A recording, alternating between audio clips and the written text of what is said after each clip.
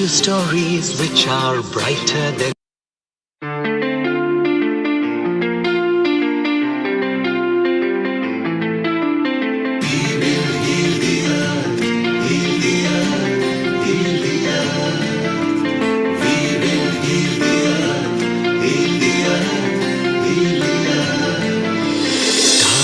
They can tell you stories which are brighter than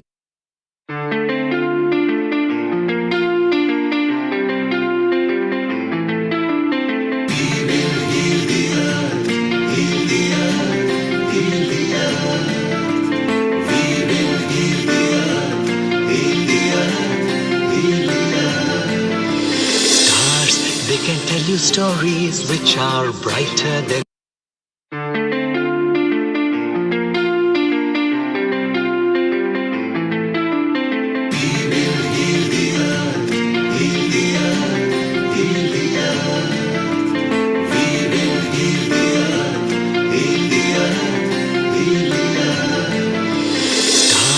They can tell you stories which are brighter than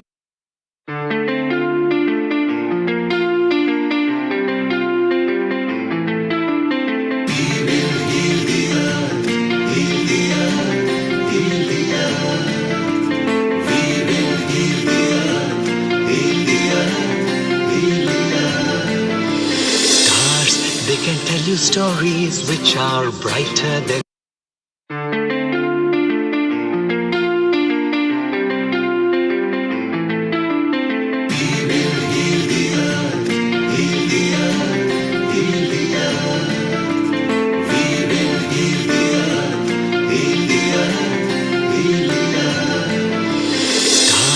They can tell you stories which are brighter than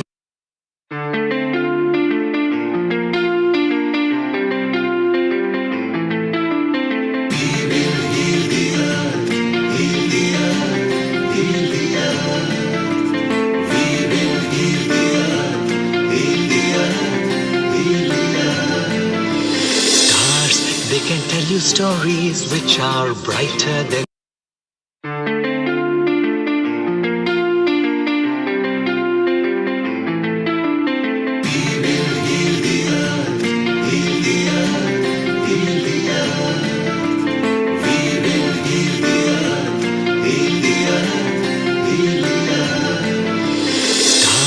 They can tell you stories which are brighter than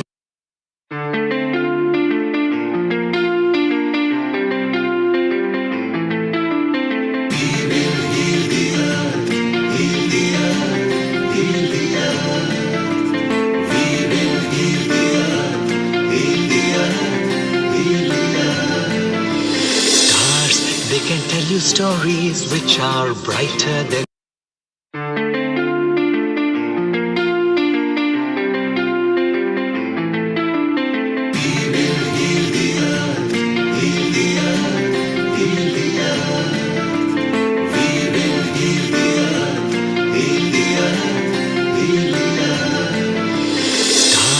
They can tell you stories which are brighter than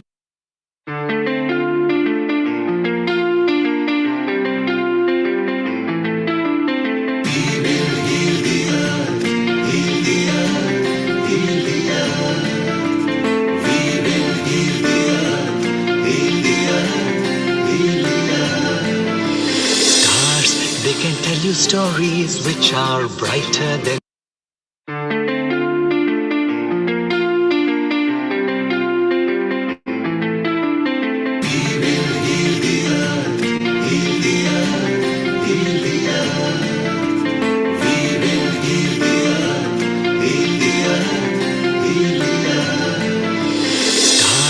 They can tell you stories which are brighter than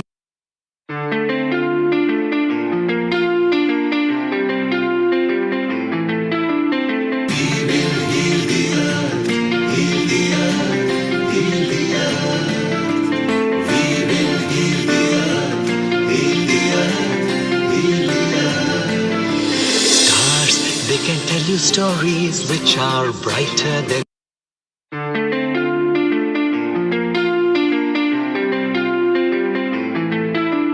He will heal the earth.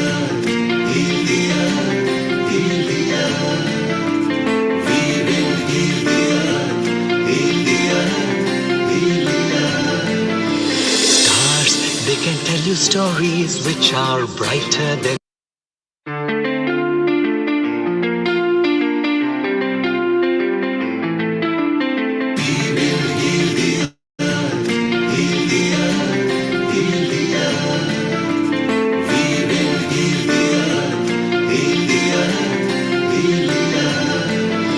Stars, they can tell you stories which are brighter than.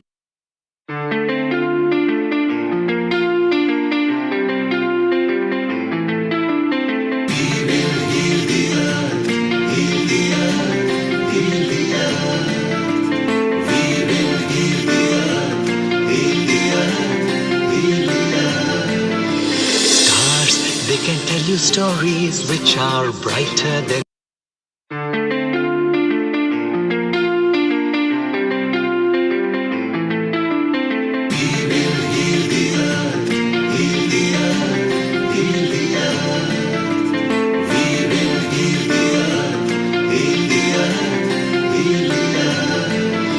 Stars, they can tell you stories which are brighter than.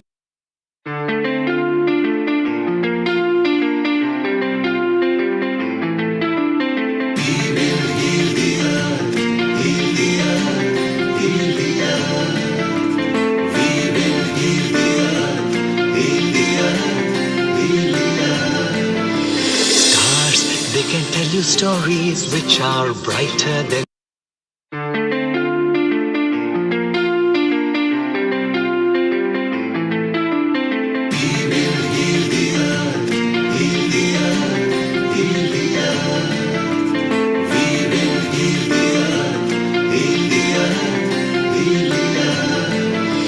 Stars, they can tell you stories which are brighter than.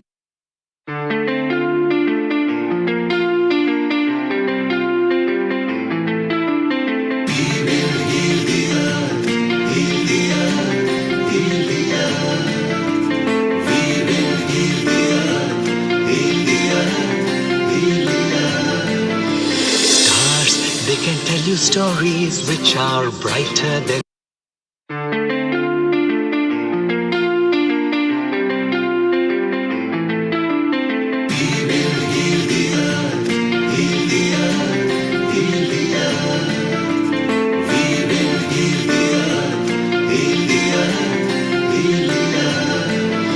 Stars, they can tell you stories which are brighter than.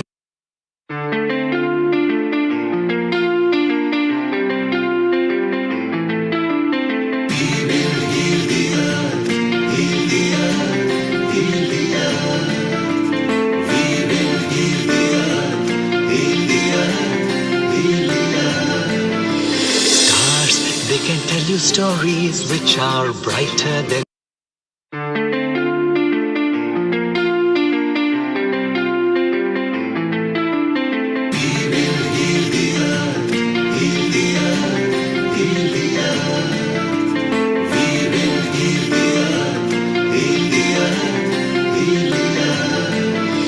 Stars, they can tell you stories which are brighter than.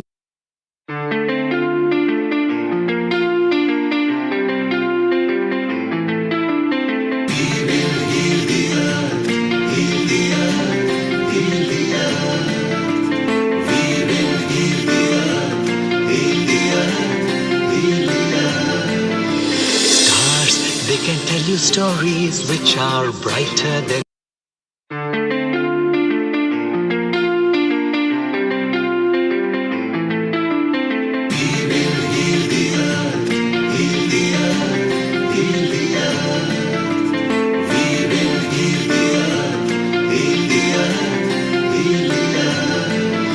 Stars, they can tell you stories which are brighter than.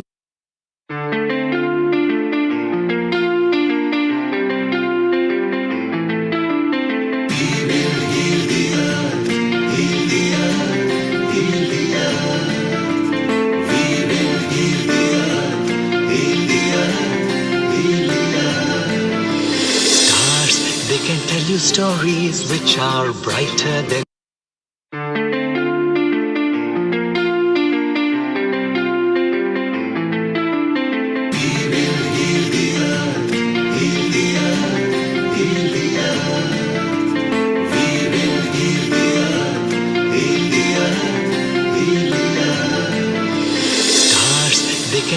stories which are brighter than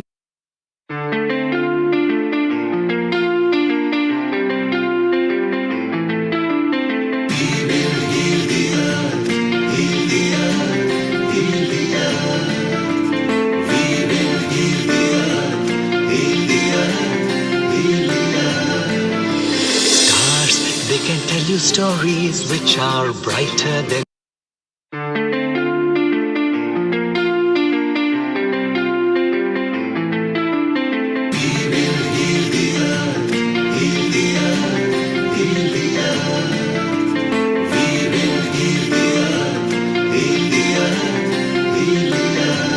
stars.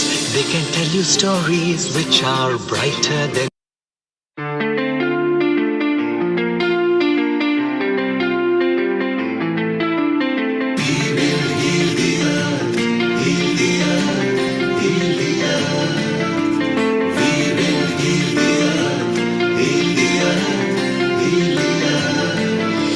stars. They can tell you stories which are brighter than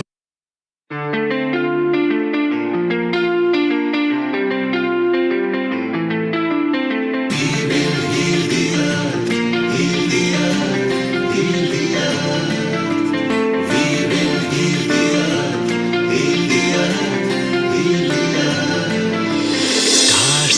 They can tell you stories which are brighter than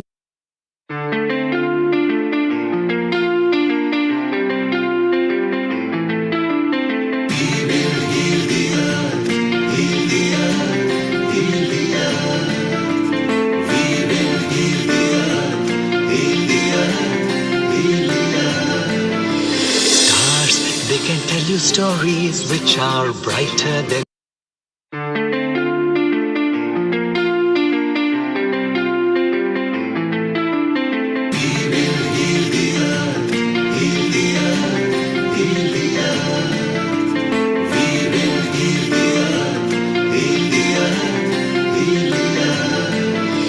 stars. They can tell you stories which are brighter than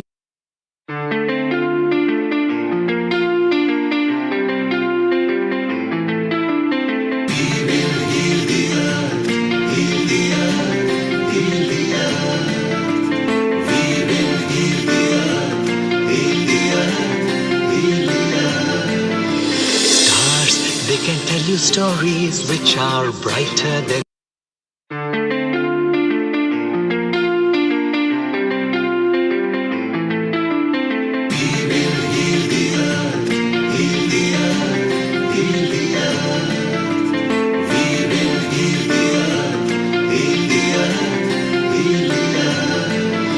stars. They can tell you stories which are brighter than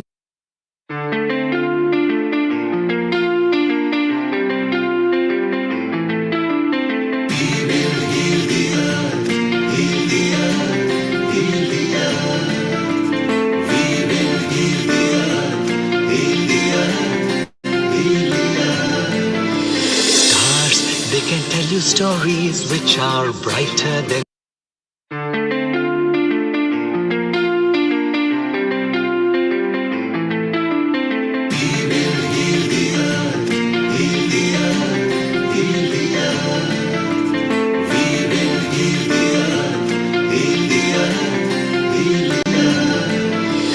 stars.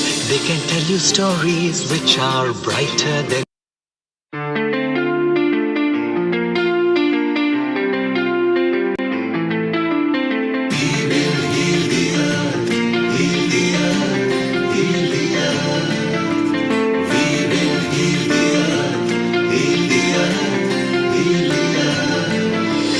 stars. They can tell you stories which are brighter than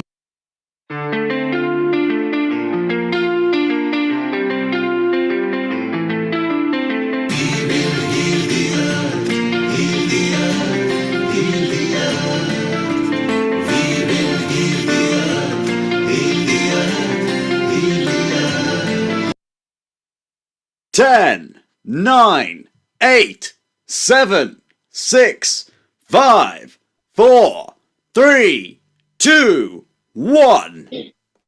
Global Namaste, and a warm welcome to all the viewers of Healing Our Earth.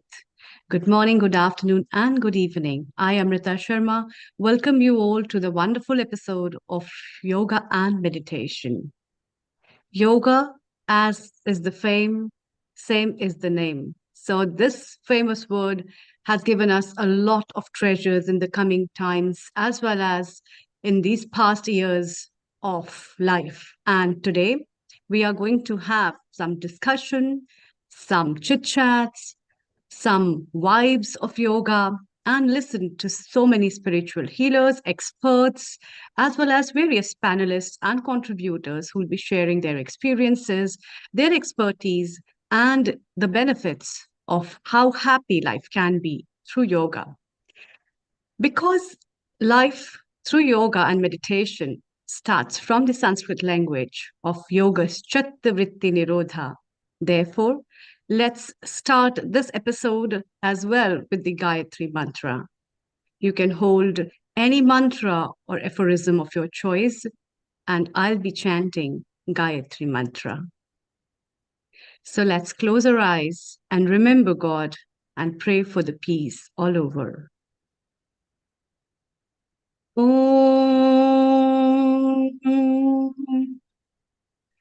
ॐ भूर्भुवः स्वः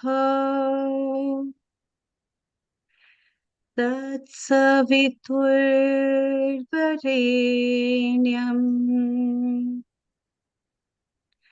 भर्गो देवस्य धीमहि धियो यो न प्रचोदयात्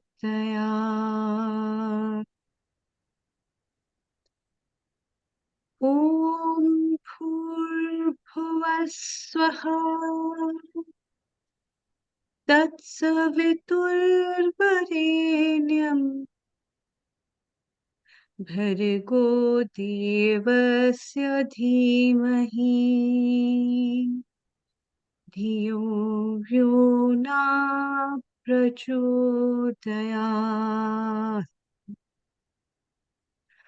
ॐ भूर्भुवः स्वः तत्सवितुर्वरेण्यम् भर्गो देवस्य धीमहि धियो यो न प्रचोदयात् ॐ शान्ति शान्ति शान्तिः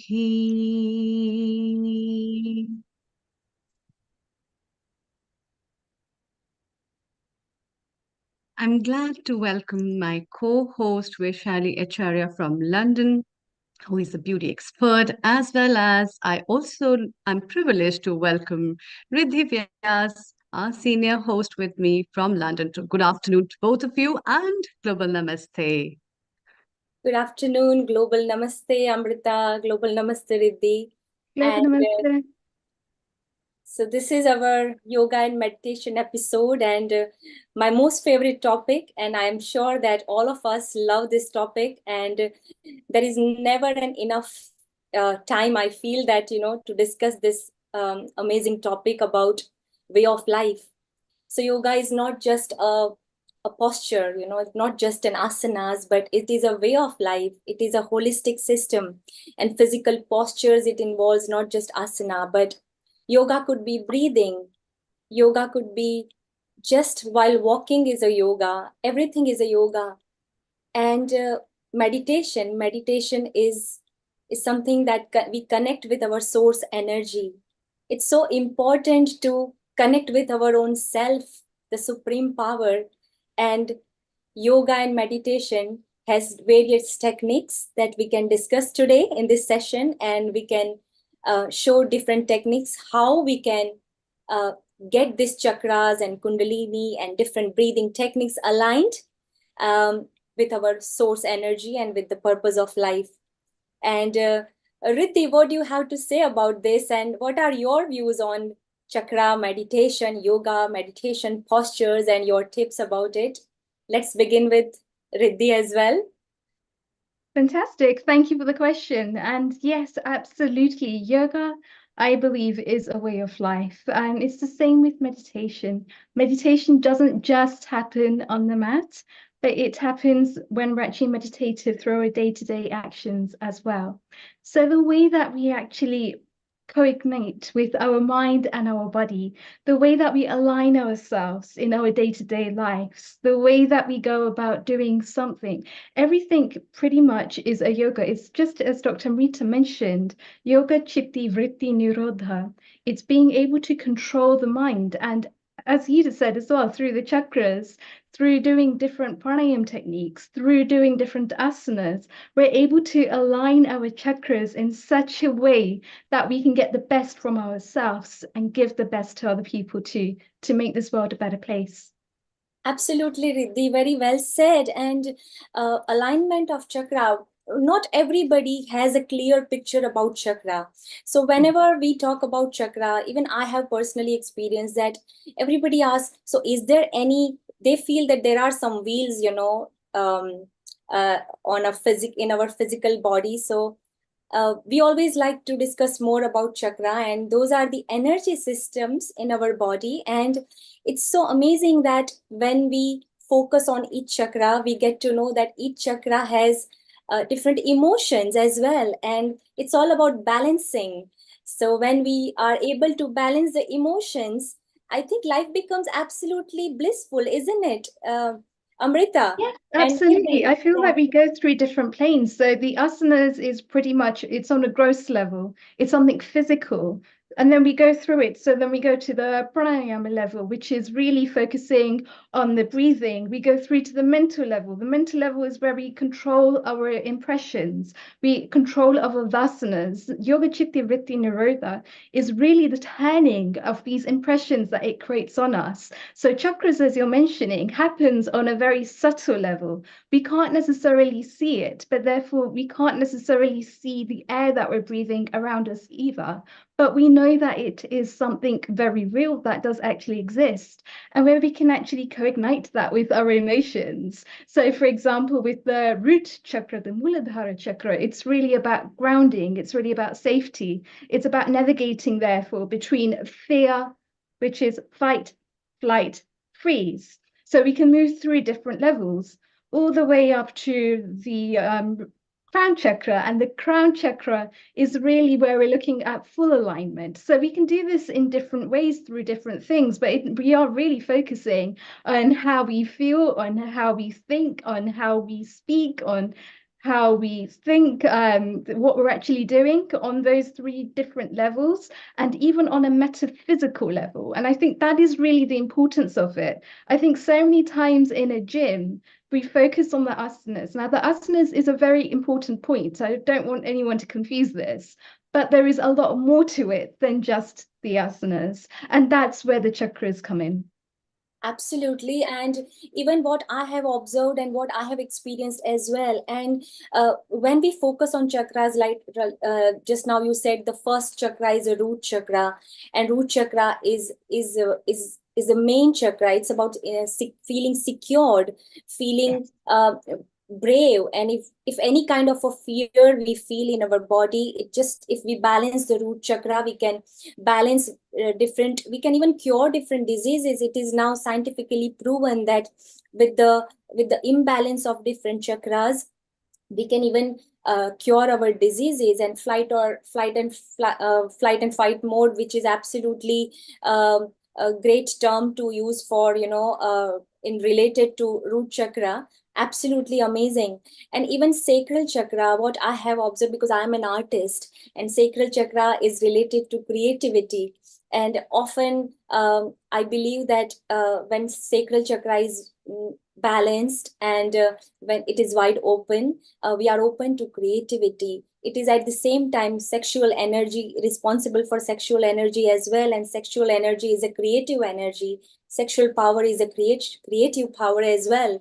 And it is so amazing when we know all these emotions and how it works, how it affects our day-to-day life, and how we can cure not only our ailments, but to create a truly heaven on earth. It is so important to understand the basics and the real meaning of yoga and meditation.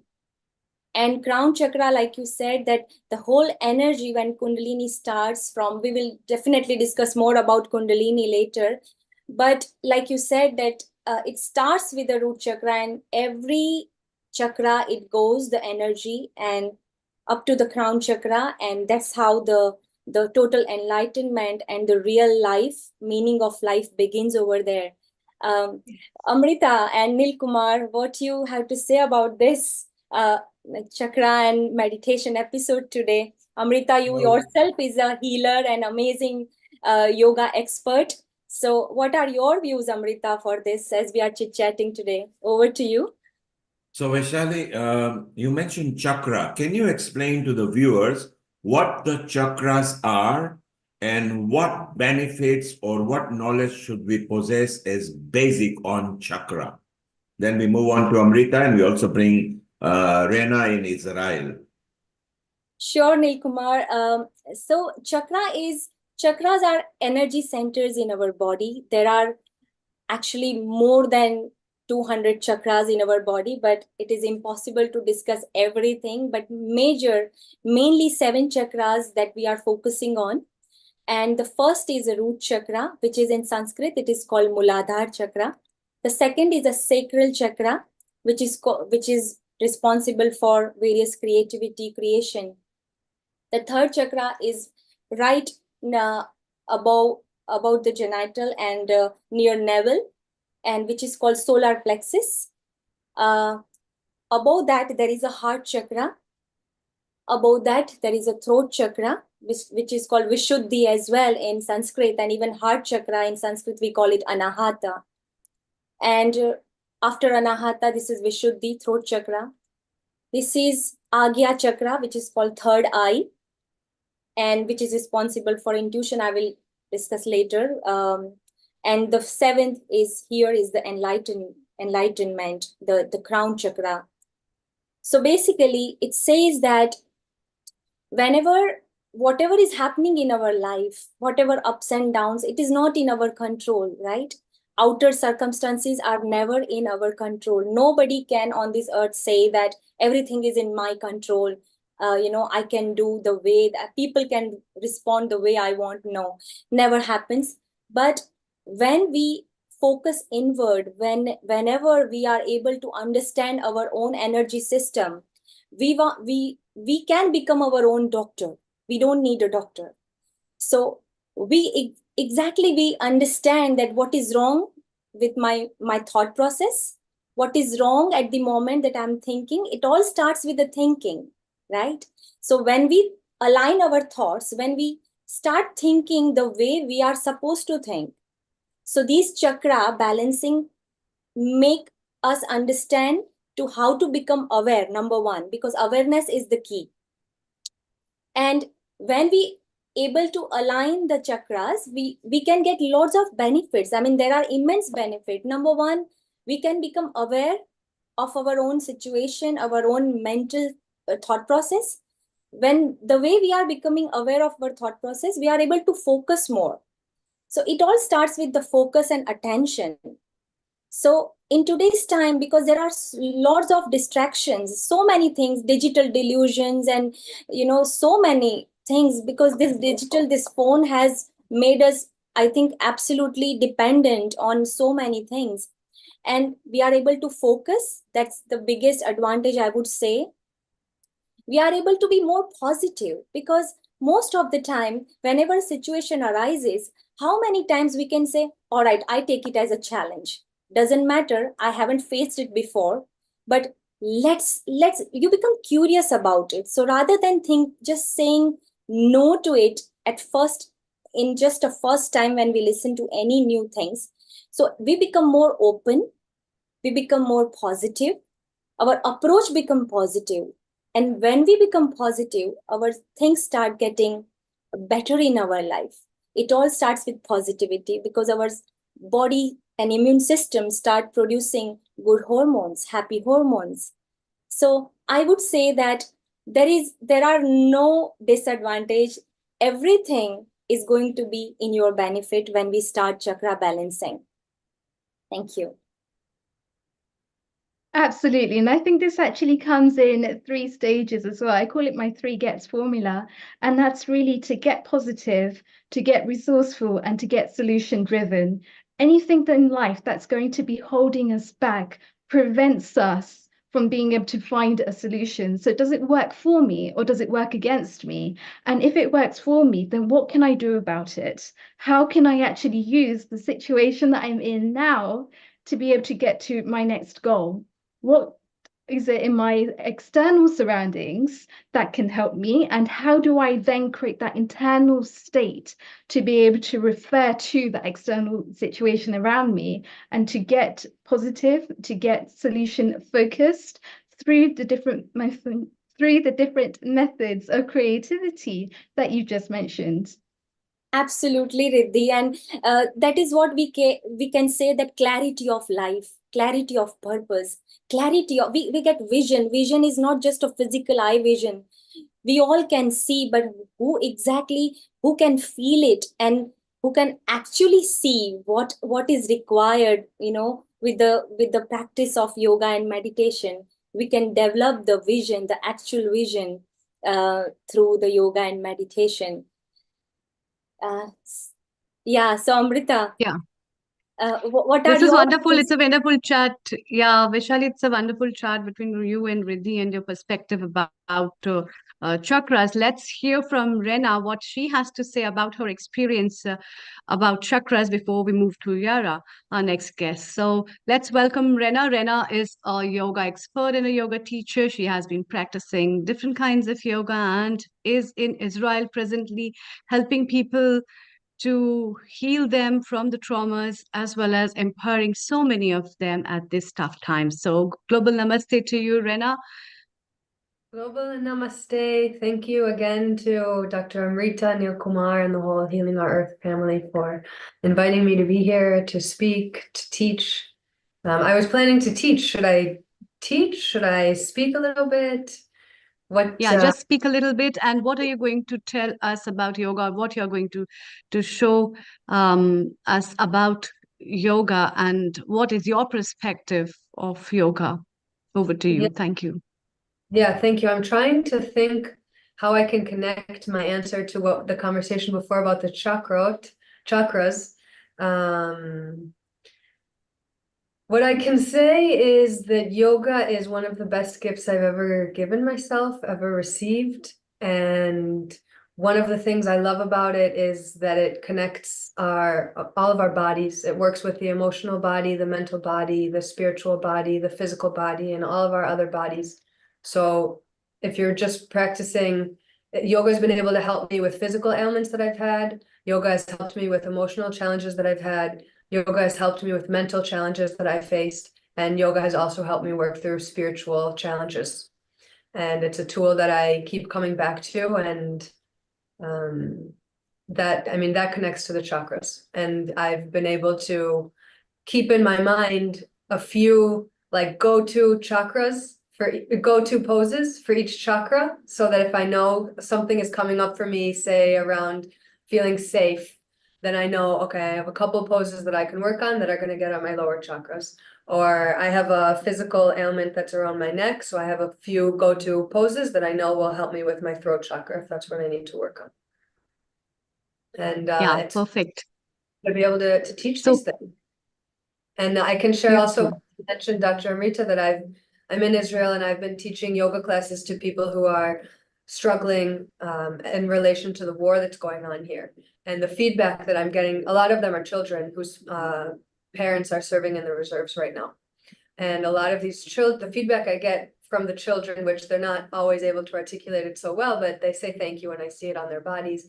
But the feedback I get from the parents, that they actually use what they're learning in my classes without anyone prompting them, and that it really does help them to work through some of the really painful situations that they're having to go through. And it helps them to breathe deeper, to recenter themselves, to prevent themselves from getting to a breakdown, to prevent themselves from getting to a tantrum, In today's classes specifically that I taught, we did a lot of work around grounding, and I was working with the children on feeling the soles of their feet, which are connected to the root chakra. And we did, the main event was a yoga obstacle course where I took all the various yoga props and set them up in an obstacle course. And then between each prop, there was a yoga pose that they did. And I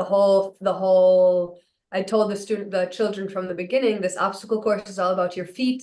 And then I would prompt them throughout the obstacle course. How do your feet feel here? Well, first I did an example. I walked through and I vocalized, here my feet feel cold, here my feet it feels soft on my feet. And then when they were going through it themselves, I prompted them and asked them. And it was actually really cool. After the lesson, one of the girls walked outside and was walking barefoot in the rocks. So I was able to ask her in front of her mom, how do your feet feel when you're walking on the rocks? And she said, they feel good.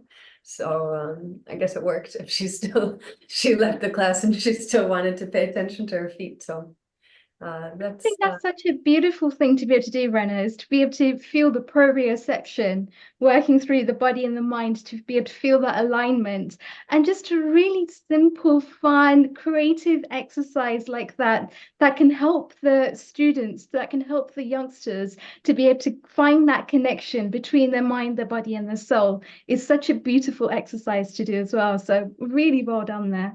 Thank you.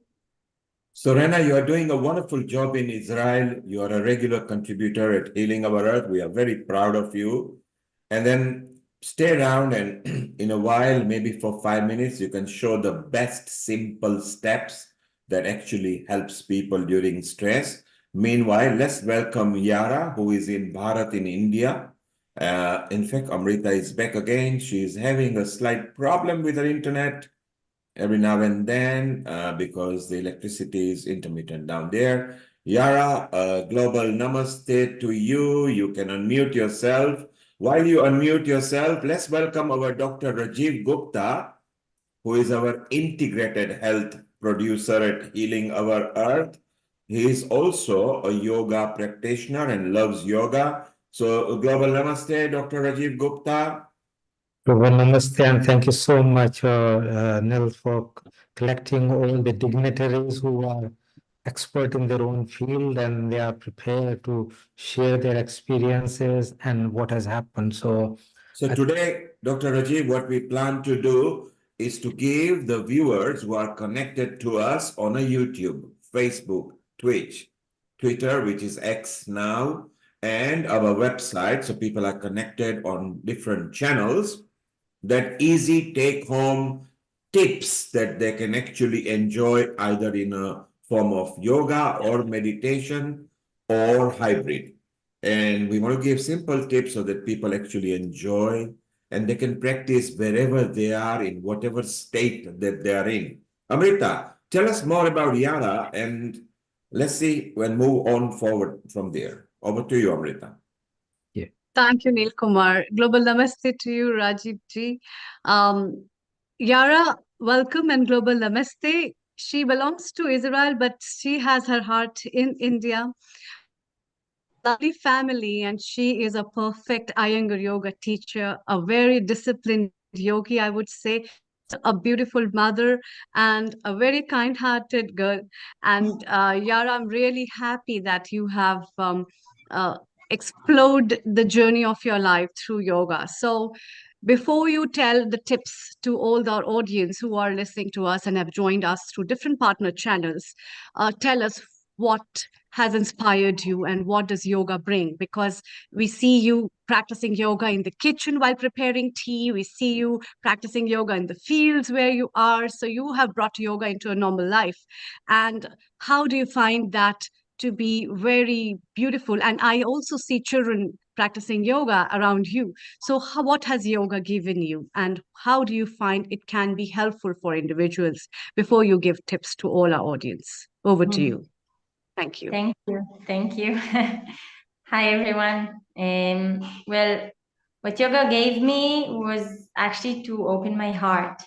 And I think nowadays people are so closed, so mind-headed, so much into how do I look from the outside, and they forget how it feels in. So that's the first thing I realized on my first yoga class, that I'm able to feel myself from the inside and I'm able to share outside what I'm feeling. And if we're talking about bringing those basics to life, so yeah, yoga can be practiced not just by performing an asana, but just by sitting straight with an open chest, just by taking a decision with the call of your heart, just by facing obstacles in life and listen to yourself. And this is how I see yoga. Yoga is not what we actually see on Instagram, you know, when we have all those beautiful people performing beautiful asanas in beautiful clothes and beautiful places. It's our daily practice. And this practice is very, very meaningful, especially if we're normal people living the normal life.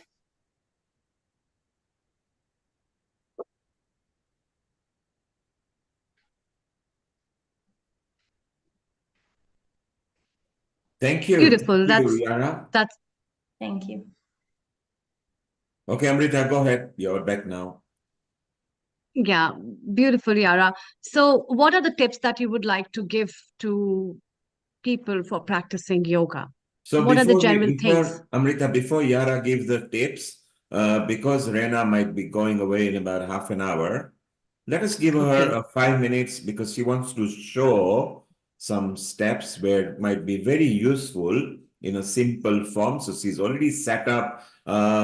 Rena, slightly move the camera further so we can see your legs as well, because you are actually in a pose. Yes, beautiful and lovely. And meanwhile, on behalf of everybody at Healing Our Earth, we wish Israel and whatever is happening there in the Gaza, everybody, a peaceful, harmonious resolution.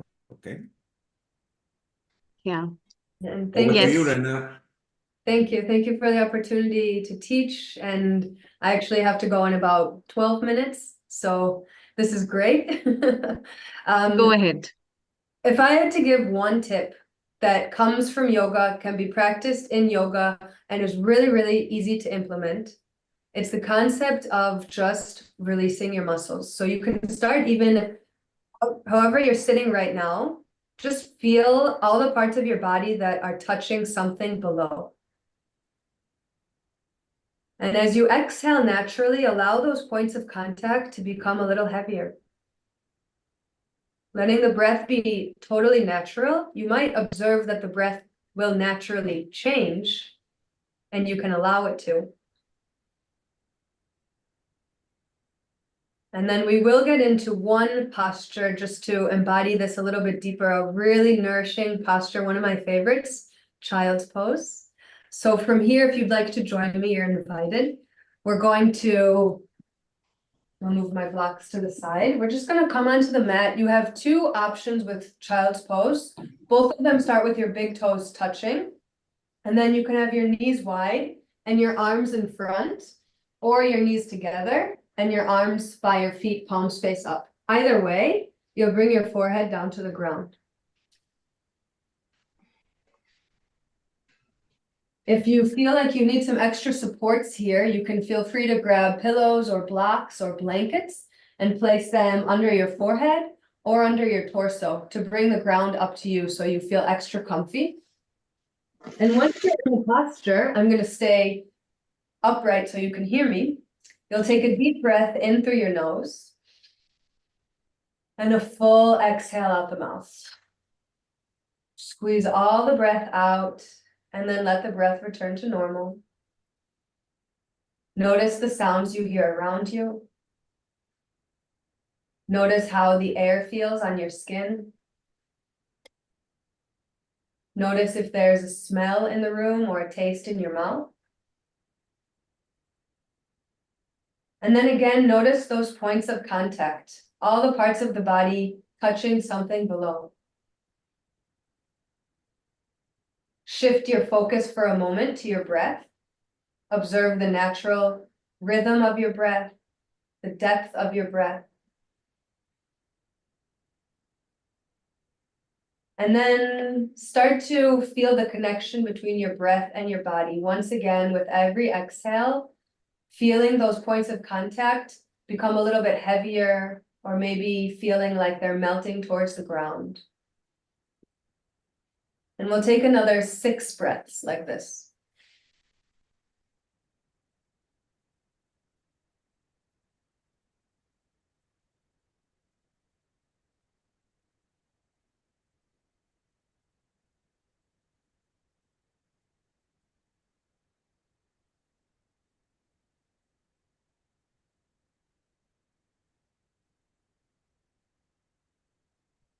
While you're in the posture for a little bit longer, this posture, as I mentioned, is really nurturing and nourishing. It's called child pose. You could almost imagine that you're inside of a womb.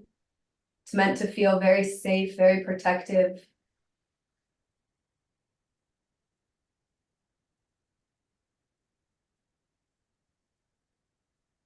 And what we practice on the mat, we're much more easily able to integrate into our daily lives.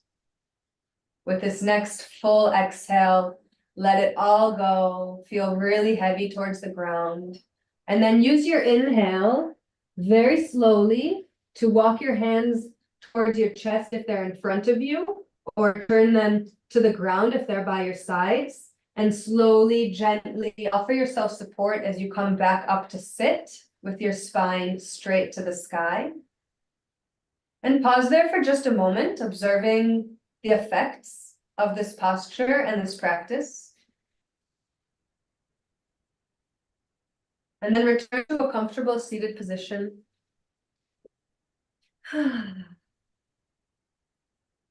We'll close out this practice by bringing the hands together at the heart center, rubbing them together to create heat. And when you feel the warmth, rub your warm hands all over your body.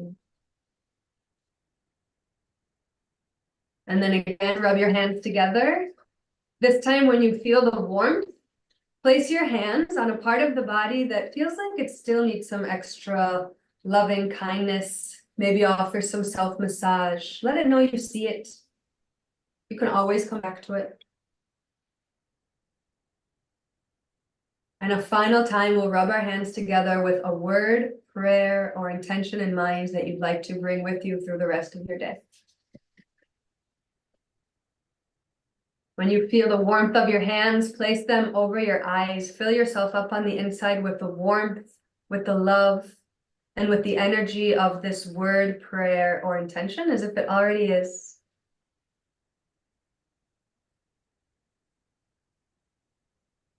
Sweep your hands over your head, behind your neck, and back together at your heart. Thank you, me. Thank you, you. Thank you, everything that made this happen. Hallelujah. Namaste. And let's keep learning a lot today. And remember to just feel the softening towards the ground. Thank you.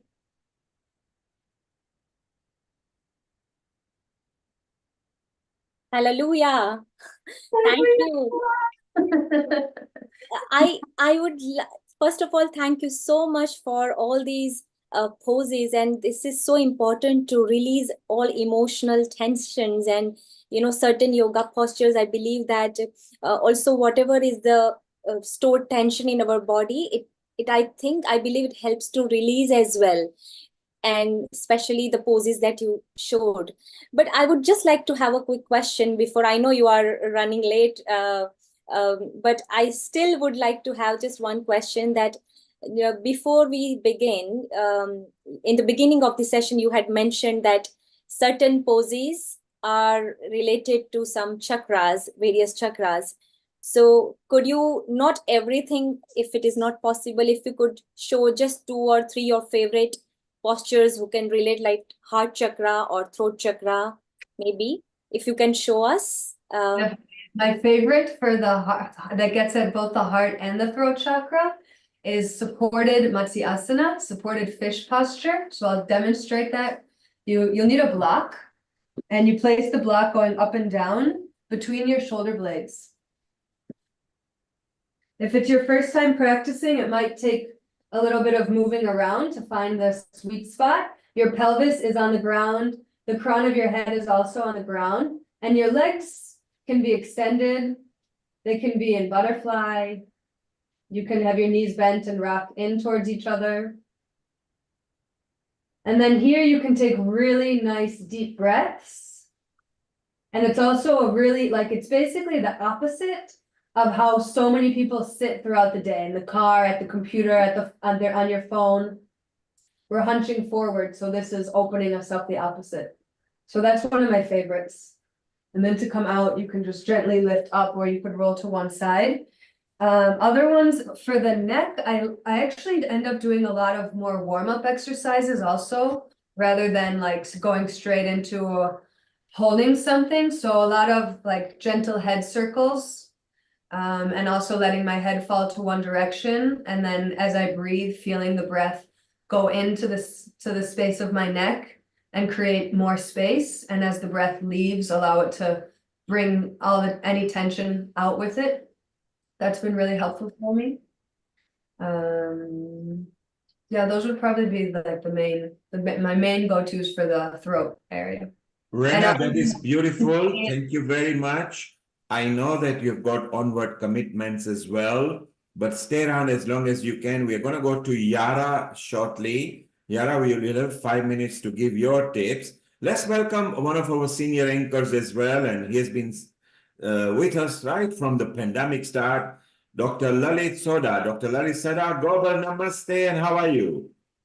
Hey, global namaste to all of you. I'm super excited to be here, so I'm very well indeed. Thank you.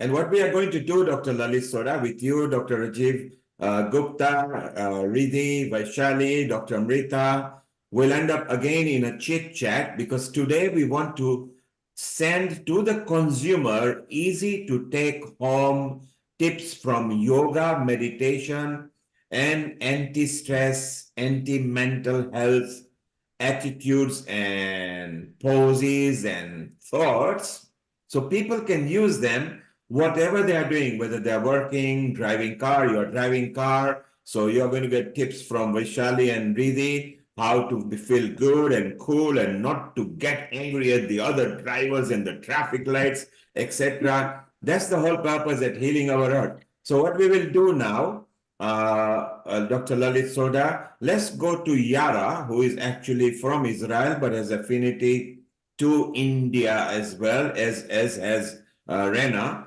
So Amrita, let's get Yara showing and giving us a few tips for the next 5 minutes, and then we ask our panel as to what they like and what tips have they got for us. Over to you, Amrita. Thank you. Thank you, Neil Kumar. Yes, we move to Yara. Yara, you have been teaching and practicing Iyengar yoga, and therefore, what tips you are going to tell to our viewers, and what are you going to show us? What would you like to say? Thank you. Okay. So the first thing, and I'll be honest, because honesty is part of practicing yoga.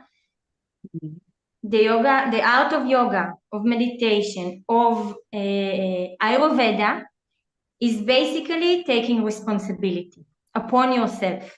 You cannot do yoga by watching a video. You cannot do yoga by listening to a tip. You cannot do yoga by watching someone else doing yoga. It's not possible, okay? It's an inner journey, which sometimes you cannot do outside. Sometimes you have to sit in a dark room and just explore yourself. Now, every kind of person has their own experience within themselves. But when it comes to yoga, and when it comes to asana practice, which is a bit later stage to yoga, you need that peace. You need that quiet. You cannot practice yoga if your mind is not there, right? Because it's the opposite of practicing yoga. Practicing yoga means to join your body into your mind, having that force together and lifting up yourself. You cannot do it through sitting down, while sitting down. That's the thing, sitting down and watching others. It must be you doing it actively. And the same thing for Ayurveda, right? You cannot go to the doctor and take all the advices and think, oh, from God I will get blessed. From God I will get healthy. You have to take care of yourself. You have to practice what is being represented to you. Otherwise you'll not gain anything, right? You know you should avoid certain things. If you take them, then you're going to face some bad things. So you have to apply that upon yourself. Okay. Now, when it comes to yoga, you have the first stages, which is yama and niyama, just moral stages. Stay honest, don't do bad things. It's written, you can find it on any kind of book. This is a very nice book. Okay, Light on Yoga, you see from the other side, written by B.K.S. Iyengar, who is my guru. And he's writing there all the stages of yoga, including the last stage. I didn't reach the last stage. I don't know many who have reached, but he gives you a very nice surface to start from. What he made a book with so many pictures. The first one to write an actual a practical book about yoga, and said, you want to practice yoga? Start. Take a mat, get yourself into the shade and do. Don't talk about yoga, don't read about yoga, start. Yoga is the art of doing. So this is my first tip. Don't say one day I'll do yoga. Get up and do it. That's true. That's a very important tip, I would say, Yara, because with the coming times and this time where people are having so many lifestyle disorders and disorders due to their own causes of bad lifestyle and being lazy and being lethargic, and especially at this time of social media, clinging with people are just with their gadgets as their best friends and not their mind connection with their body. It's very important for connecting yourself to yourself in that way. And we also have Dr. Lalit Soda. What have you to say, Dr. Lalit, upon that point of view before we move to Vaishali and Riddhi Yeah. and Dr. Rajiv as well? Yes. First of all, a massive, big global namaste to Yara. My God, it's such a wonderful tip you've given, and all this wonderful healing of our Earth family is here with us. So a global namaste to you. Going on from your point, Yara, I loved it. Get up and go. We all make excuses. I'll do it tomorrow. I can't do it. My joints are stiff. I'm too tight. I don't have time. Make time. Make time and get up and go, because I just want to share this. I practice yoga at least 3 to 4 times a week. And I know it's so humongously beneficial to the body, to the mind. It's outstanding. And as Yara says, you can't just separate the mind and the body. It works together. So if the mind and the body is working, you've got an optimal health and working in a good way.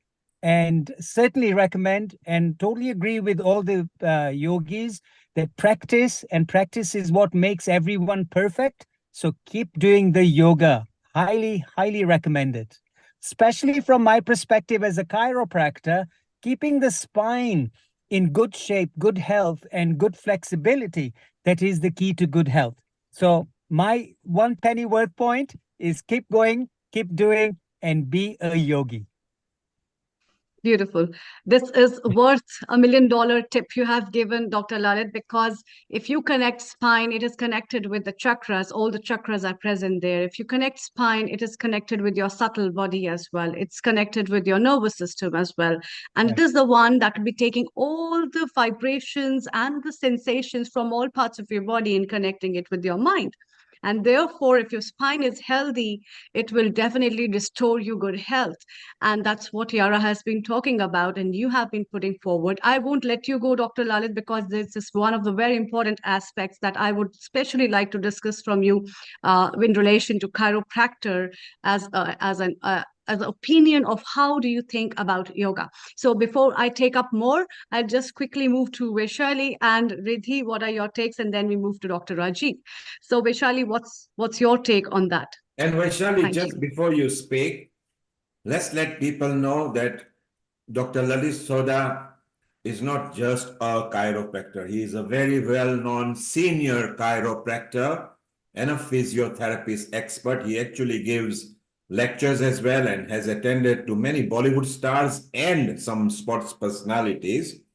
And the important bit is together as a Healing Our Earth, which is now going to start projects together. Dr. Lalit Sodha has inspected a place and an organization in Gujarat where we are going to start up our start of our projects, where we are going to help people in a physical problems and mobility. So Dr. Lalit Sodha, stay around. We want to discuss about Mission Health and what we are going to roll out as a facilities, and later hope the NHS takes it up, which will be beautiful. And as Amrita said, from a chiropractic point of view, you can also give some tips, which will be beautiful. So Vaishali, your comments on what Yara delivered, and Riddhi, your comments on what Yara delivered. First to Vaishali, over to you. A global namaste, first of all, Lalit ji, and what an amazing. I mean, you are an inspiration, and I think healing platform itself is an inspiration. This platform teaches everybody way of life, isn't it? And as a chiropractic view point of view, like Amrita also said, we would like to hear more from you. But at this point of time, I would ask Yara, and a big congratulations first of all. And Yara, I would like to say that you talked about honesty and discipline in yoga. So it all starts with honesty. You have to be first honest with yourself, right? Most of the time, people don't even know whether they are honest to themselves. So yoga teaches us how to be honest to yourself, true to yourself, which I really liked your point. And you said that practice makes man perfect. Definitely not tomorrow. Tomorrow never comes. It's today. Time is now. Start it now. Because time is just going and there is never tomorrow. I really love these 2 points. On the, just to elaborate little bit on that, my tip is stay consistent. Consistency is so important, and it is, I feel that not everybody understands unfortunately that how consistency is so important, irrespective of your speed, because your speed is not important. Many people are just running without any right direction. There is no point.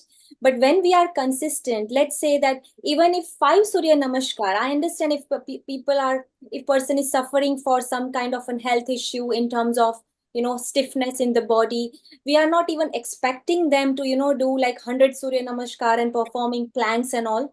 But at least start with 2 or 5 and stay consistent. My journey started with consistency only. I started with Kapalbhati and Anulom Vilom, Brahmari and Bhastrika. That was my starting point. But I was so consistent in my practices that every morning I used to wake up at 5 o'clock. Every morning I used to devote 45 minutes on myself, my mental. Then that used to set the tone of the day. So my tip is to stay consistent. Whatever you are doing, if you are happy with certain poses, if you are able to perform some pranayama, then stick to that. Slowly, you yourself is your guru. You will be able to understand that how I can go ahead. What am I going to do next? How can I heal myself through yoga, meditation, or some energy healing? Thank you, Vaishali. So your tip is be consistent regularly, and then you can gently and permanently improve yourself. We'll talk more about it in the last hour.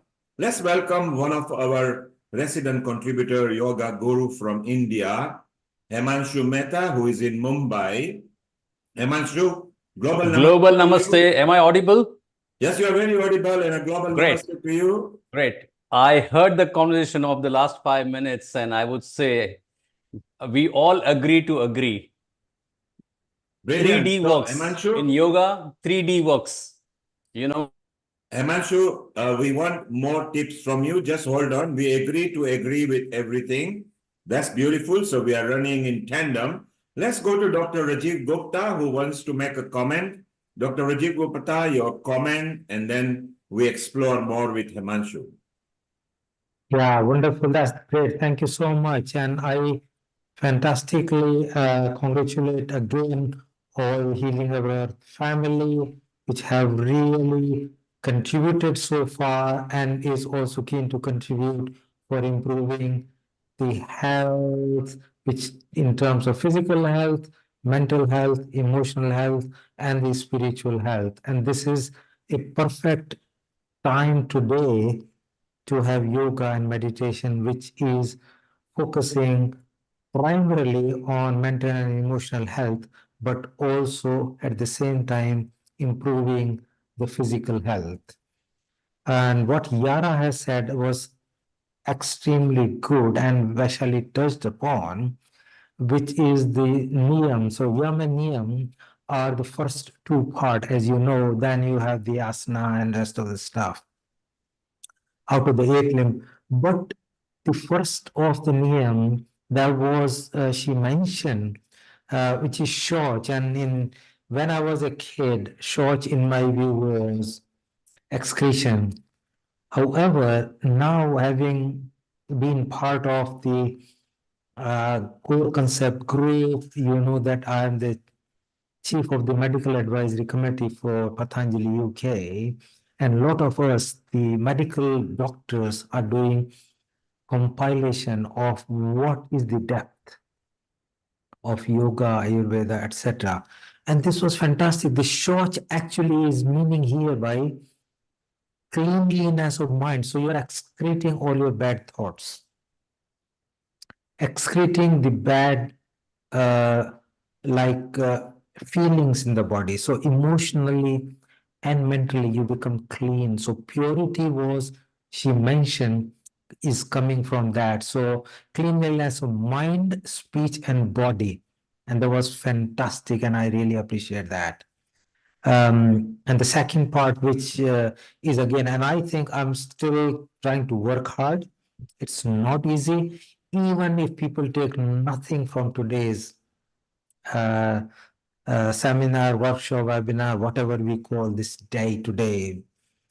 If they can have that cleanliness of mind, speech, and body, that will be good enough work for quite many weeks. You need to go in rather than going out. And you meditate and sit quiet, which is what Rena has shown us, that sitting quiet and then doing these body postures. And that helps healing the chakras. And there is all a lot more into it, which again was built in, and many of you guys have been, Lalit was talking about santosh or contentment and acceptance of others, which is a big part of emotional health or emotional healing.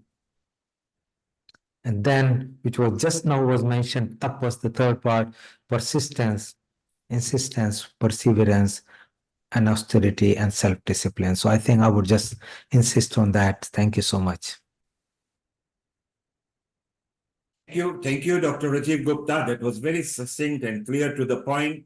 Let's extrapolate more on that at about 3:30 onwards when we go back to panel chat. And we want to discuss about the project that we are rolling out into helping people in mobility with a tie-up in India with a company with Dr. Lalit Soda. After we visit Himanshu Mehta, where Riddhi also wants to ask him one question. So Himanshu, let's have your tape, and then Riddhi would like to discuss with you for a couple of minutes, and then we'll go back to Lalit. So over to you, Himanshu. Sure. Yeah, as I was mentioning, Vaishali and Riddhi, they both mentioned consistency. Consistency is certainly the key, right? And 3D works: discipline, dedication, and determination. So again, Dr. Rajiv also mentioned about Yam and Niyam. That's the 10 commandments that work, the 5 commandments of Yama and 5 commandments of Niyama.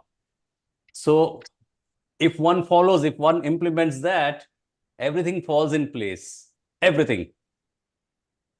I think if majority of the population follows that, we will never have evil or no kind of wars, because that takes to a really a different level. That takes us from manhood to godhood.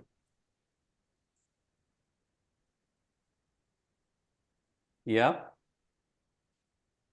Yes, I think that carry on, is. we can hear you. No You're one loud knows and say. clear. Carry on. They're listening to you, Riddhi. Maybe if you just acknowledge him, so he's aware that we are listening. Yes, a global namaste, Himanshi ji. Global And namaste. absolutely, I think that is brilliant. The conversation that we were having with Lalit ji and a couple of the other panelists was around somatics. And so it was around how do we basically hold certain body positions to reduce tension that builds up in the spine, that reduces tension that builds up in the chakras. Now, I know, Himanshi ji, you've done quite a bit of work there with corporate companies. And Yeah, I just started. It particularly- just began. And in particularly, I think the thing with corporates is that they end up sitting at the desk for a Exactly. long period of time.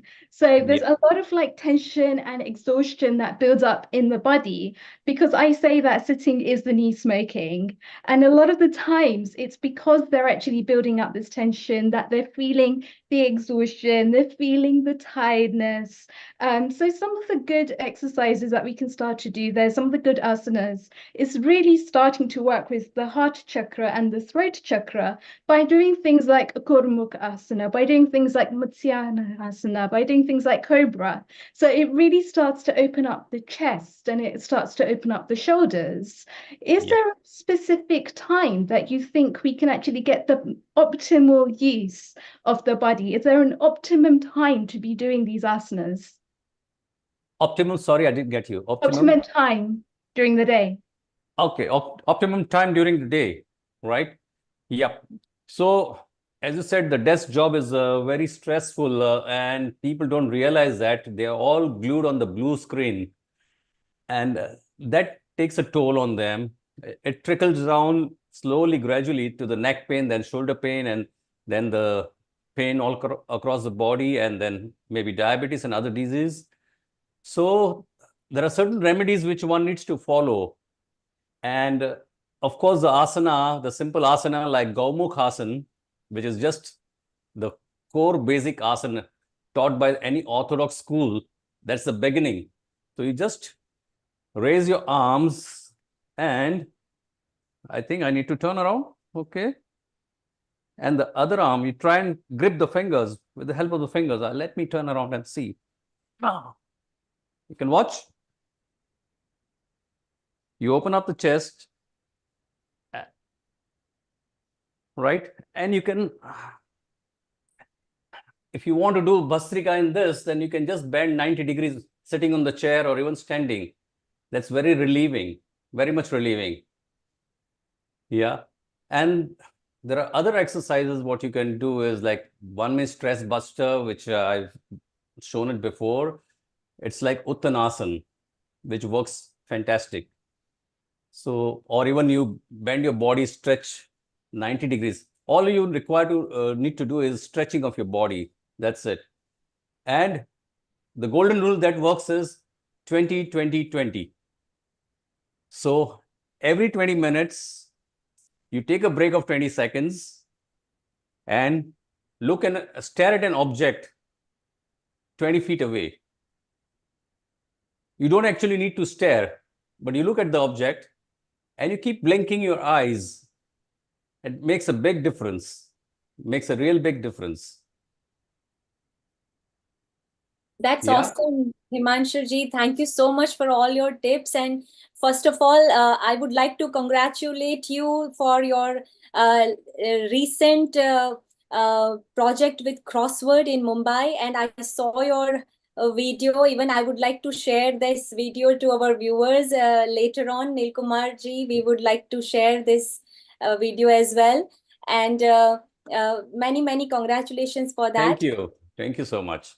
And thank you for all your tips. And one last question, I mean, from my side, not from everybody else, but I would like to know, like you said, a quick, like, let's say, if someone is too much blue light right now, you know, we all are facing the biggest issue at the moment is blue light and blue light aggressors and how it damages our eyesights and vision and all. someone who is working in IT industry, someone who is in the software, they have to, that for 15, 16 hours, they are in front of monitors. So a quick tip to people who are working constantly in front of screen, just a quick tip for them, please. Over to you, Himanshu ji. Yes.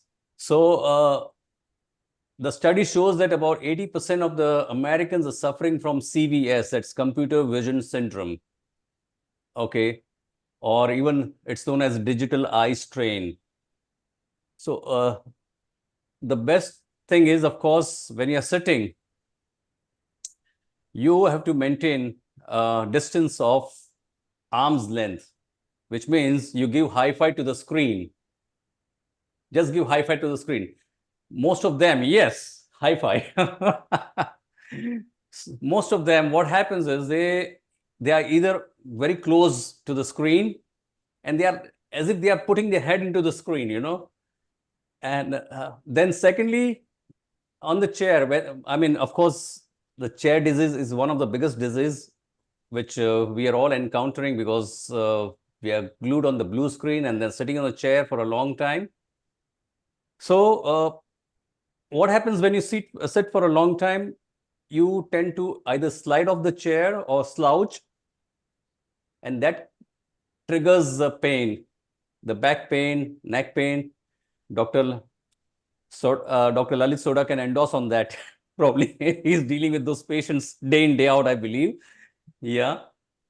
Yes. So the best thing is, again, every 30 minutes, if you can take a break and just walk by for 2 minutes or so, or just stretch, you do Tadasana, okay, maybe for 30 seconds. That can help a lot. So these are all little things that matters a lot, but we always take things for granted. That's what a human nature is all about. Absolutely. Those small steps can lead to a big results, isn't it? Exactly. Yeah. So thank you so much, Himanshu ji. It was My very pleasure. Thank you informative. so much. And yes, erected spine. And whenever we talk about spine, Dr. Lalit ji is the best person who can give us the tips and about erected spine and the meaning of erected spine and spine health. Spine health is. Thank you, Vaishali. Thank you, Himanshu. Thank let's you. move to Dr. Kumar, Lalit thank you. Soda.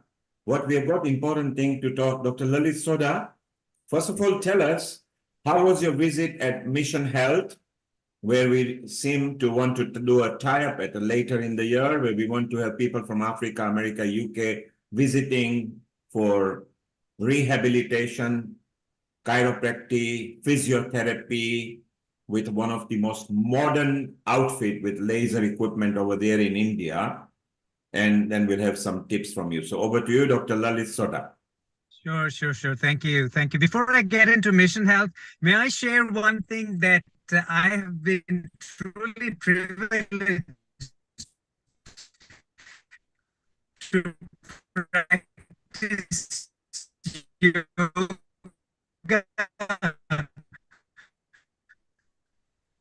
with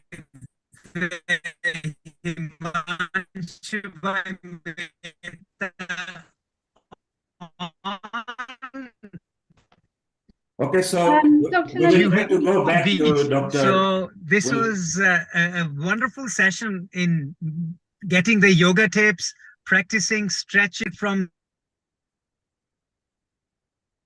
Lalit, in case you are listening to us, we are having a problem with your bandwidth. It's intermittent. So go to a steady place and we'll have you back. We are still waiting for you, so don't worry. Let us chit-chat meanwhile with Himanshu. So let's tell people about Himanshu. For those who are listening to us, and when you visit Mumbai, whenever you visit Mumbai, there is no formality. Just turn up at Juhu Beach on a 6 o'clock in the morning every Saturday. Any Saturday you are in Mumbai, go to Juhu Beach, you will see our Himanshu Mehta there with a lot of people. Well, in fact, our Dr. Lalit Soda has been maybe thrice over there and lots of other healing people already over there. So Lalit, you are back and let's see if we got a good signal to you. Can you hear me now? Yeah, loud and clear. So, Lalit, as I mentioned, you've been to Himanshu's outfit where you were welcomed, and we have shown it to our other people, as has many other Healing Our Earth people. And you were giving us very important tips, and then we'll talk about our mission health and the outreach that we are going to do from later of this year and fully from next year. Over to you, Lalit. Sure. Thank you very much. Sorry about my bandwidth. I'm in the car. But yes, just to expand, I had a wonderful session on the Juhu Beach with Himanshu Bhai and had a great yoga class. So yes, what he practices, what he writes, what he preaches, what he lives, that is what Himanshu Mehta is all about. So outstanding yoga tips from everybody. And I'm going to share mine because I firmly believe in yoga, particularly to have good posture, to have good functioning of the spine, which is vital to the body. So yoga at any time, I would say if you eat every day, you breathe every day, you pee every day, you poo every day, you do yoga every day. That's how yoga should be. It's part of your day-to-day life. Simply because it's not a once a week thing. If that was what it was to maintain flexibility of the spine, then I think, how about eating once a week to maintain stomach health? How about brushing your teeth once a week to maintain dental health? So it doesn't work that way. It works as a daily dose. So daily dose of yoga, daily dose of stretching. Now, whatever you can do, whether it's chair yoga, people are sitting on the chair, trying to do some stretches, wonderful. But one of the most important stretch that I'm going to tell you, and there are several, but let me share one. Legs up the wall. So you lay flat on your back on the floor, bring your legs up, put them against a wall, almost a 90 degrees. It's an L-shaped body that you get. And that is so very beneficial for all the lymphatic drainage, for blood drainage to go down from your feet down to the part of your bodies, to your lower back. And that practiced on average about 5 to 7 minutes a day will definitely give you immense amount of lymphatic drainage and blood circulation. Obviously, there are many, many more other yoga stretches that are beneficial. But if I were to say one, then I'm going to recommend this one. The legs up the wall.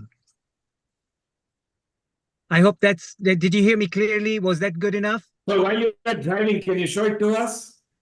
I can try, but I don't think the traffic wardens would be very happy over here, and nor will the drivers or the passengers. Dr. Lalit Soda, that was a joke to make you smile. Obviously, it's not easy, and in fact, let us wait. Let us wait till you are you static now? I'm static now. Yes, it's just the cars behind me are moving. I'm stationary. Very good. So that's beautiful part. And as you say, you've enjoyed Juhu as well, which is where there's always yoga every Saturday. Vaishali particularly wanted to bring out the points on chiropractic, as did our Dr. Amrita. Maybe it's the right time to tell us about the visit that you had and what you felt of the facilities and everything, because our plan is that you will be the conduit from United Kingdom where people can actually have a consultation with you in London officially before we ship them over to India for rehabilitation. Most definitely. Something that is very near and dear to my heart from my recent trip to India was to Ahmedabad. And I actually visited the center called Mission Health. And they have got 6 to 7 branches. I think the 7th or the 8th branch is opening up very soon. But I went to the Science City branch in Ahmedabad, and it was an outstanding center. Let me say one thing to you. That's the kind of a center that I think I have not seen in the Western world, in London, put it that way. Let's talk about London, where I practice. But it was a center with absolutely modern equipment. Yeah, they did not compromise on their equipments that they have, the state-of-art equipment, the robotic movement. That's what they're really encouraging with patients who have suffered stroke and have lost mobility. They're introducing robotic machinery to move those legs, to exercise those legs, to exercise those arms to really get the patient as best as they can into ambulation, meaning into walking. So very good equipment. And above all, let me tell you, you could have the best of equipments from any part of the world. However, if the team is not working well, the human touch is not there, then that doesn't work.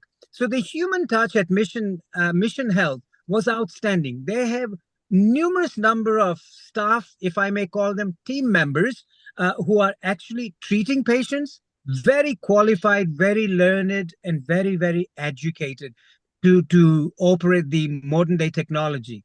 Number one, their approach is very good. Their care towards the patients is very, very good. They have the academic education to implement all this machinery that they have. And what I was very impressed is with they have about a 20-room accommodation on site where patients who are coming from abroad, which they had plenty from South Africa, from actually also from the United States, I know that two of them are from Ghana and Nigeria. So they actually stay there. They go through their routine treatment on a day-to-day basis. Their diet plans are given to them. Their exercise schedules given to them. They get to go away for entertainment if they wish to, obviously supported. So I think the whole concept about Mission Health and Dr. Alap Shah, who's taking it to another level, I think is something that's really fascinating. It's something to look into, and it's something I think, if as healthcare practitioners, if I may call ourselves that, I think it's important to pay a visit to them to see what they're up to. And I think a collaboration would be a great asset. And I think Healing Our Earth can go with them. We could do a wonderful job. So that's enough of my little speech about Mission Health and Dr. Alap Shah. Lalit, you mentioned 3 key points, which are very important. The modern equipment. Yes. The clean facilities. Very much. And more importantly, the team. Because when we go and visit a doctor, sometimes the reassurance and the touch from them half heals us. So when you go to a hospital, and if the surgeon is very charismatic, he can put you in a nice, easy trance before he operates on you. So, correct. Team, very good. Clean facilities, modern equipment. There are lots of other benefits that we have identified, which we will talk later because this is not the purpose. The important thing is that people can also recuperate. So there can be a short-term planning or a very long-term planning over there. And guess what? We also had few of our people secretly being there for 2 years who are now verified.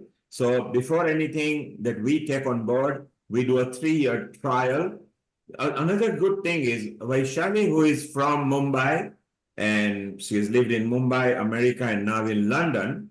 She also knows of the facility. Something that people don't know about Vaishali is she's a gym expert as well. She actually trains people for fitness, a facet that she has not disclosed over here. And also she knows. So Vaishali, what are your thoughts that of all the places, Gujarat, Ahmedabad, coming out as maybe #1 spot of India from facilities and from a rehabilitation point of view? Are you proud that Ahmedabad is a leader? Oh, absolutely, Nilkumar, absolutely. And what in last few years, I mean, and as Lalitji said, that I have been to Mission Health, and surprisingly, I mean, not everybody knows about it, but they started, it was the first physio gym, the concept of physio gym started with Mr. Alap Shah. So Mission Health is the first physio gym in Gujarat.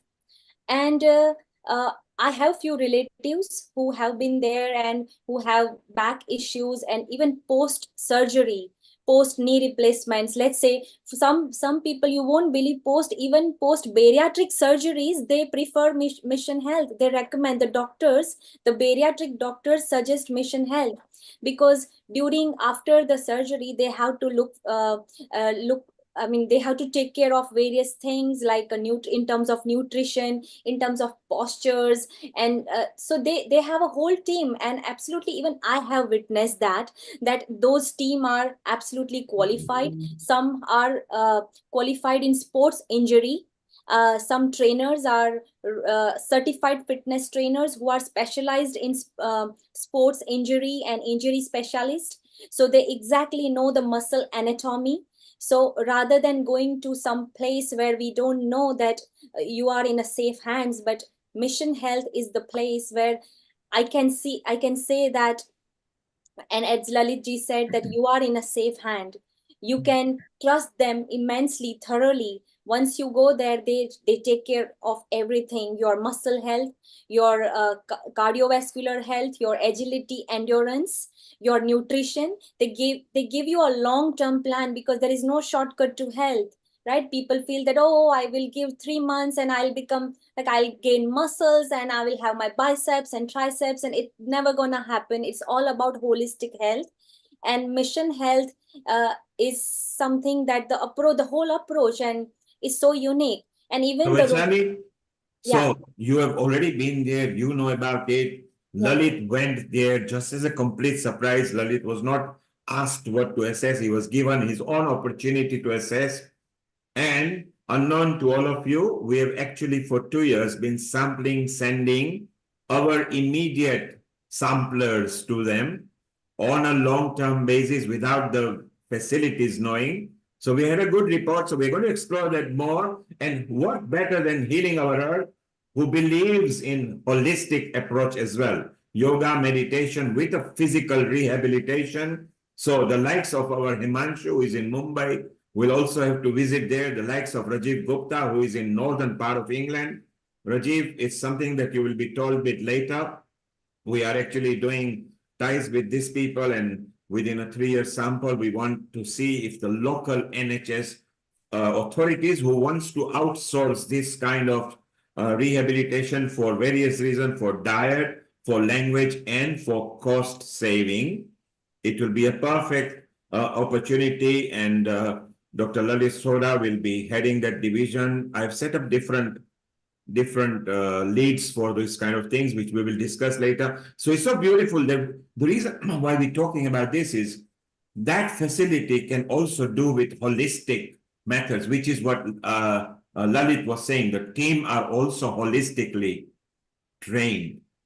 And that's the beautiful part. And with Lalit's knowledge, and if those of you who have not visited his practice in London, please do. In fact, I will be very crafty. Just do, you will get a free treatment from our Dr. Lalit Soda. Otherwise, he charges over £250, including bit of treatment. So if you want it free, just turn up there and say you are from Healing Our Earth, and you can have a good fun. And Dr. Amrita, you are smiling because you have actually helped people rehabilitate, including your parents and particularly your mother, the way you have nurtured her in pandemic times. What are your thoughts that we bring yoga, meditation into this physical arm of chiropractic and physiotherapy?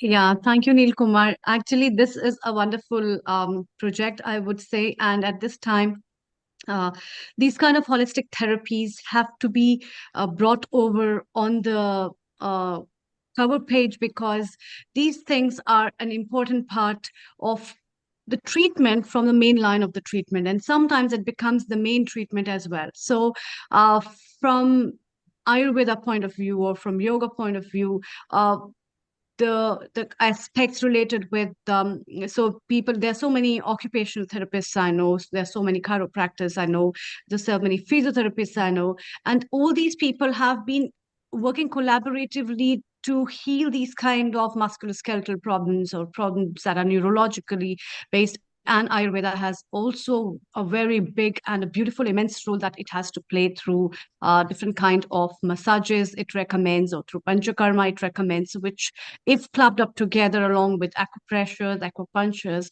it will do a tremendously beautiful job without using medication, I would say. And I think Dr. Rajiv Gupta is already with me, and Dr. Lalit Soda would agree as practitioners and medical physicians that it is so important to heal so many things. So you don't have to take tablets of analgesics and medicines of NSAIDs to cure yourself from pains. There are so many ways in which you can work on them, and they can beautifully recover you and restructure you and rejuvenate you that you cannot even think about with the medicines. So if I'm right on that take, it will be a very wonderful idea to give and to work on at NHS level as well, to promote these kind of things, and especially all those countries where it's difficult for people to go to take the medicines as So, well Dr. as Amrita, take up the medical coverage. It will be a beneficial idea. so Dr. Amrita, Thank you. what you are suggesting is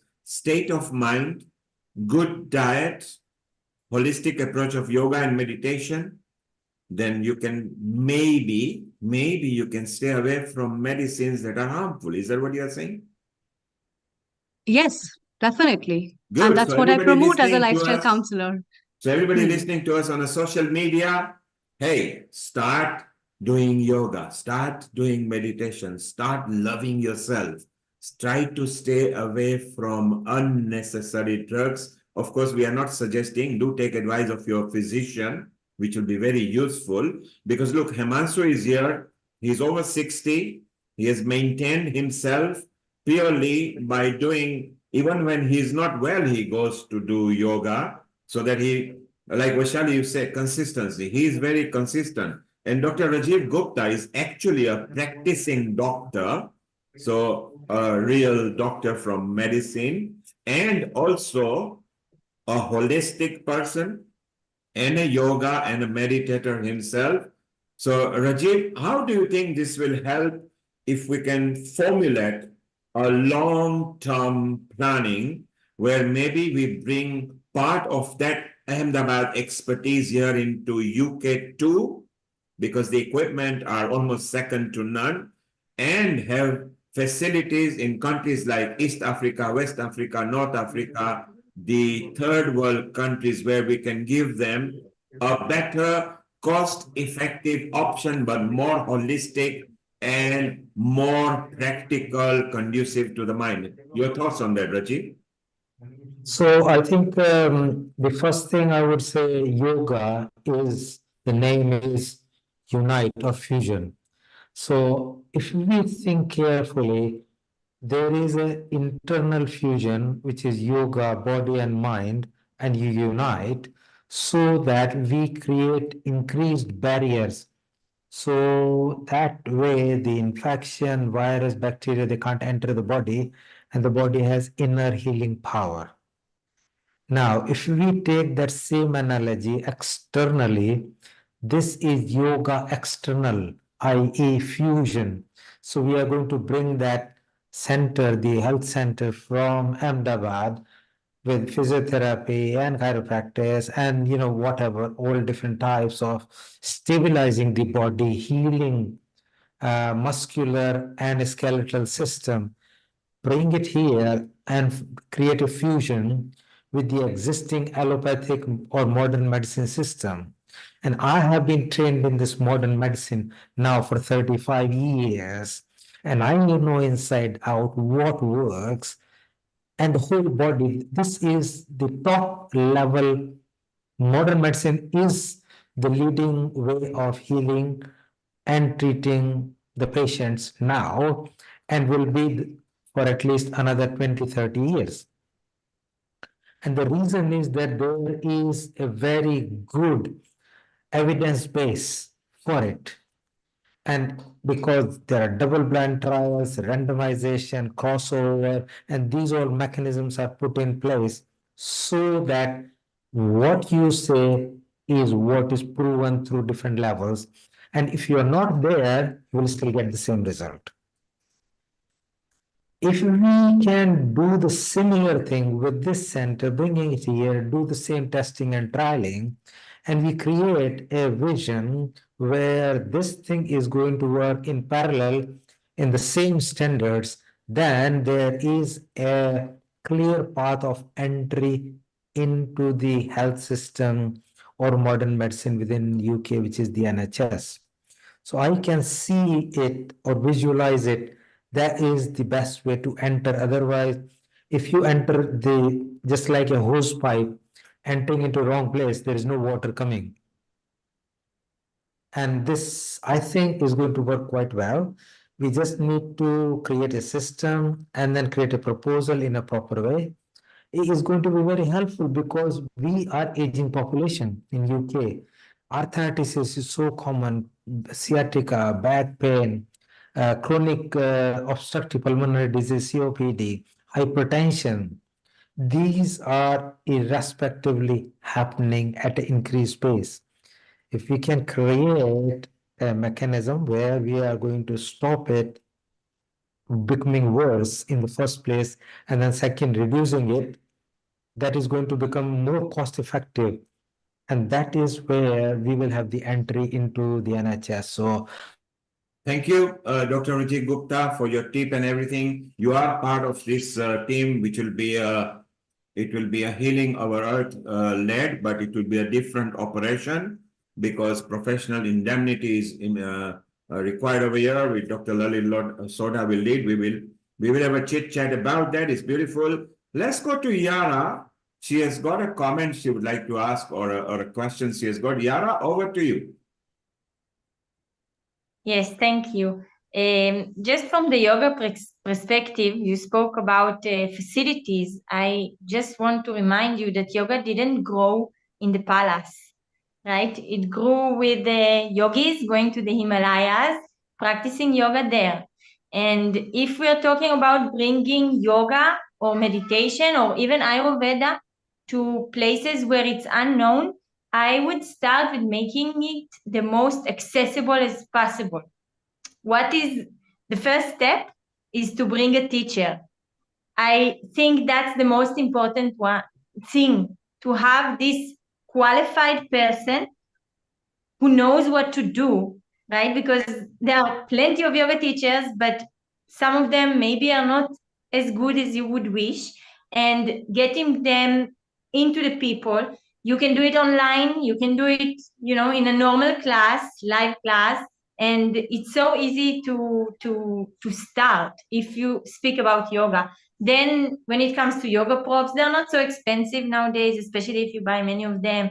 And later, you can talk about the facilities, but the most important part is to get people to start, to get them into it. That's my point of view. And I would start there. Bring the teachers, bring the students or people who are interested, make them start. So Yara's tip says, don't wait for it. Start from somewhere. You'll begin to enjoy it. As you start, you'll keep on doing more and more. Thank you, Yara. That's beautiful. Dr. Rajiv wants to make a comment, but before that, let's go to Dr. Lalit Soda, who needs to go, I think, yes, because he's reached his destination. Dr. Rajiv Gupta, you've got a comment, so go ahead, please unmute yourself and let's have your comment, and we start with more tips with yoga and meditation with Amrita, Vaishali, Riddhi, and Himanshu. Just to say back that, yeah, I am a qualified yoga teacher, and I have been teaching yoga to the doctors. Before the pandemic, we ran classes in the community centers. Both me and my wife, both of us are qualified medical practitioners and also qualified yoga teachers.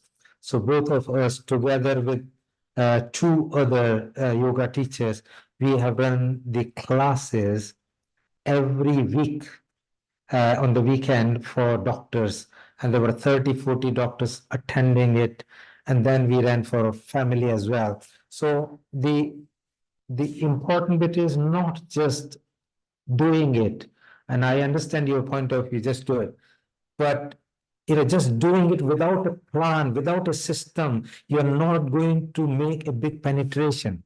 You can do a little bend. It's not going to make massive. So I don't know whether I have not conveyed the message. The message, if you want to make big difference, is to create a proper system But I understand that, yes, we need to make a difference. We need to start. So I will do that. And I, in my clinical practice, because I'm practicing in NHS, I'm a qualified consultant. I do that. I do a weight management clinic. I regularly teach them doing Kapalbhati, doing Mandukasana, doing Shishuasana, and also doing Bastrika. So all these do make difference, and I teach them, but this is a part of practice which we can do. But how many people I would have made difference personally? 60, 80, 100, 120. But if you want to make a massive difference, we need to do on a bigger scale. So I think together, all of us put our plugs into a bigger platform, we can make a huge difference across the globe.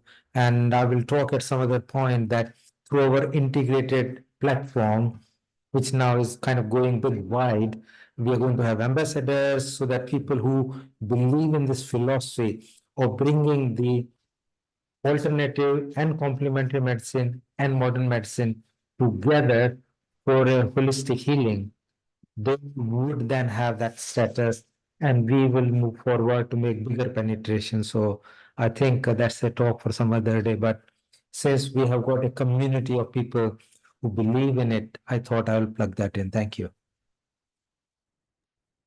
Absolutely, Dr. Rajiv Gupta. And I think we've had so many Samudra Manthans in the past where we've been able to discuss different ideas and different strategies and way forwards. And being a yoga practitioner myself, something that I would actually like to add is just because we have all of these different systems in place, it doesn't mean that people won't feel ill. It doesn't mean that people won't feel pain, but they will know the strategy to be able to navigate those ideas, to be able to navigate that pain in a way that works for them. So they can actually begin to self-heal, which I think is the most important wisdom that we can give them, is that wisdom to be able to connect their own minds and their own bodies into a whole holistic healing mechanism. And by actually having a system in place that enables these ideas to run, we enable them to be their own doctors. We enable them to take back that power into their own hands, because health is ultimately in their own hands. So I think that's a really fantastic thing to be able to integrate, to be able to have all these different limbs and ideas working together as one system that is very well trained. I think somebody mentioned 3 years in the running there to be able to get the system to where it is. And I think it's phenomenal. And just a few years ago, we actually did something with children, which was to introduce yoga into schools. Krishna Avanti School, which is where my cousin Madhvi teaches, has been doing this fantastically well now for about 10 years. And we can see the impact of just giving students hope. We can see the impact of giving them that emotional resilience, that emotional intelligence, when coupled together with the right mindset, is actually very healing. So we can see the whole idea there of holistics being introduced in such a way that they can then start to take back that power. And I think even though that is a different level there, it's actually in schools, it's with children, it's with students, just having the right impact from that stage, the right mental agility, the right emotional intelligence, the right nutrition that they begin to have, as Ayurveda plays a really fantastic role in this as well, because Ayurveda and yoga meditation go hand in hand. They are complementary sciences to each other. By having a system that complements and integrates, we give people that whole holistic system to be able to think and to be able to really focus in a 3D perspective on their own health, on their own well-being, and just to be able to give people that level of hope of actually there is a way around this. I'm not stuck. Just because my body is trembling or just because I feel that tension, if I am there mentally, if I'm there emotionally, there is a way around it. And I think that is a fantastic thing that's coming through with the talks that we're having today of how to integrate all the systems together. So Yeah, thank you, Riddhi. Riddhi, thank you for your opinion. Vaishali, what we are going to do now is let's go around the panel, and what we have agreed from what Yara has told us that we need to start. So let's go and see if we have not taken up yoga, meditation, or gentle exercises, where should we start? What should we start with? Should we start with basic stretches with yoga? Should we start with meditation? Should we start with simple techniques so that we build up ourselves? Should we, if we are chair bound, what should we do? If we are bed bound, what we should do? If we are mobile and not taking it serious, what we should do? So let's go around the panel and say how to start, how to get going. Because once you get going and you feel good, then you will keep on doing. So what are your feel good startups for yoga and meditation? Let's start with Himanshu. Himanshu, what techniques and tips and guidance you will give to people to start with a feel good factor? Over to you. Yeah, yes, Nil Kumar, people who have not done yoga and just going to get started, of course, they should go very easy, simple asanas, and something which doesn't strain them too much. As the Yoga Sutra says, Sthiram Sukham Asanam. So the asana has to be comfortable and easy. It shouldn't be taxing on you. Now, as Riddhi was asking me about the neck pain, so I just came across, yesterday I made about the holes, and the corporate staff do about 32 varieties of bastrikas, and they had never done it. So they were simple exercises, simple bastrikas. It was just modification of bastrika. And what is a bastrika? No, so the word bastrika, Sanskrit word, bastrika means the blacksmith bellow. You know, you find in the villages, the lohar or kumbar or the blacksmith, they pump in the air on the fire and the fire intensifies. So same way when you do bastrikas, you set your body on fire. So when I made them do about 32 varieties of bastrikas, they felt at least 2 or 3 kgs lighter. So even, as we are talking about the desk job, sitting in front of the screen, a simple bastrika like this, it's just a modified. You place your hands at the back of your neck and just keep on blowing. See, simple. Makes a big difference. Okay. You just do 10 or 12 counts. That's more than enough. You're relieved of the pain. So likewise, there are so many asanas, and in our text it is written there are 84 lakh asanas, as many as number of species, right? Himanshu, you mentioned simple asanas. Because our viewers are not necessarily Sanskrit and Indian, number one, what is an asana? Number two, what is a simple asana? Sure. We are giving them tips that they need to understand. So, what is an asana? Describe to them so they understand. And what is a simple asana that not at your level, but at a level to start up to feel good. So, assume you are starting, forget your current knowledge because you were actually trained by BK Iyengar, so obviously you are at a different level, but don't think on that. You are a novice, you are starting now, and describe any Sanskrit word into English so the people on our social media understand what you are saying. Yeah, so one or two asanas. So speaking of simple asana, as we say, stand at ease. So same way we say, we do the Tadasana. That's very simple, just stretching your body up. Anybody can do it. Raising your palms, okay, or simple forward bend, going easy, not bending your heels, from the hamstring. And what anybody who's starting yoga, they should keep in mind that the magic lies in the hamstring. They should not compromise at all on the hamstring. So those kind of simple postures, even Paschimottanasana, going very easy, can be very helpful. Sitting in Padmasana can be give you a very stable posture, which can help you in meditation also. Where is the hamstring located? Show. I need to get up. Is it okay? Yeah, go ahead, get up. Okay. Because we are teaching people. So if we use words and they don't know, it means Yes. nothing to them. Yes. Now, because you say hamstring is very essential on many type of postures, show them the hamstring.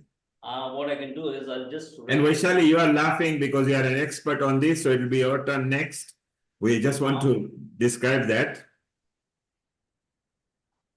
So, yeah, I'm just showing my hamstring. This here.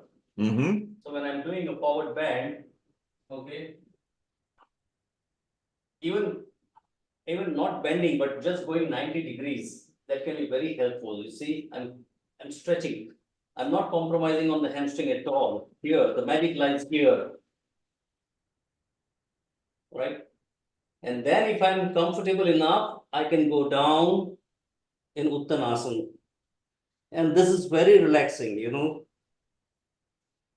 I just let everything let go.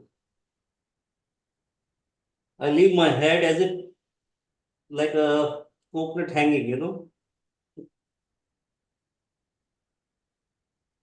It's so relieving, very relaxing. So there you are. Himanshu has shown you where the hamstring is, exactly opposite behind your knee and stretching up. You can feel it. It will get tightened when you bend down. Don't overstretch it. Make it comfortable. Himanshu, we're going to come back to you. We want to show them more. Vaishali, you love... Yeah, one more thing, Nilkumar, sorry to interrupt. People who have not been doing this, not used to stretching on the hamstring, they may feel a little pain, but it's a healthy pain. Remember that. It's a very healthy pain. Yes. So if it's slightly pains, remember it's working. If no pain, no gain. No pain, no gain. Not working. But if it's gentle pain, that means you are stretching it gently. Do exactly. It gently. Yeah. Beautiful. So that's a tip from Himanshu. Don't give up. If the pain is bearable and it's gentle, that means because you never exercise it and never stretch it, you are now gently doing. If it's excruciating, immediately stop and see your physician or your expert. Vaishali, we move over to you because you come from Kundalini, Chakra, Yoga, and as a gym expert. So you are involved in many facets. What are your thoughts and particularly to ladies? Ladies have got different physical structure. What tips would you have for ladies if they want to start gently? Because Yara says, let's start now. Once you start and you feel good, you are going to keep on doing it. Sure, Nilkumar. Being a female, it is more important to look after our body because females' hormones are different than men. So first of all, female has to look after her body in terms of nutrition, exercise, and everything. It says that if a female is looking really beautiful in terms of body, attractiveness, and in terms of her body, then she must have put her 200 efforts if she is looking really pretty and if she is in a good shape. So number one, my tip is never think that muscles are everything. Being an ESA and ACSM trainer, however, this is our yoga, but everything is connected, so muscle health is so important. And at the same time, people who are going through knee replacements, not because of the knees are damaged, but because the quadriceps, the hamstring, the lower body, if you put good efforts on building those muscles, then you will never have to go through any knee replacements in your life. Even for the frozen shoulders, ladies have, ladies work a lot in the kitchen, all the time. They have to make a dough and everything, especially in Indian cooking system. Women's almost 80% of life it's spent in kitchen. I'm talking about my mom's generation, they have not about our generation have changed, but still. So the bottom line is to look after your muscles. So most of the time we don't even realize that we have these muscles, right? We have so many muscles, we don't even realize everything. We are moving right now, I'm talking, so my facial muscles are involved. Whatever, my each and every bodily movement is it's happening because of muscles. So my one tip on muscle is walking is definitely wonderful exercise. Walking, there is no substitute to walking, but walking alone will not help building your muscles, right? Or if you just run and walk, and if you don't hit weight training, if you don't hit certain type of squats or lunges, you know, there are some exercises, a basic lower body exercise is one is lunges and then squats, right? So these will build your gluteal muscles, your quadriceps muscles, your hamstrings, and even your calf muscles. So I would say that start building muscles. It is a building. The building is the word. We build our business, we build our body. It takes time. It doesn't going to happen it never going to happen overnight, but start with somewhere. So lower body health for a female is very important. So do your back bridging. So whenever you get a time, do back bridging and pelvic rotation and squats, lunges, and knee to elbow touch, a simple knee to elbow touch. Even if I'm sitting in the chair right now, I can do this knee to elbow touch cross. So this is a simple way which everybody can do. So basically my first tip is to build your muscles, whichever is convenient to you. You don't have to go to the gym daily, but at least thrice in a week, if you can attempt any weight training. That is my first tip. Second, being into pranayam and chakra healing, the most important factor of our awareness or our mental well-being is our breath. So whenever we focus on our breath, so certain pranayama, the way Himanshu ji showed, my most favorite, being a female, is Kapalbhati and Anulom Vilom. Even Anulom Vilom and Kapalbhati, we can do it even while driving. I even when I drive, sometimes, you know, I'm stuck in the traffic, especially in Mumbai Western Express Highway, bumper to bumper. Vaishali, what is Kapalbhati and Anulom Vilom? Once again, don't fall in the trap of using Sanskrit. The viewers are in different countries. They don't know what you're talking. A simple one example of Kapalabhati and Anulom Vilom, because to you, as you said, breathing is also important. So just before you do, we'll come back to you. Keep it ready so we can show them. Let's go to Yara, because I think she wants to show us something. She has got some tips for us. Yara, we are now connected to you. Unmute yourself. What would you like to share and show us to get started and feel good factor? Okay, thank you. The first thing I would like to say, in the Iyengar yoga method, we never start with pranayama.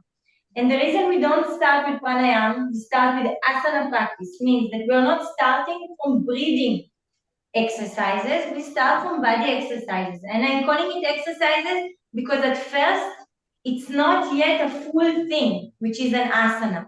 Full body mind thing, asana, living thing. It is a posture at the beginning, because people in our daily life, they stand like this.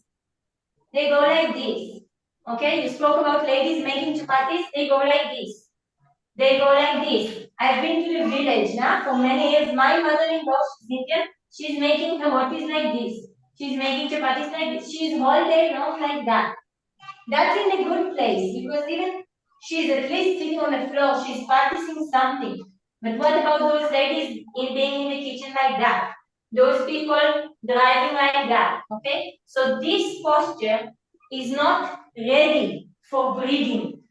Look at the chest, close. If I try to fill up my chest with air, with oxygen, it has a limited space. Therefore, first I have to teach myself how to stand properly, how to open my chest properly, and breathe into the maximum of my lungs. In order to reach that, we have to go through asana. And in our Iyengar yoga method, We start by standing poses, because standing poses, they ground you, they connect you to the floor, and from the standing poses, you're able to understand your body. Trikonasana, Parshvakonasana, Virabhadrasana number 2. Virabhadrasana number 1. You go through those poses in order to feel your body, to elevate your trunk. We are using our legs, our arms, just to understand our trunk, from the pubis to the chest and up to the shoulders. You have those areas that have no access in our daily life. Our lower abdomen is constantly here. Our diaphragm is constantly here. Our chest, we walk like this. Of course, I'm exaggerating, okay? But even I, on my daily life, I stand like this. And this is not good enough, not to breathe, not to open the heart, not to be. Therefore, asana practice is the must before you teach anything else, even before meditation. Meditation, we know we sit, but people define themselves in those retreats, meditating like this. What will they gain? Backache. This is what they gain. Therefore, in a Iyengar yoga method, you take height. First, you teach yourself how to sit straight, how to meditate and having your spine stretched. Okay? And if this is not enough, then you add height. You take 2 bricks, you take a stool, you take a chair. But first you learn how to be straight, how to approach your body healthy. And this is my point of view, to start with the asana, not because you want to exercise, because you want to open your trunk and be able to consume the air that you're breathing, be able to consume the prana, which is energy, energy of life. Thank you very much.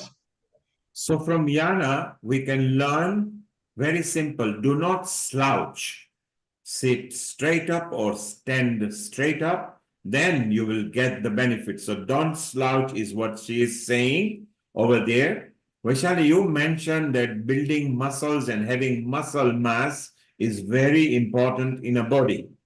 So maybe it's the right time to go to Amrita from Yoga and Ayurveda. Amrita, what are good foods, or what should we be eating, or what technique do you think people should observe to make sure that the muscle mass can improve so it can help exercise and yoga and everything?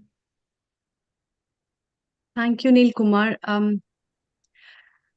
I had been listening over an hour about different perspectives of how body and the connection of body is there with the muscles and other structures.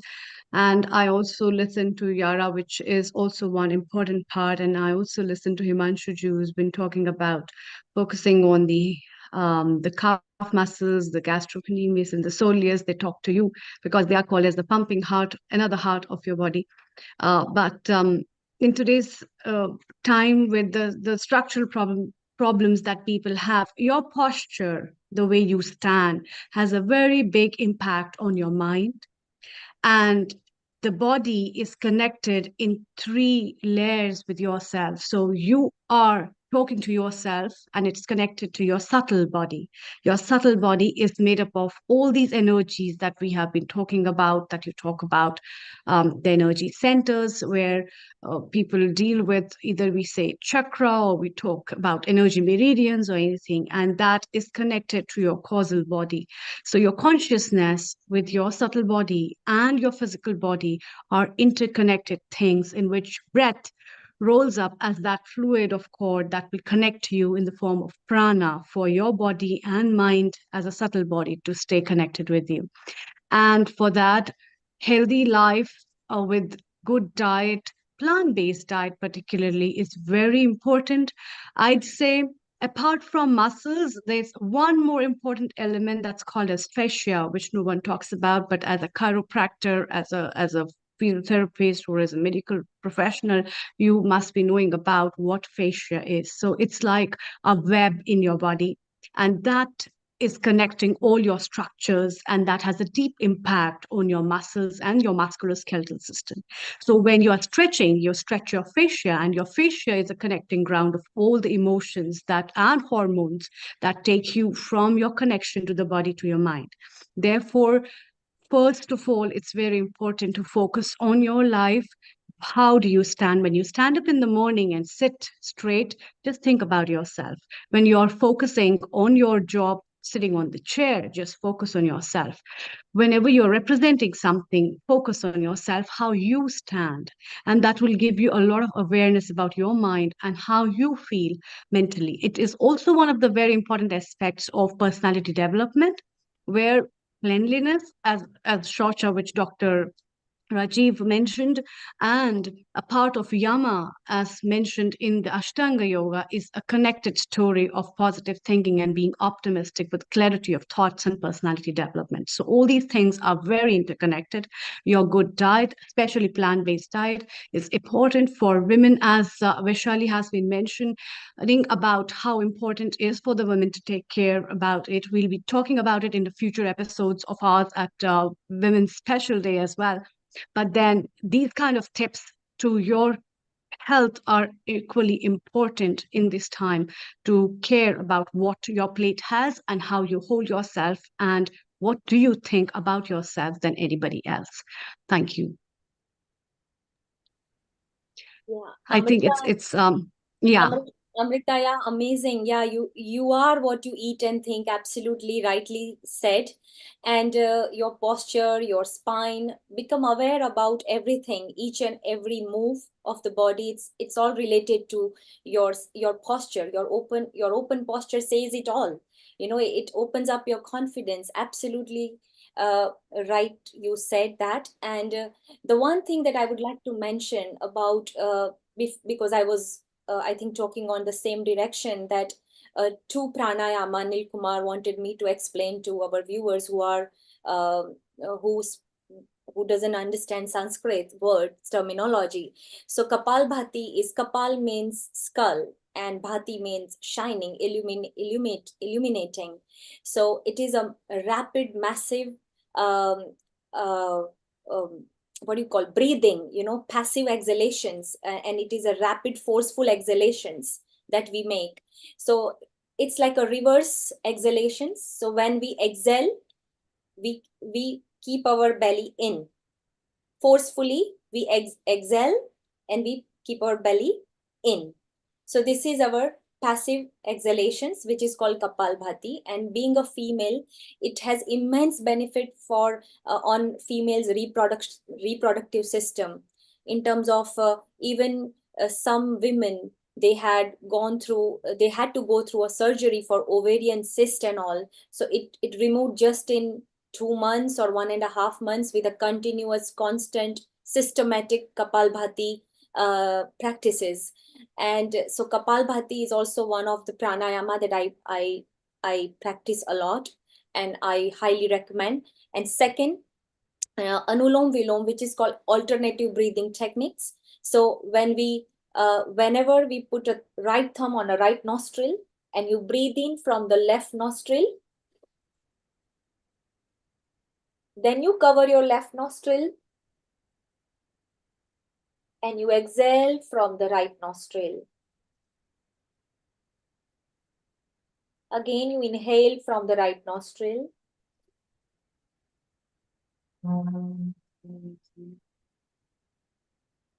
Exhale from the left nostril. So this is alternative breathing. It helps a lot to instantly calm down and get the clarity. It can be done even while driving. You don't have to have a space. You can, even in any chaos, it can be practiced. So these two have, especially Anulom Vilom has an immense effect, positive effect on our nervous system, and it helps our brain function, the ability to think positively, and everything. It affects on our mental well-being. So these two are my tips, apart from the muscle building. And we are protein machines, like you said, that plant-based protein. So protein is everything, every cell, every miniature cell, it's an organelle, and we need protein. without protein, we are actually just a dead body.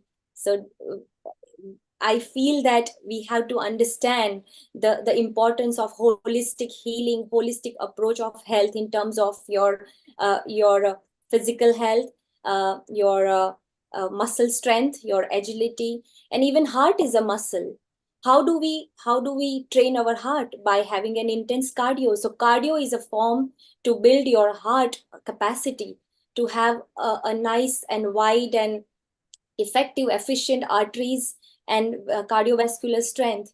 So whenever we talk about heart health, so cardio is the best way to improve your heart health. Cardio could be anything. Some people like to go for running or swimming or skipping. So these are the very good way of improve your heart health.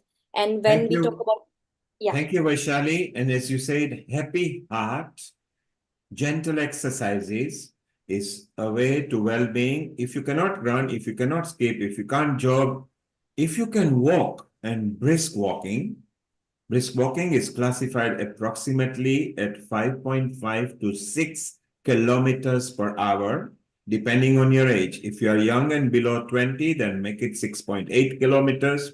If you are over 40, 6 kilometers. If you are over 60, 5.5 kilometers per hour is classified as brisk walking for you. Even that can improve your heart and mental well-being. It's a perfect time to go to Croatia, where our lovely Alexandra Horwood is waiting, and she was regular during pandemic time. She has got multifaceted knowledge, but also very good at yoga and meditation. And today she's going to share her tips and maybe show a few samples to us and talk more about the Wellbeing Academy. So a global namaste to you, Alexandra.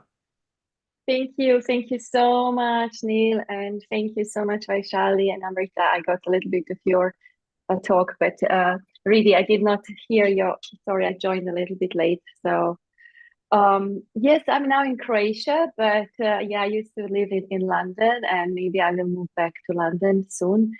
And hopefully, Alexandra, maybe next year when all the elections are finished this year, because this year on the earth is very heavy. 70 elections of 70 countries, and also plenty of wars going on and everything. So let's hope this year can ride over and next year brings peace, harmony, and everything. And maybe Croatia would be a good place to do a retreat where you are there, Alexandra. And so meet your host, Vaishali Acharya, Amrita Sharma in India, Vaishali in London, and Riddhi in London too. So I leave. Oh, wonderful. Thank you. I leave it to you. For next 10 minutes, Alexandra, carry on with your chat, and then all these three hosts are going to chit-chat with you, and let's give some nice tips to the people listening on the social media. Over to you. Very good. Thank you. So yeah, I'm really open to do anything that's relevant for the hosts and for the guests of today's event. So I prepared a little bit of soothing meditation if you all want to do that. And because I see later there will be some Tai Chi and Qigong also, maybe there will be more time to exercise our fascia, our connective tissue, as Amrita said, it's so important. And Alexandra, you notice very good. We've got our kids shop and we've got Tai Chi Pavilion in USA. They are going to talk about Tai Chi and Qigong, and also the Global Transformation Project, for which we have granted an exclusive episode tail end of April, where they are going to celebrate 25 years. So they're going to tell us more about it. Meanwhile, you can soothe them with your meditation and yoga and give us the tips. Exactly, and I'm going to stay for that definitely, because I just could not join before. So I thought we could just reconnect maybe with our body for a time being, and because we were looking so much in the screen and in our life. So before we go to the other session, to doing Tai Chi and Qigong, maybe we close our eyes and relax the muscles of the eyes for a moment. So find a good position. If you're at home, you can lie down and just make sure that your neck is long and that your chin is lower than your forehead. It's really important to soothe the nervous system, to calm the nervous system down. And we always leave a little bit mouth open, tiny little bit, just like there is like enough room for the straw.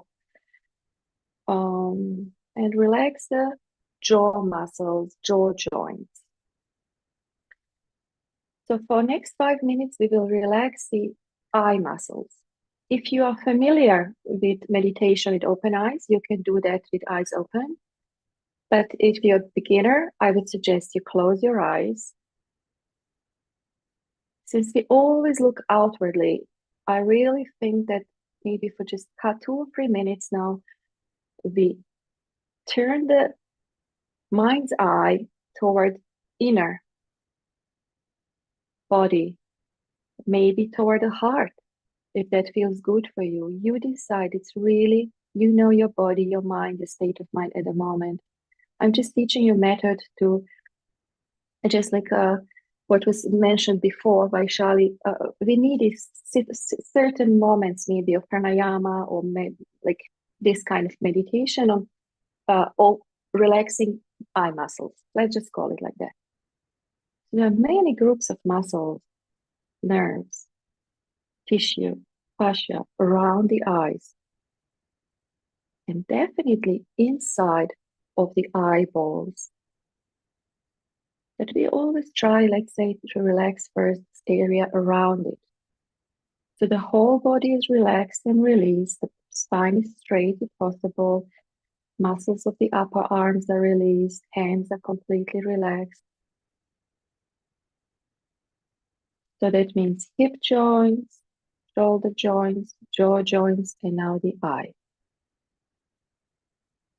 The inner corners of the eyes, the outer corners. We relax the eyelids. We feel the skin of the eyelids and of the lower eyelids, upper and lower, like they feel like smooth silk.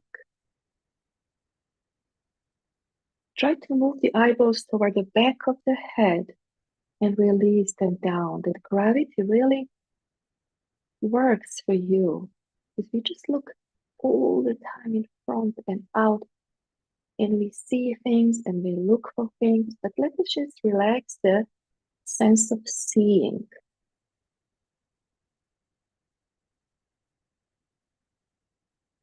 So it's something that you can come back to whenever you have time. Just like Vaishali mentioned, breath. So your eyes, relax them when you sit in front of the computer for too long. Just move your eyeballs a little bit toward the back of the head. It's just visualization. Release the eyelids, the skin all over the eyes, under the eyebrows, under the eyelashes.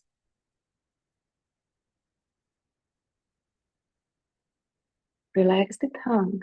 Always relax the tongue.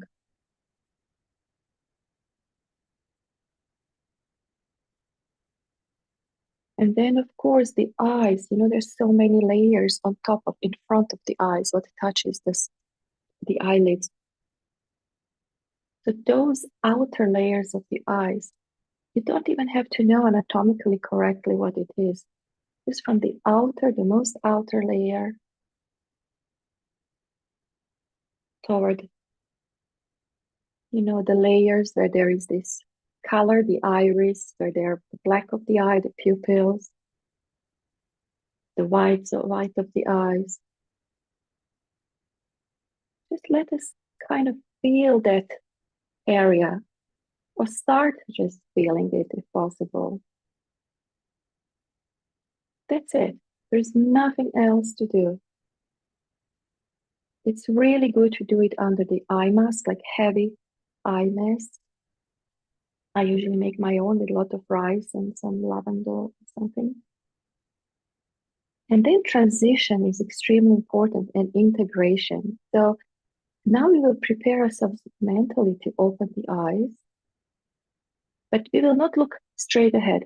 We'll slowly move the lower eyelid down toward the cheek, toward the face, and gently allow the upper eyelid to go slowly up. And when we look, whatever is in front of us, the gaze is still down. We don't fixate on anything. We are just aware. We are not looking for details. We just maybe even don't see the forms clearly. And we give ourselves time to lift our gaze up and learn to relax the upper eyelids even when we lift the gaze up.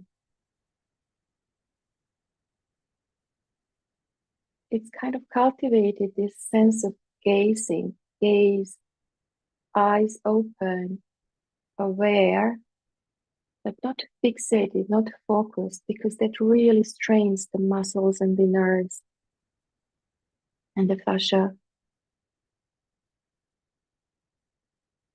So try now, even for half a minute, just to look without really looking at something, just seeing.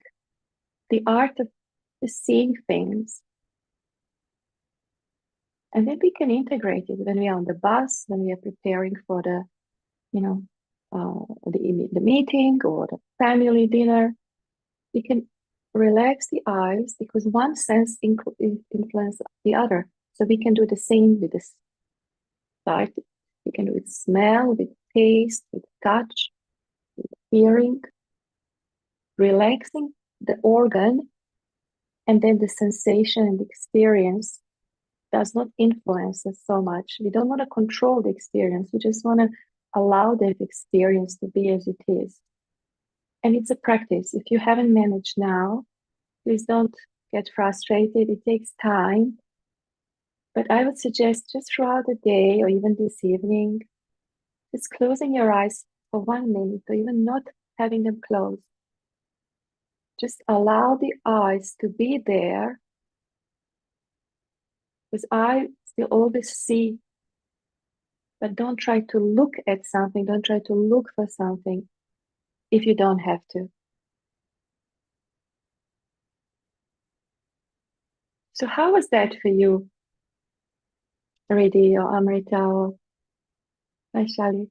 That was so important, and especially the way you showed our viewers that become aware and allow and accepting as it is. That's the key. That's the key.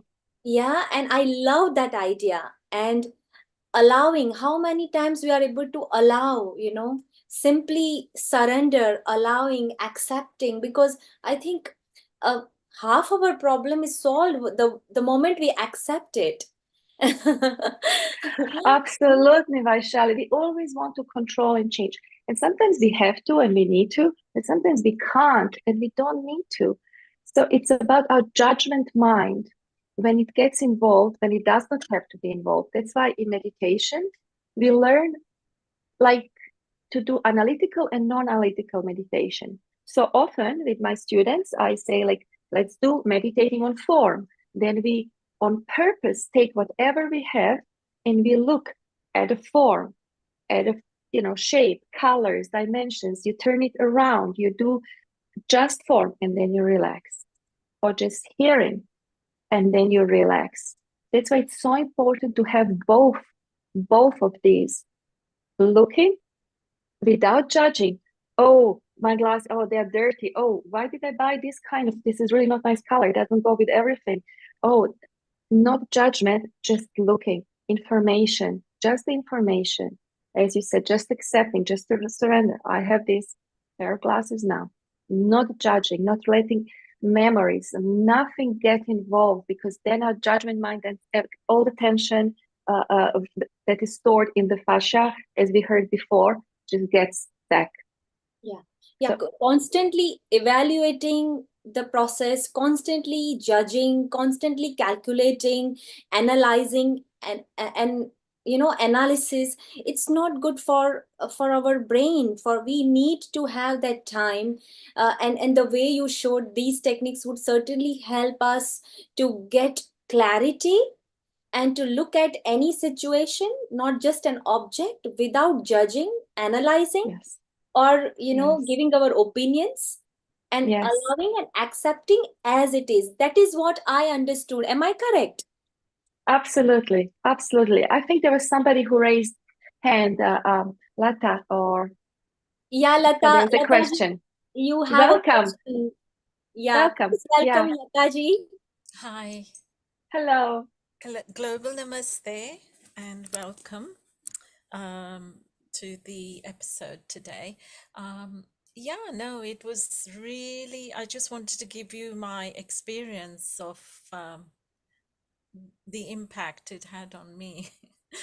So I just say that it's been the first time I've actually done that, because I think one needs to concentrate on one organ, such as the eye, or one of the five senses at a time, because otherwise if you just scan it you know at a high speed, it just doesn't get the impact.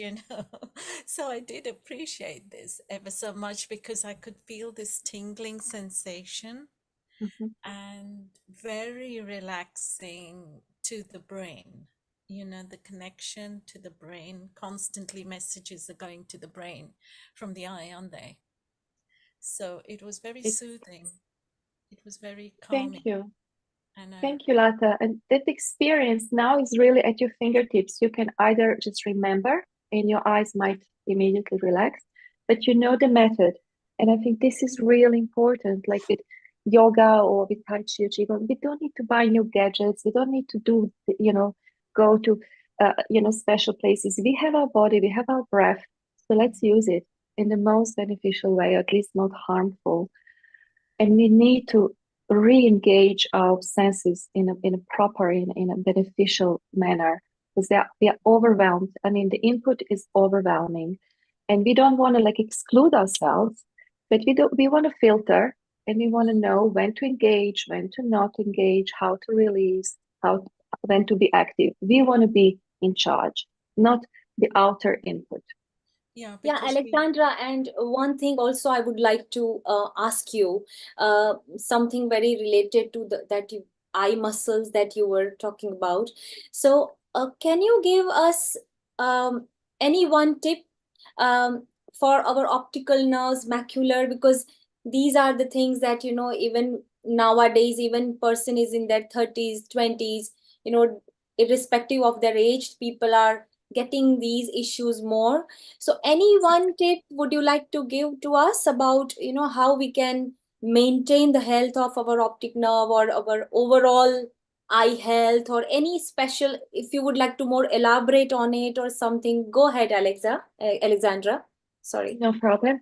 No problem. Latte, if there's anything else you want to say later, I'm ready to hear about your insights.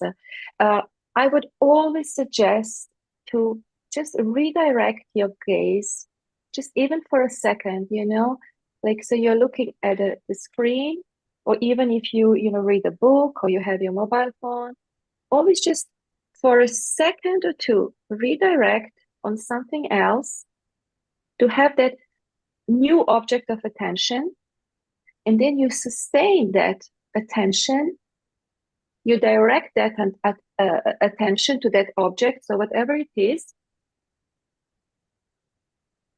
and then you release that and you go to whatever you have to do. Because I don't know about you, but me, I can for hours like look Netflix, one episode after another, read and just like go on, scroll on the internet. It's so, I mean, for my body, for my brain, for my eyes, it's really not good. So this introduction or this small, even like a little post-it to have like, just like redirect. Or everyone, I think, should come with their own little formula or motto, like just to get new direct experience. Because we kind of sometimes just live, we come home, we don't know what we have done, how we came home, what did we didn't shopping, we don't remember. We're just like on autopilot. That's why direct experience. I'm looking at this like first time I'm seeing it. I have no clue what this is. I'm just looking at the shape and the color, or I just connect with a touch. Oh, it's really cold. It's kind of, metal, and it's warming up. Just to connect with any of our five senses, whatever it is. Connect, direct experience, as we said, no way shall without our judgment mind. Okay. And then continue. So it's simply like coming home coming back home again and again. So, but we need to practice that. And the more we practice, it will be quicker. We can, even without doing that, we can imagine, we can remember. Oh yeah, I remember when I had that leaf in my hand when I was in the park, how it felt. Oh, I remember when I heard that really beautiful symphony or concert. I remember how it felt. So that experience. I really like the idea about involving the senses, the sensory touch. Riddhi, what a wonderful idea Alexandra is bringing to us. What are your thoughts on sensory touches and how we can elevate these feelings and how we can get the optimum benefit of this? What are your thoughts, Riddhi? Absolutely. I think the key thing that I've actually taken away from your little practice there was the mind-body connection. So when we can actually turn off the intellectual thinking mind and step into a state of observing, we can start to turn on the intuition. And the intuition is what we're sensing through those different senses when the mind is silent, when we're just able to observe the mind without attaching meaning to it, and we're just able to go beyond that, is such a beautiful experience. And I also think that's what links to the somatic system as well, because a lot of the times, by actually connecting our breath to the movement, so by connecting our pranayams to our asanas, as we call it in yoga, it's also about going beyond that. It's also about the nervous system. And the nervous system is where a lot of our emotions are stored.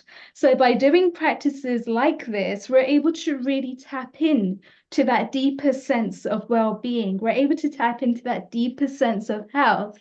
And that's where a lot of these things start to become released. So even though somebody may not be aware of it, also going through a particular practice and they hear a particular thing, it triggers a sensation, it triggers an emotion.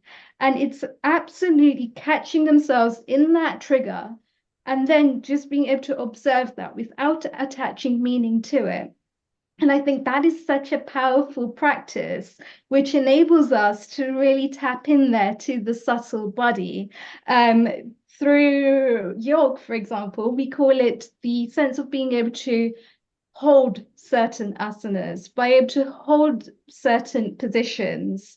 And what it does is it enables us to open up our bodies. It enables us to be able to open up any of that tension that we're feeling. It's a similar sort of practice that I'm sensing here in terms of it's a visualization practice. It's about being able to open up the mind to having different perspectives of reality, because everyone's going to have their own different separate worldviews. So by actually working out what those patterns are, and especially if it's a pattern that keeps coming up for them time and time again in different ways, then to start to become aware of that, to start to pay attention to what those patterns are, to start to actually be able to dig a little bit deeper, I think that is a great practice in itself. Because a lot of the times when we're looking at these things, I think it's absolutely fascinating to have things like plant-based medicine, for example, to be able to get the right amount of nutrition. But at the end of the day, if the nervous system is the one that's holding on to tension,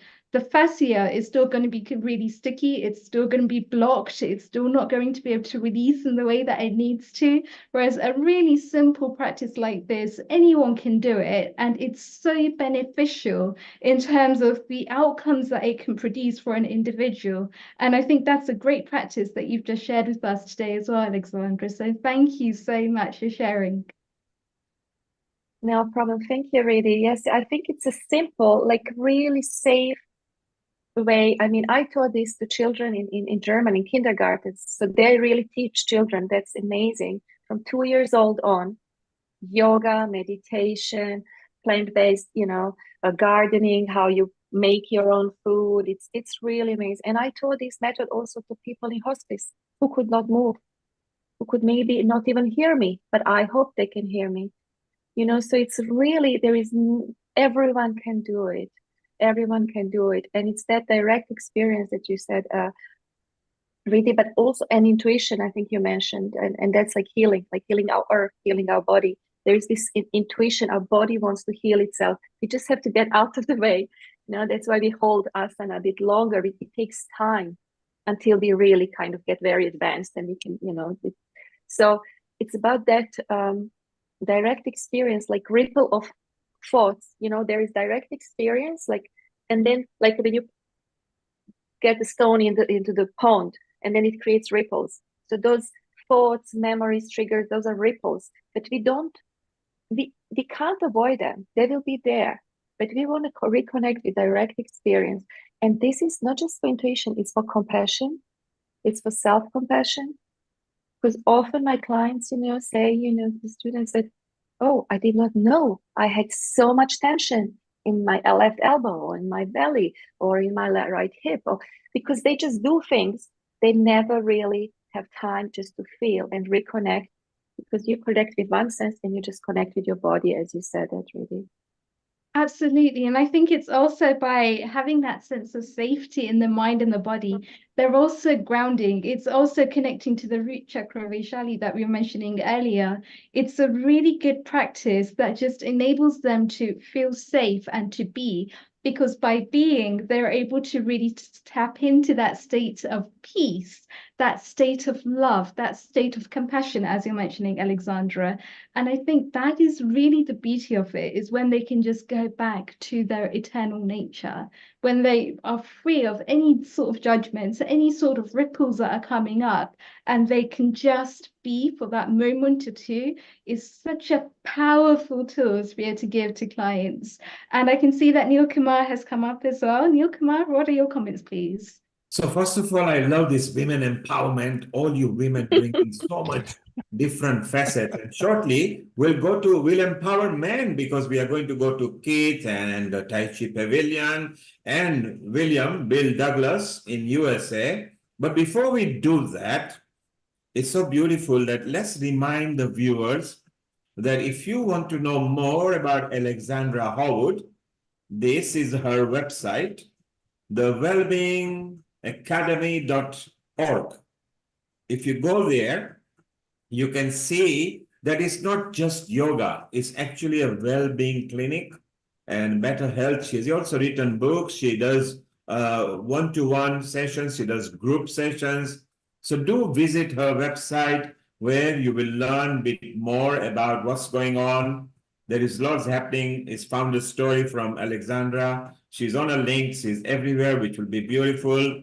So the wellbeingacademy.org, that's where you need to visit, so you can know more about her. Kate, you are smiling, you got your hand up. You want to ask a question or make a comment to these wonderful ladies? As always, pleasure being here again. Global Namaste. Global Namaste, Kate.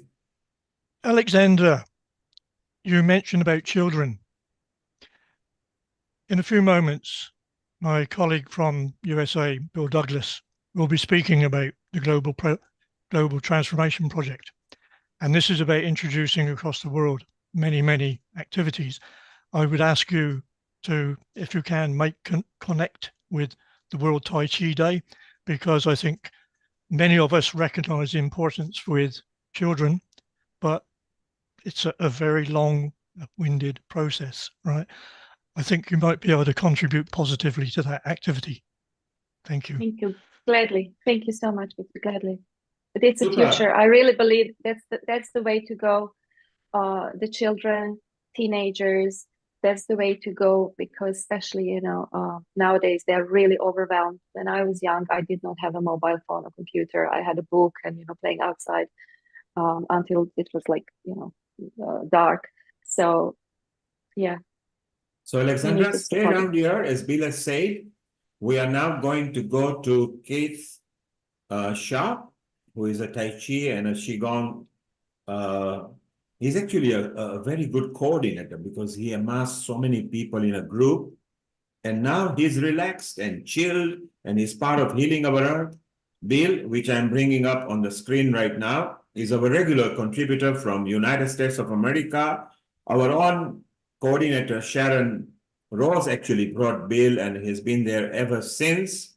And Global Transformation Project is not just about yoga or meditation. It's not about Tai Chi and Qigong. It is actually a transformation project where they are going to celebrate 25 years. So we have granted them an exclusive episode tail end of April. They're going to tell us more about it. Just before we go there, Amrita, your thoughts on what Alexandra shared with us before we let the women rest and men bring empowerment, okay? Thank you, Neil Kumar. This Alexandra, it's really wonderful to know, in fact, what you have been doing, and what inspired me more is your work with the children, because specifically it's so beautiful, because those canvases are pretty blank, and then you paint it in a beautiful way so that they can structure their life as a wonderful meadow that they can appreciate forever, not for somebody else, and which is very wonderful. And I was also keen because I have also taken up certain projects in the schools related with plants, planting up some nutritional medicinal plants in their gardens, and planting up some medicinal plants that are related with their cultures, which has been a wonderful part of my projects, which I would like to share with you afterwards as well. But I think this kind of an initiative that you have been doing to teach children and to work with them from the very beginning so that their life can be painted beautifully. So this is really wonderful, and I would like to congratulate you. And yes, I'm really happy to meet Keith as well, and William Douglas, whom I've been constantly meeting end to end back. Global namaste to you all, and thank you so much. Over to you, Neil Kumar. Thank you, Amrita, from India, to Alexandra in Croatia, coming back to UK. I would like to introduce one of our new member now. Her name is Ranjana, and she's from Midlands in United Kingdom, which is the middle part of the UK. And she is not a yoga instructor or somebody, but she has mastered through the music. And you can be sitting on a chair, so you can be driving, you can be sitting on a chair, where later, between 5 and 6, she will be talking with Riddhi and Vaishali and Amrita, where she will show some basic strength-based exercises that will help you feel good and make good. And it is an alternative way that is a part of yoga and meditation in some subtle way. So global namaste, Ranjana, and we will be coming back to you, and a global namaste to you. Namaste. Yeah, so we'll go and visit Ranjana between 5 and 6. She will be there in a part of the ladies. So women, we are proud of you. We empower you, empower women, and you empower humanity. But let's also give men some opportunity, where we go to our dynamic William Douglas from United States of America and our Keith Sharp from United Kingdom. Keith, give us a mini introduction of yourself and introduce Bill to us and chit chat, and then I will bring the host back to the session. Over to you, Bill. Thank you very much. Good afternoon, everybody from the UK. This short program for Bill and I today is really to advise on where he and I have been discussing the activities of World Tai Chi Day and other activities. I've first contacted Bill in 2004 and printed off, and I must say it was not necessarily legal, but I printed off one of his books regarding commercialization of Tai Chi and Qigong. I'd like to introduce Bill on the basis that where does he get the energy from? It's all inbuilt. But this short area that we have now, this short time period, is that I'm going to suggest that Bill has around about 20 minutes to talk specifically about the Global Transformation Project. And if you allow me, I would like to spend about a similar amount of time talking about Tai Chi and Qigong. And then maybe Bill and I can answer some questions if you all wish. And I hope Bill agrees with that, because we've had a few communication difficulties over recent days. So please welcome Bill Douglas again to this wonderful forum. And Bill, I look forward to listening to you, having read many, many words. Well, you asked where I got the energy for all this, and it's been quite a story, to be honest with you. It's been the journey of just recently, we've been bringing scientists on every month to talk, the leading scientists in consciousness, brain science, and mind-body practices.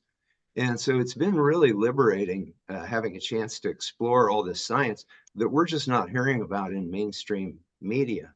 And one of the people that we had on was Dr. Kim Penberthy from the University of Virginia, Perceptual Studies Division. And what they study human consciousness, they study near-death experiences, extraordinary consciousness experiences. And she talked about a study where they taught people how to meditate. And after they taught them how to meditate, after they've been meditating for a while, over 50% of them started reporting extraordinary consciousness experiences. And so that was really meaningful to me, because it's like my whole journey started with an extraordinary consciousness experience I had when I was 6 years old. And what happened was, excuse me, what happened was I was going to Sunday school at the local church, and my parents would go into the church, so I'd go to the Sunday school and they'd go into the church. And anyway, one night I had this out-of-body experience. I didn't realize what I was having at the time, but I was. And there was like this angelic figure that drew me out of bed and flew me across town and put me down in the alleyway in between the church and the Sunday school. And what I would realize later as my mind matured, and I became aware of so many things over the decades of life, was that the message that was being conveyed was that the Sunday school represented the physical, mental, linear, yang, masculine world. But the church represented the right brain, or the meditative, limitless possibility part of our consciousness. And anyway, what it did was it started teaching me how to breathe. And it taught me to take big breaths. And then when I let the breath out, just let everything that I am let go, mentally, emotionally, everything. And how you could convey that to a 6-year-old kid, I don't know, but it was being conveyed to me. And then what happened was every time I would sigh and let go, I would start to lift up off the ground. And eventually I got really good at breathing and letting go. And so essentially what was happening was I was getting my first meditation lesson. And so I got this, so I had this experience, and then I remember the next morning I was running to school because I wanted to teach all the other kids how to fly, because I was able to lift up off the ground every time I did this. And so I was running to class, took a big breath, jumped up in the air, and it came splat down in a mud puddle. And so I was really frustrated. But then what I realized 20 years later, when I took my first Qigong meditation class, my Neigong meditation class, part of my Tai Chi, was when I had that experience that first night. It was just a great experience. And I had this sensation like I was floating. And I realized that's what this was all about. It was about kind of a preparatory thing. And I think we have these experiences as we grow up, but we don't notice them, or we discount them. And we just think they're not real. We think it was just some fantasy that we had, some dream or something. And so anyway, what that led to eventually was me learning Tai Chi and Qigong for stress and to reduce depression, anxiety, all those kind of things as a young man. And it really helped me a lot. And then I tried to teach it to my parents. And, they were resistant to it. It was too weird. Their doctor had never heard of it. They weren't reading about it in Reader's Digest and all that stuff. So they never really did it. But the night before my mother passed away, she had a premonition that she wasn't going to survive this angioplasty the next day, apparently, because she wrote notes and left them in her room. And one of the notes that she wrote was, "I wish I could go back and learn the arts of relaxation that Junior was trying to teach me, because I so would have loved to have seen my grandchildren grow up." And she actually met my son that day before she passed away. And that was the only time she met any of my children. And so that stuck with me. And then years later, I started teaching in a hospital class. It was my first hospital class. And the class was filled with a lot of doctors. It was for the public. It wasn't for the staff. But these doctors were really curious. You know, this is like 30, 35 years ago. And so out of curiosity, a bunch of them signed up. And it blew their minds. After 8 weeks of meditation and Tai Chi and Qigong, the Neigong meditation we do, it's very, from what I understand, it's very similar to Vipassana yoga. It's a body scan. And so we were teaching them how to meditate, how to do moving Qigong, and how to do Tai Chi. After 8 weeks, one of the physicians had gotten off of her hypertension meds that she'd been on for years, and a pharmacologist in the class, same thing, he got off his hypertension meds that he'd been on for years. And a surgeon had limited mobility and chronic pain from a whiplash injury. And being a surgeon, she'd been through every major medical procedure she could find. She still had the problem. But after 8 weeks of this mind-body course, she had full mobility and no more chronic pain. So it was blowing their minds. And so what I did was I started taking all this medical research. What happened, the doctors, they started doing medical research because this was before I understood Google or anything. I don't know if it existed, but they started handing me medical research on mind-body that was reflecting the same kind of benefits they were getting in the class because it was so amazing to them. And so I started taking that and I started sending it out to media all over the world, and they weren't interested. They weren't interested. This was something that could change people's lives, you know, all over the planet if they knew the science. And so that was, so I was getting very frustrated. And then right around that time, I was digging around in my basement for something, and I found that note that my mother had written the night before. I wish I could go back a few years and learn the arts of relaxation that Junior was trying to teach me. And I just saw all the people all over the planet that were dealing with the same kind of stuff that my parents were dealing with, being denied important science out of just omission or just, you know, really spurious reporting. You get occasional media reports of some amazing thing that mind-body will do, but nobody puts it together and shows that it could transform the planet. And so that's what drove me to come up with this idea of, we'll get a mass of people to do Tai Chi in a public place. The media won't be able to resist bringing their cameras because it'll be so visually spectacular. And then all this came out of a meditation. And then when we get the microphone, we'll educate the public on the science of how this stuff could transform their lives. And so that's what we did. And the universe is fractal. Chaos mathematics shows us that the universe is self-replicating fractal expansion.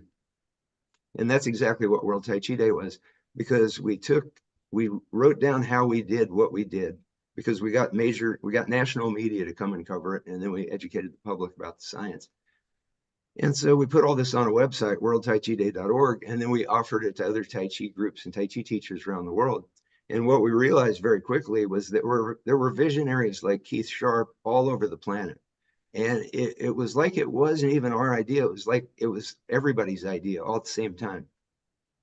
And we ended up exposing over 1 billion media readers and viewers to the science on mind-body practices through the mass media coverage that we had been able to help groups get all over the planet. So every major media that you've heard of covered it at some point, probably. And so then what we realized, as we put all this science together, and as we put this science together, that became our book, The Gospel of Science, the new second edition, which I'm giving away in March. During the Global Transformation Project program, we do a monthly discussion. It'll be available for free all day on Amazon Kindle. And it's 40 years of collected research that shows that if we get mind-body practices into public education, that it would save the world trillions of dollars year after year after year, and it would increase the empathy and compassion vibration of the entire planet. And there's science behind all this stuff. We've covered this all in our monthly discussions with scientists. And it would transform the planet.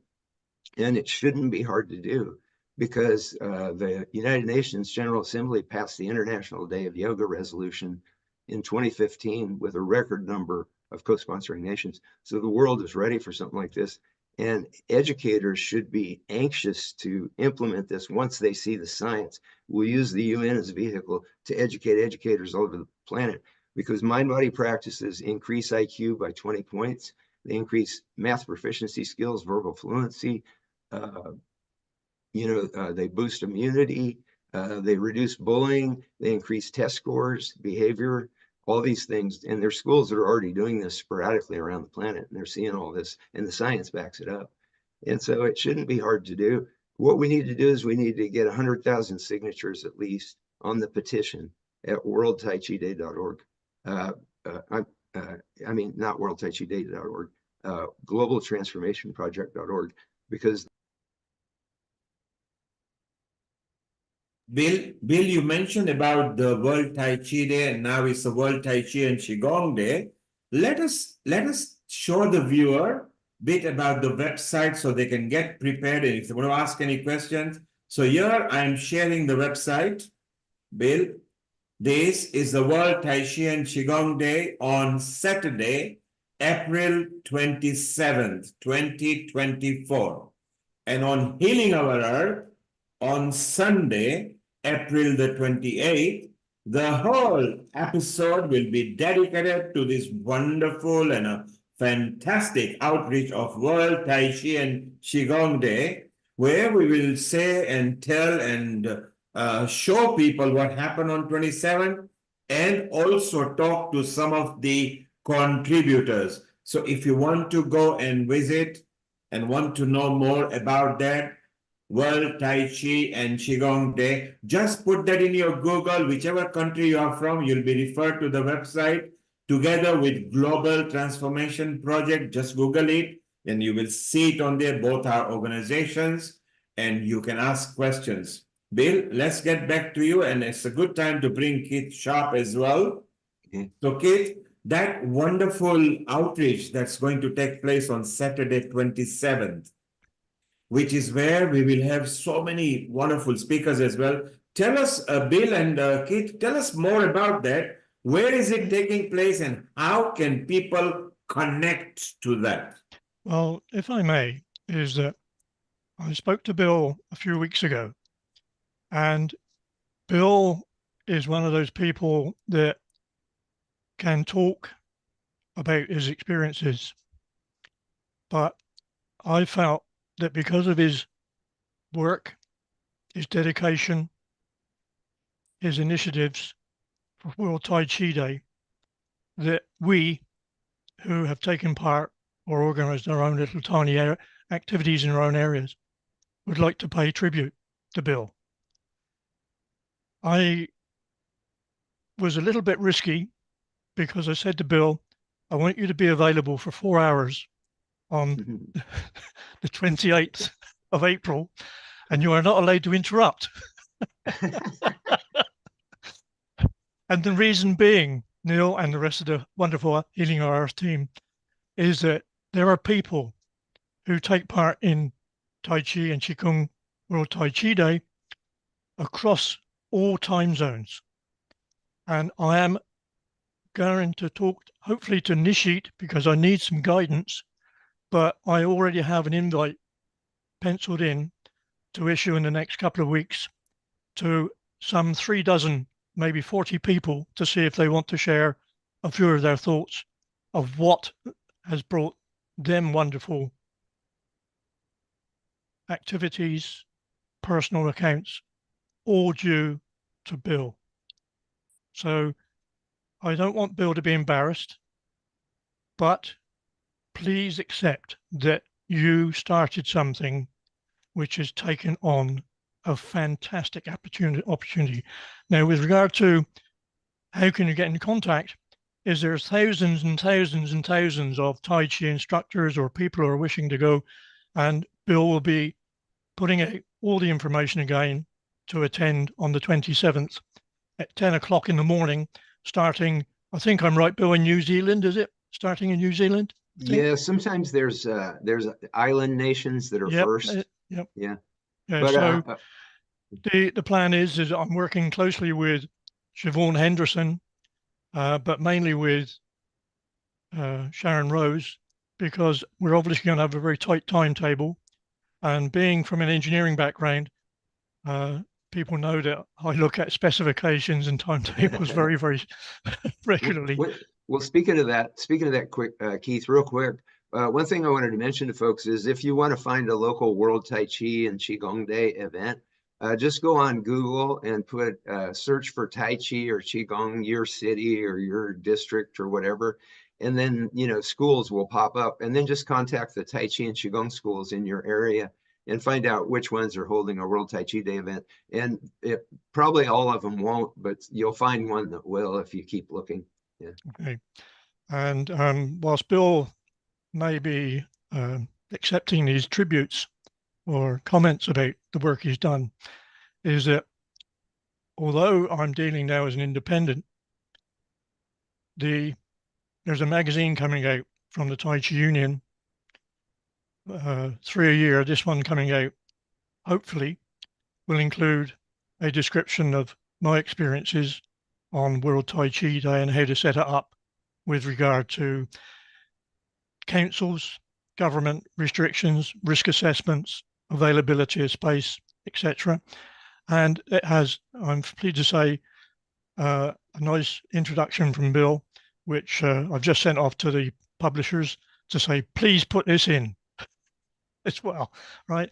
So I'm going to let Bill continue, because I think the message about the Global Transformation Project sums up what we, as people who are interested in health and well-being, really need to sign up to across the world with different modalities, which I will be speaking about shortly.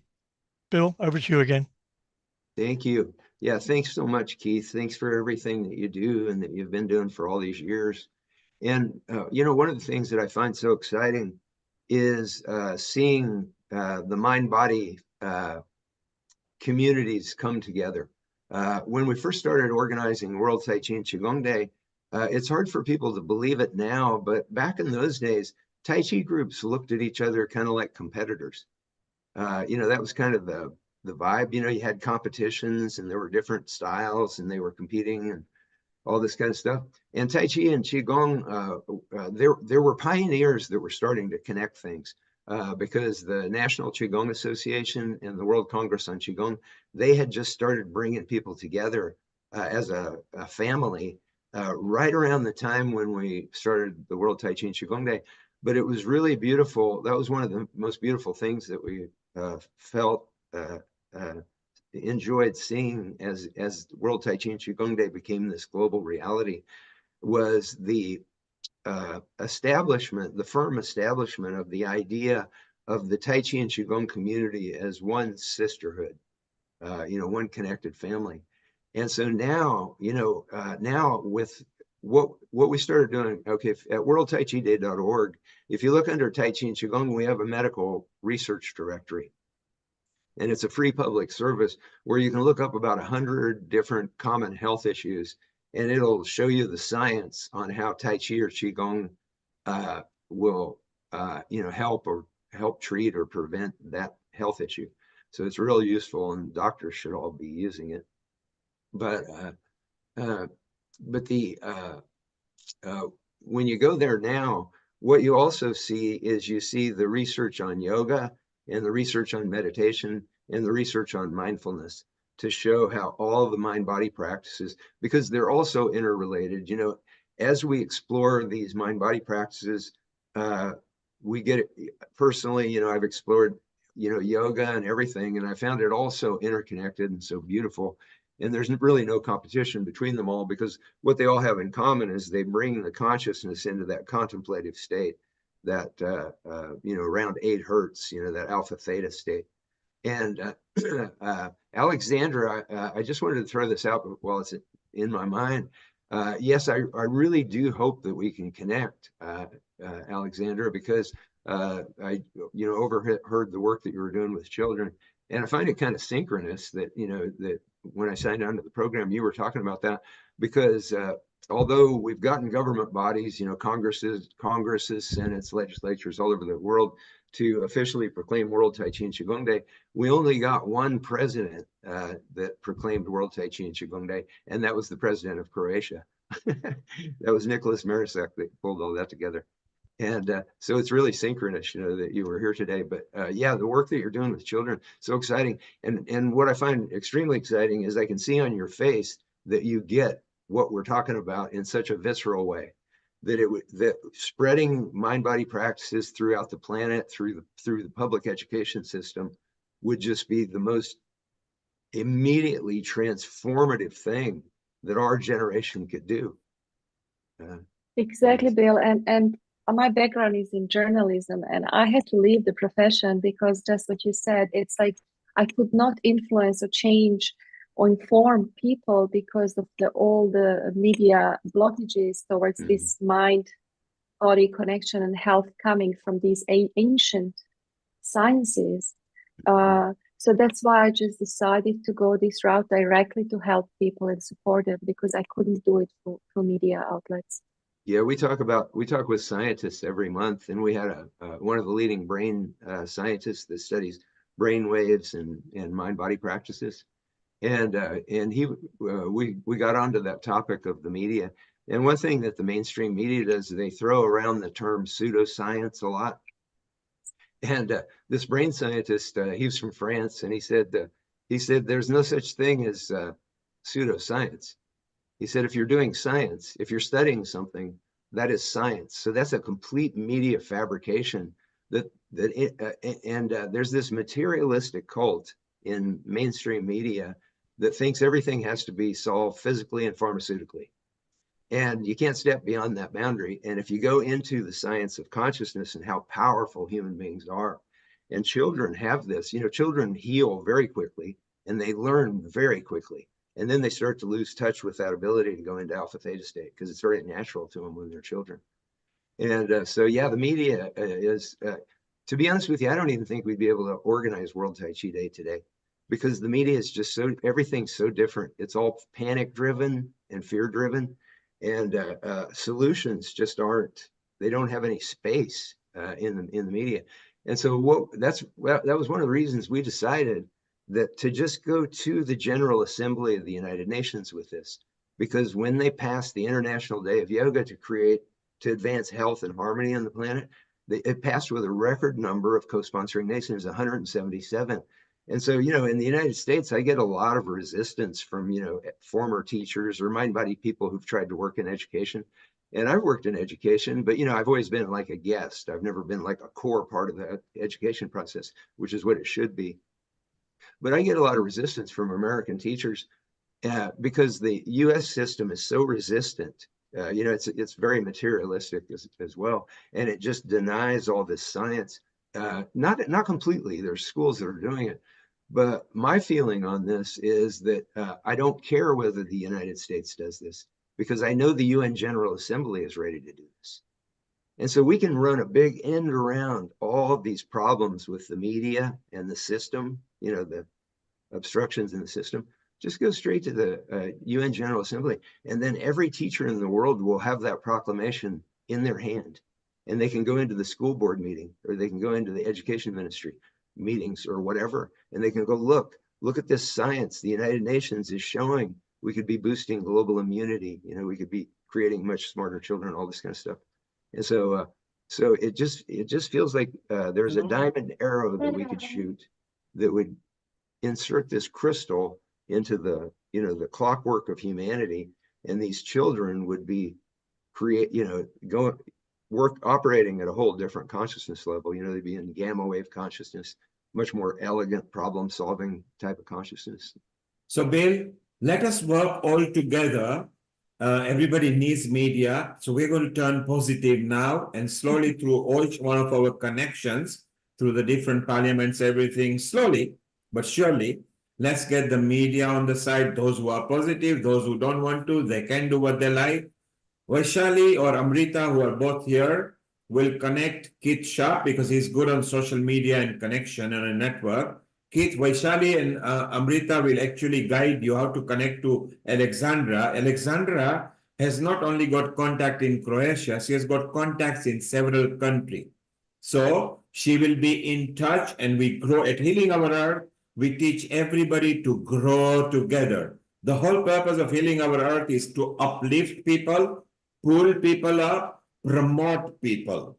So platforms like this will help others because it's got a lot of influence over other. So Alexandra, Vaishali, and Amrita will both be in touch with you. You can create a group with Kid Sharp, who is who, whatever it is, he loves social media and connection, will then connect to Bill and Sharon. Important is Sharon Rose, because she is the conduit for coordination from American point of view, which will be very good. And whilst we are now going to move over to some other people, Vaishali and Amrita, what have you got to say so far, and what question would you like to ask Bill and Keith before we move over to the next part of Chit Chat, where they can still stay and we can see how together we can unite to bring this transformation.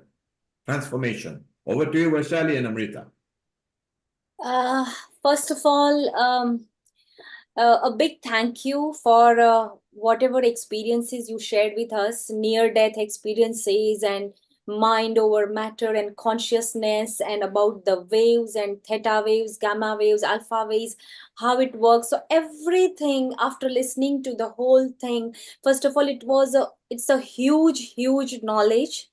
And at the same time, I would just like to say one thing on the same direction that William Douglas just concluded. Uh, Not being whoever media feeling negative, but at the same time, the bottom line is it is very important for world to know the healing powers, the energy healing, because pharmaceutical industries, we cannot sell this energy healing as a pill. If we are able to sell the energy healing as a pill, then they would give us a trillion maybe dollars. It's $1 trillion industry. But at the same time, people like us, it is our responsibility to share this to the world, that with the powers are within us through different techniques, through pranayama, through yoga, through tai chi, and the way that we all are here to make everybody aware about it. So I really like it, and I look forward to this, and thank you for putting light on this, that we can heal ourselves, and that we are not dependent on pills, on pharmaceutical industry for every single problems. And also you said that pseudo, and so yeah, it is like everything is not necessarily that what we are seeing is the truth. The truth is much more beyond the dimensions that maybe with our these eyes we are not able to see. So that's all I want to say. Thank you so much, William Douglas and Keith Sharp, for putting light on that. Thank you. Thank you. Yeah, and I agree. It's like the potential of humanity is, when you look at the science, being immersed, talking to all these scientists and spending years putting all the science together for the book, you see, when you get immersed in this science like I have, you see that the potential of humanity is vast. And people are just not hearing about it. And like on the pharmaceutical issue, just one thing that, getting mind-body practices into public education worldwide would have a huge impact on the global immunity, because there was a study, a Tai Chi study, but this, I know this is true of other mind-body practices as well. They boost the T cell count. And anyway, in the Tai Chi study, they had a control group and they had a Tai Chi group. And the Tai Chi group boosted their T cell count by 50%, nearly 50% over the control group. That's massive, to be able to boost your T cell count by nearly 50%. And that was over a very short period of time, just a few weeks of practice. So you would think that given what we went through with the global lockdowns and the pandemic, you would think that would be something that would be setting off alarm bells, and we would be pouring billions of dollars into finding out how can these people be boosting their T cell count like that? Because the research showed that the frontline healthcare workers who got COVID or got sick, pretty sick from COVID, they had low T cell counts. their counterparts, the other frontline healthcare workers that had higher T cell counts, they contracted COVID much less, and if they did, it was much less symptomatic. And so that's a huge thing. And you would think that there'd be billions of dollars going into this so that we could be teaching children all over the planet how to elevate their T cell count, but it's not happening. In the United States, the National Institutes of Health, that's where everybody goes for their research funding. Less than 0.5% of research funding goes to complementary and alternative medicine. So that means that yoga, tai chi, aromatherapy, massage therapy, acupuncture, all these things are having to fight over less than 0.5% of NIH funding. So where's all the NIH funding going? Well, I think we all know where all that NIH funding is going. And so, so there's a profit issue going on here that is a detriment to the potential of humanity. And humanity has such incredible potential, and it's just not being given to the people. And so that's why I see platforms like this as so powerful, so important. Thank you, Bill. Let's move. Amrita, let's have your comment. Before you have your comment, Keith, I think we've got somebody from Tai Chi Pavilion here, so maybe we can take a comment from them as well. If I may, all right. Yes, so I'd like to spend some time to talk about some subjects about what I've headed up, but I noticed that I have two very good friends on here. One is a gentleman, and I forgive him for this. He lives in West Wales, Frank LeBlanc. He comes under the name, but it's Frank Ferrer. And he has given me a lot of encouragement because he used to be in a work environment as a shop steward, which was looking after the well-being of anybody that was employed. However, my second colleague here is Dmitry Berezkovsky, and Dmitry and I have managed to form a very good relationship. And Dmitry comes from Latvia. Jojo. Where'd that come from? And Dmitry is very, very interested in using his martial arts skills for the benefit of his local community in Northampton in the UK. And they're diverse. We have people with different backgrounds seeing the benefits of what we can achieve. I hope I don't interrupt too much, but what I'd like to do, Neil, is to go through some points that I raised as an area which has given me concern over the last few years, to talk about Tai Chi and Qigong. Would that be okay? Yeah, just make it speed up fast because it's gone past 5, but carry on. Let's extend this to your slot for about 10 minutes where we can include Dimitri and Frank LeBon, and we need comment from our hosts from Riti and Amrita as well. Over to you, Kit. Okay, well, thank you very much. Is that I'm not a Tai Chi or Qigong expert. I'm not a yoga or meditation expert, but I have seen so many benefits from people. But what I've come across is a very, very negative situation, which we also have to overcome. And I'm going to take a risk here because people such as Bill and Angelica are so much more experienced than me, but people are saying to me, why are you doing this? And I say, well, you're a martial artist, and there's a difference between Tai Chi and Tai Chi Chuan.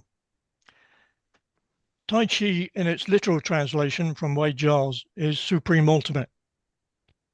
Tai Chi Chuan is supreme ultimate fist, which can be used as a martial art, a defense mechanism. But well, I've been talking to people who are elevated to the status of masters. But when I come along and say, look, what is it we need to do? And so I've tried to explain that there are many of us who see benefits from what they consider to be watered down Tai Chi. And it's not watered down at all. It's looking at what can we offer. I started running classes in 2002, and it became obvious that people who were attending my classes were not interested too much in learning Tai Chi. Nobody seemed to know about Qigong.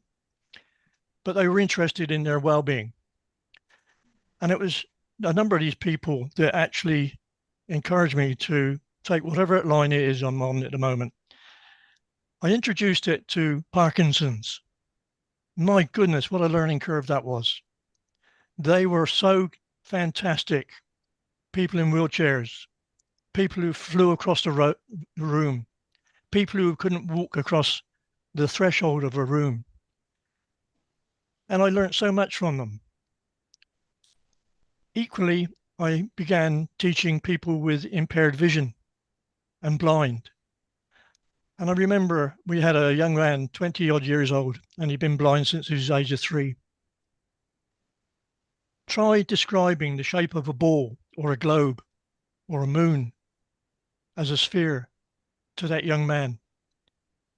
He would travel by train to reach my class. He would travel by train to go to Hereford, which is 4 hours away on train by himself. And these people were teaching me what we need to do is how do we do these things. But I have the pleasure of working closely with somebody in the States. I won't mention names at the moment because you'll probably guess who it is anyway. But in 2012, I had a meeting with this gentleman over lunch at a week-long seminar. And his question to me was, what is it, Keith, you can do for me? I thought, typical American. Excuse me, Bill.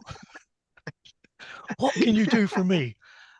I had no idea how to answer that because it just threw me, all right? I then started in 2004 running classes for the over 50s, over 60s.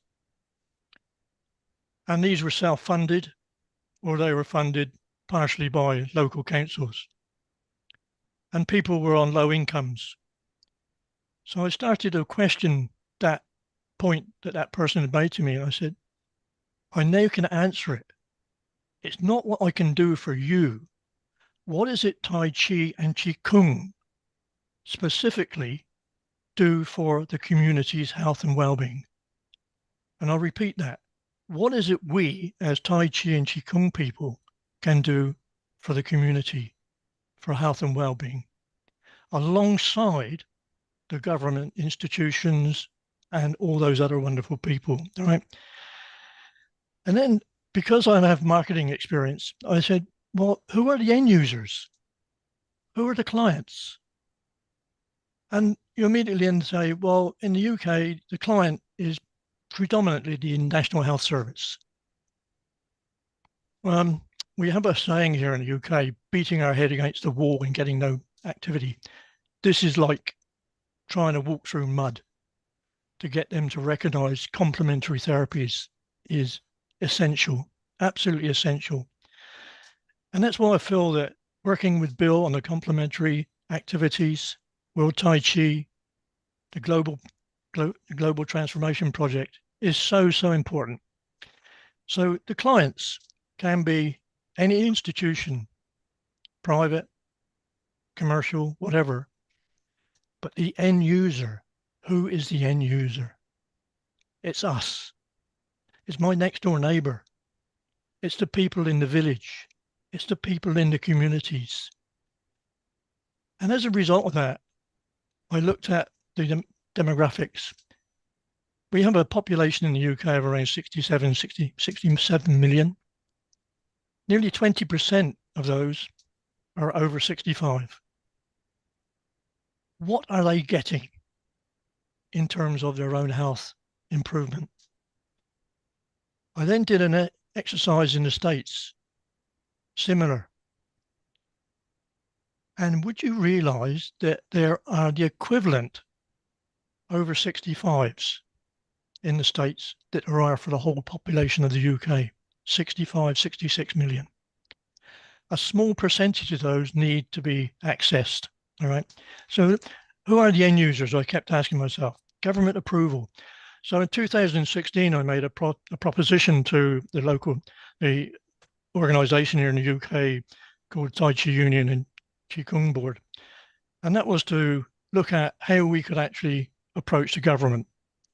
Here we are 8 years later, and I keep telling myself, it's going to happen. It's going to happen.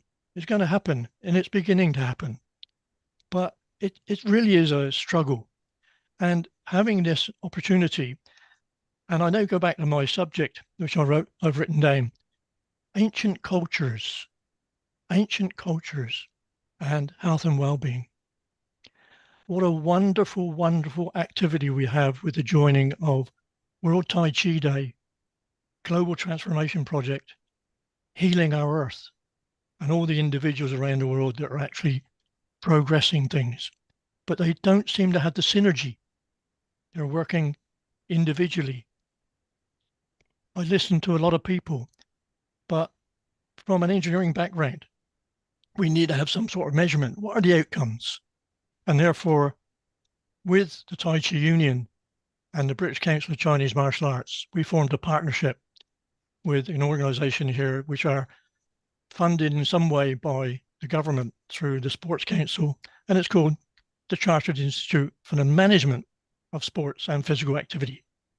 Yoga is actually part of it.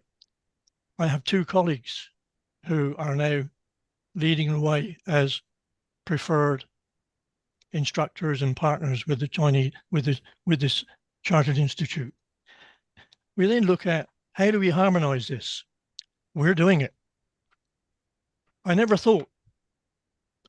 ever imagined that I could contribute. Never ever in my wonderful days.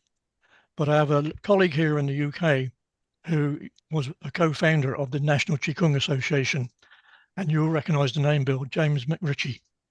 Yeah. All right. James and I talk. He's apologized because today he's a Liverpool supporter and they're playing a world and they're playing a cup final. And he said, sorry, Keith, my tribe takes over. He's watching the soccer, right? Harmonization, fusion, common objectives, global transformation project.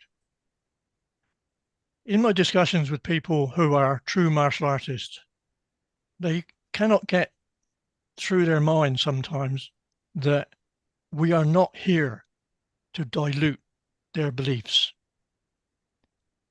We are here to get the public more involved. And if we're in the States, out of 65 million, how many want to do martial arts of over 65? No, they want health and well-being. So Tai Chi, Qigong, yoga, meditation, mindfulness, and many other modalities. Bill's mentioned things like acupuncture. We need them.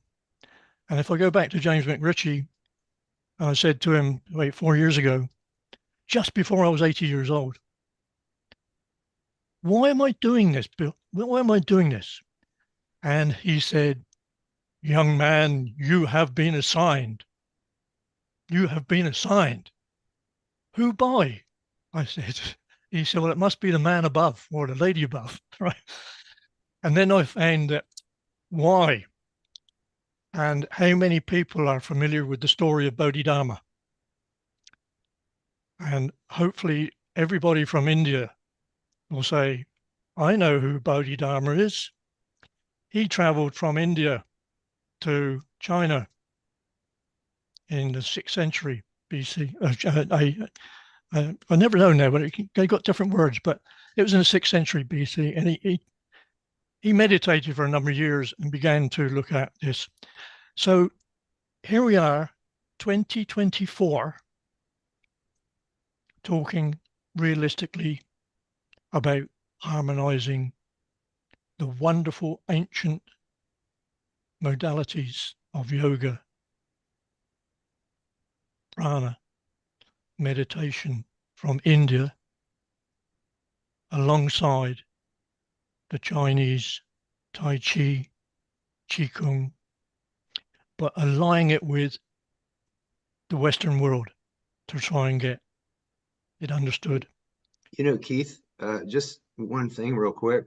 One thing that I think is really important that we all realize, because it's easy to not to miss how profound this is, and that is we're the first generation in the history of humanity to have all this science You know, even though, like in the US, even though the NIH only gives less than 0.5% funding, you know, to research mind-body practices, even though we have hardly any money, the research, the science on mind-body practice, Tai Chi, Qigong, yoga, meditation, mindfulness, the big five, it's massive.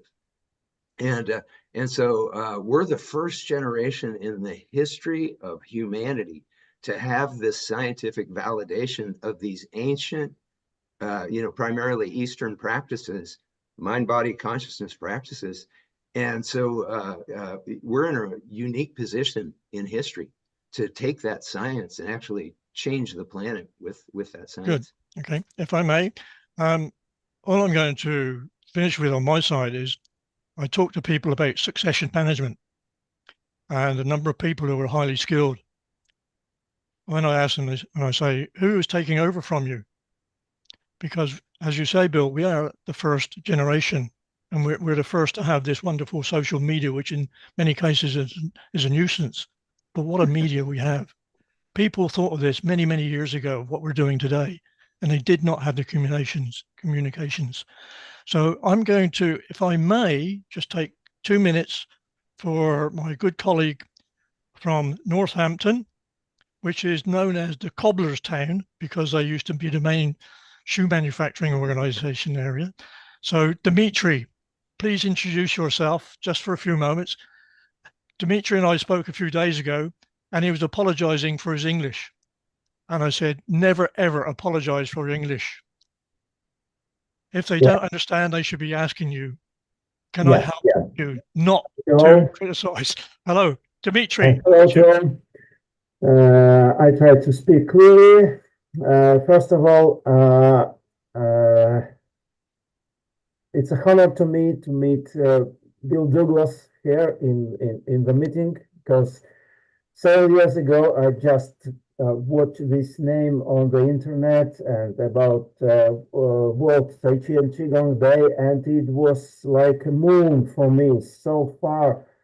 And in 2015, I have started my first Tai Chi and Qigong Day in Latvia, in Riga.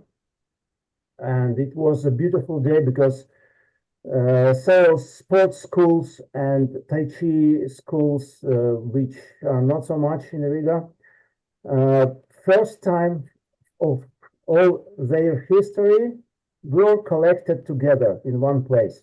No one said, we are the best and they are just amateurs. No. We just collected all together, and all trainers, all coaches just show what they can, what they want to show people with their students, and it was beautiful. It was really, really great event. 9 years ago. 9 years ago. Yeah, since that time. That's beautiful. I moved to Great Britain and opened my own small, very small sports school. Yeah, I always speak about sport because I belongs to sport. I start from sports school, and my Tai Chi has sports roots. But of course, I see how much it means for the health. Okay, right. Also, years ago, I have started a seniors group, Tai Chi seniors group in Riga. I did it for my parents only. I think, I will run this group, let my parents go and make Tai Chi, and you know what? They don't do it. But other 20 people are still going in this group in Riga with a different, it's completely other trainer, but they do it. Okay. That's cool. Dimitri, can I just, because time is, as Neil says, he's trying to control things. Yeah. Frank, can I turn over to you and just for you to say a couple of words, because we've been talking now for the best part of 2 years, and we're learning from each other. So, Frank, could you spend a few moments, please? By all means. Good afternoon, Bill. It's lovely to be able to speak to you as well as see you. Yeah, you too. I'm in the process of setting up to have my very first because it's the 25th anniversary, I'm with two of my students who are senior students of mine that have decided they wanted to get involved. And we're going to be having a session on one of our beaches. I live in West beautiful. Wales. It's wonderful. With lots of beaches and lovely stuff around here. And we're in Be the sure to process send us photos. We'll share them with the world. I will do. I will do. I've had this planned on and off, and it's going to happen, then it isn't. And this year, we're going for it. I very much, as Keith says, I'm very wanted to be part of that. One lot's better than anybody else's. I throw lots of things into my classes. I do tapping. I do meditation. I do pranayama breathing. Yeah, I love breathing. Breathing's so good. Breathing, everybody I tell them when they say to me, what's the most important thing? I said, well, if you don't do anything else, you've got to learn to breathe properly. Yoga has added so much to my Tai Chi and Qigong practice and teaching. Yep. Yeah. Definitely. When I've got the breath in the right place, my chi flows and the whole place moves, and it's just such a wonderful thing. And it's what we all start doing, and it's what we all end doing when our time comes. So why shouldn't it be the most important thing of all? Yeah. Thank you, Frank. Okay. No problem at all. Okay, thank you. And I think, Neil, I think I better hand over to you before you kick me off. And I'd lovely to see Sharon here. Thank you, Keith. Who's a big help to me. Keith, thank you and very all the very much. best. Thank you very much to all the team. And I'm welcome to see Alexandra and Bill sharing information very shortly. Yeah, I hope you'll get in touch with us through the website, Alexandra, globaltransformationproject.org. We've got a lot to talk about. So thank you very much. And everybody, we need everybody's help. Just spreading the petition. It's not a huge lift, but we just need everybody to kind of join with us, spread the petition, and then once we get signatures, then we'll go to the mission, United Nations missions. Thank you very much, Bill. Thank you, Keith. Thank you, Frank. Thank you, Dimitri. You're all welcome. You're now all part of Healing Our Earth. Healing Our Earth is a simple global communication channel that connects 186 countries together. Alexandra, Vaishali, and Amrita will connect you with Sharon and Keith, who will make sure everything is going to go and connect and we can expand the family. Sharon, welcome. Sharon is our coordinator and a host from United States of America. She just lost her beautiful mother at 96, going 97. But for me, it's a time to celebrate the legacy of the mother. If you saw her actually on her last few days, it was like a mother, like how we used to have 50 years back, when the mothers were real mothers who used to tend people and nurture them. So Sharon, for me, it is time to celebrate, as I did my father, who was 98 going on to 99, and just shaved and passed away and was happy. So it's time to celebrate that kind of age that we do. Sharon, we're going to come back to you in a moment. I just want to take a quick comments. We need to move on. We also want to bring Ranjana up. Guys, still stay on, because with the women empowerment today, we had men empowered as well. So it was nice to see the world of Tai Chi and Qigong from men to yoga and meditation from women, and both together can empower humanity as well. So we're going to come back to each one of you. Sharon, global namaste, and thank you for coming over. It is so nice. You are the one who originally introduced Bill to us. Quite a long way back, actually, and ever since Bill has come on many episodes. Vaishali, Amrita, Riddhi, what would you like to tell Sharon? And then we bring on Ranjana, who is not necessarily from just yoga and meditation, but she has mastered her own style with music and how you can strengthen yourself through chair, sitting just on a chair and what you can do. So, Riddhi, what are your thoughts of what we discussed today with Kate and William and Frank and Dimitri? First of all, global namaste, Sharon. It's lovely to have you with us again. And thank you so much for introducing Bill to us as well. It's been a fascinating conversation this afternoon, learning more about Tai Chi and Qigong. And it's also similar to yoga. It brings up the concept of Shiva and Shakti, which is masculine and feminine energy. It's the heat and the cooling system behind it. And I think there are so many synergies behind this as well. One of the projects that I am currently involved with is called Yogakulam. Yogakulam practically works with children. It goes into schools around the UK to teach concepts of yoga. One of the places where we've really successfully done this is at the Krishna Avanti School, which we've started about 10 years ago now. And it's fascinating to see the way that we can actually get these students into a delta gamma wavelength where they then start to connect with themselves a lot more.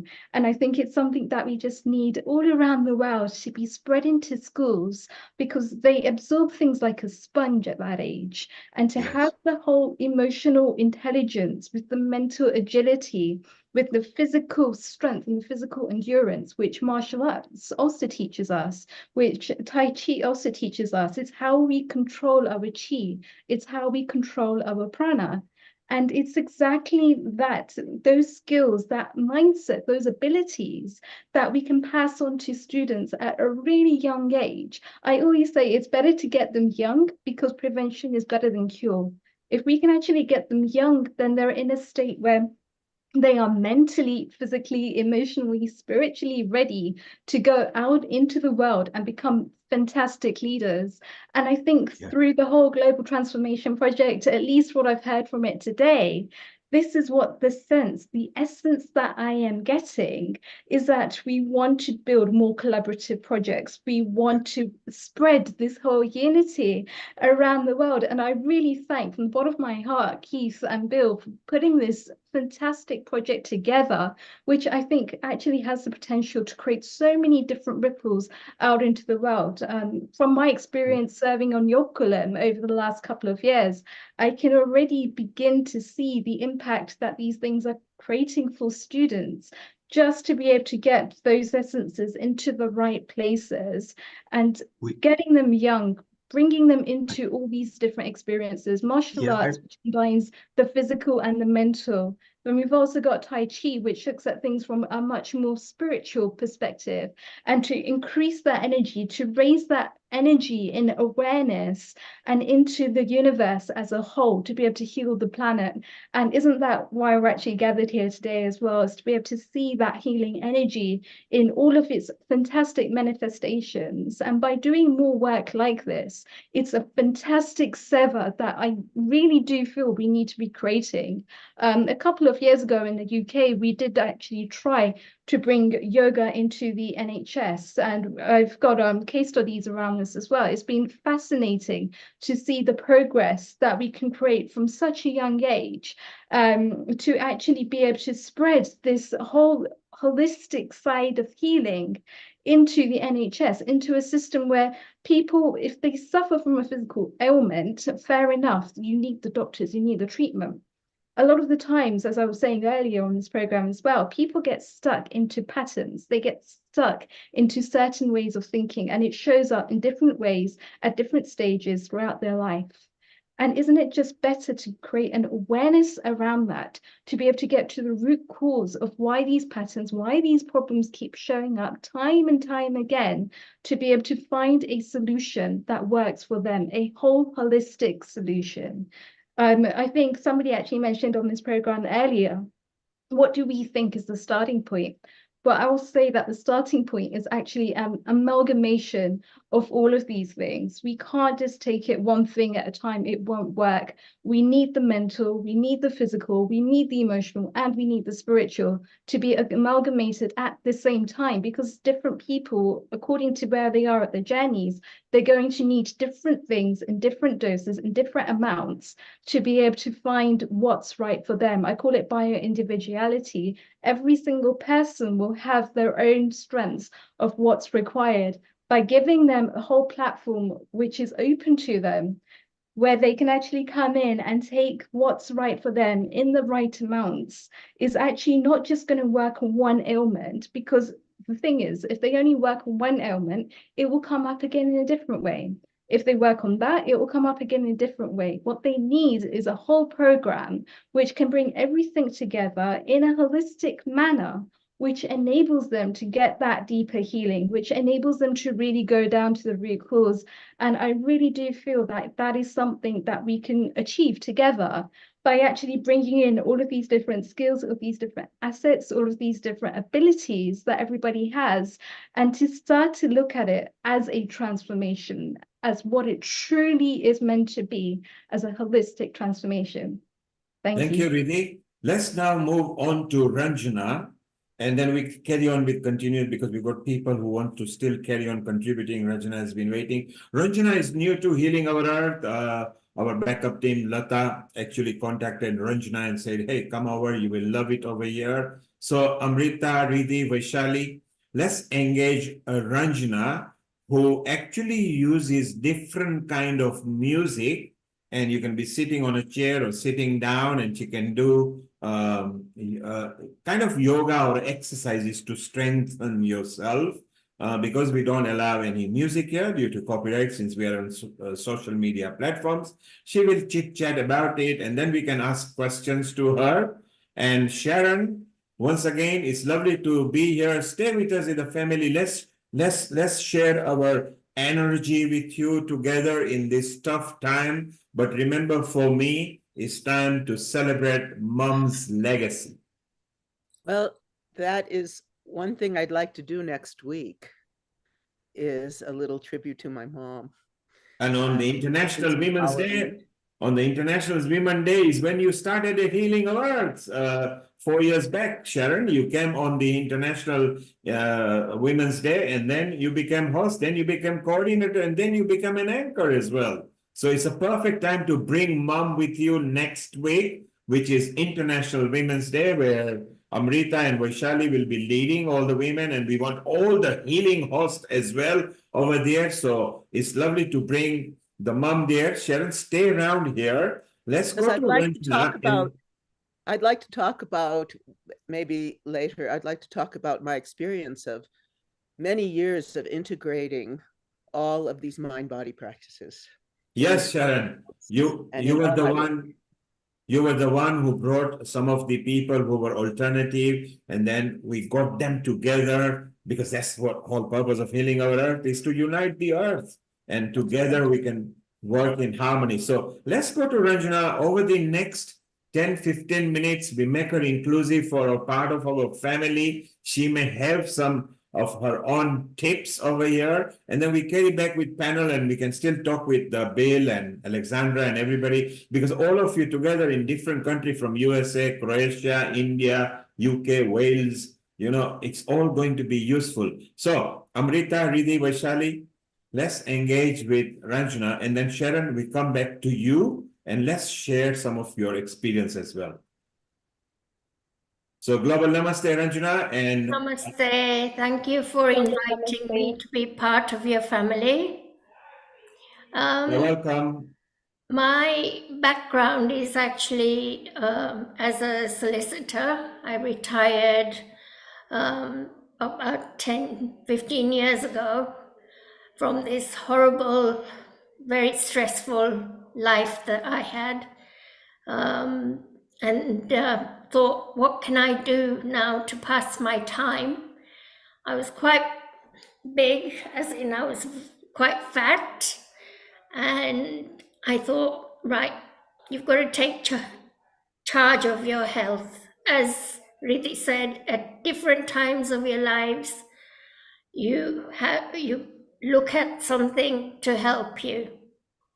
So I started Keep Fit, started running, joined a gym, went down from 10 stone to about 7.5.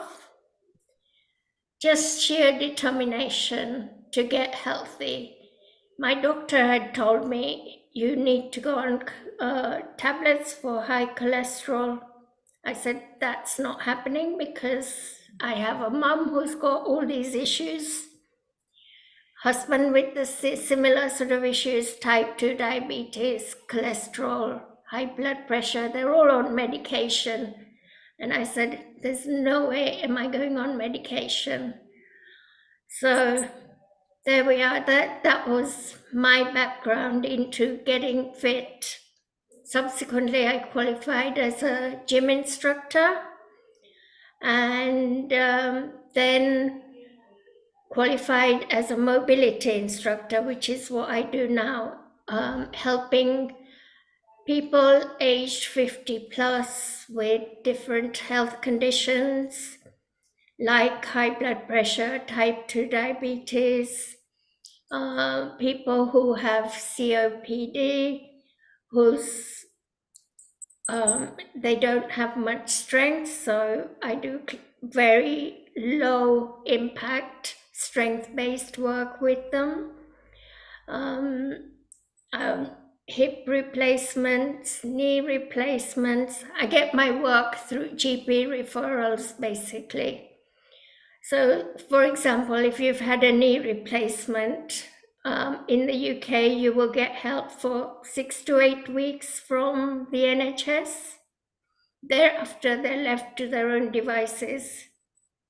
So they become stiff. They don't know what to do. So they come to one of my classes and I help them actually use that knee, because people think, oh, I've had a knee replacement, I can't do anything. Whereas our motto is use it or lose it. So I help them. I also have a guy in my class, he's blind, and he comes to my classes with another client who drives him to my class.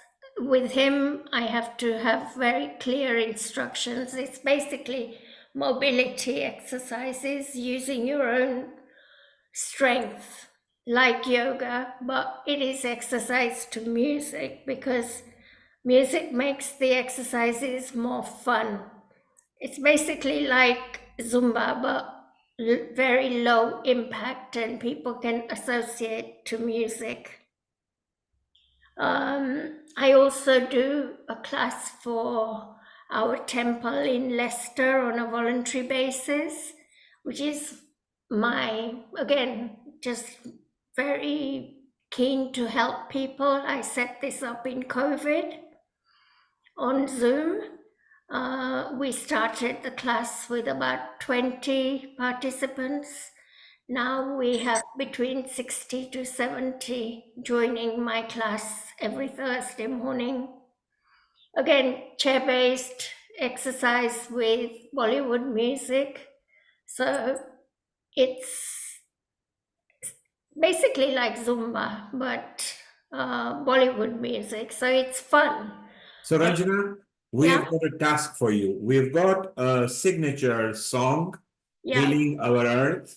Yes. And that song will be delivered to you. Okay. So from now, you can actually specifically tailor-make your chats or your movements or your exercises through the healing music. Yes, which will be very good, and it will be tough, but it'll be nice if you could. And then we can also go live onto social media, because that song belongs to us, and we can actually broadcast that. So that will be one of the tasks we'll carry out. Now, our host will maybe want to chit chat with you, and one of the person who knows you well is Lata. Yes. She's part of a healing team, and she's the one who wanted to bring you in. So we'll ask Lata to ask you a question first. Yes. Both of you are legal, so without prejudice, you can answer each other. You are both solicitors, ex-solicitors. Yes. Then we'll move on to Riddhi, Amrita, and Vaishali, and then to Sharon. So let's see how, and we want to remind people that Ranjana was talking about NHS, which is the National Health Service of United Kingdom. If you are in a different country, most likely you're watching on a social media, your local authority might have a facility where they can allow you a recuperative allowance for rehabilitation. If not, then you can contact your local physiotherapist, and they might be able to help and maybe show what Ranjana is talking about. So Lata, you know Ranjana quite well. What question would you like to ask her, or what comment would you like to make about Ranjana. So, welcome, Ranjana, your first time on Healing Our Earth. Thank you for that insight. It was very, very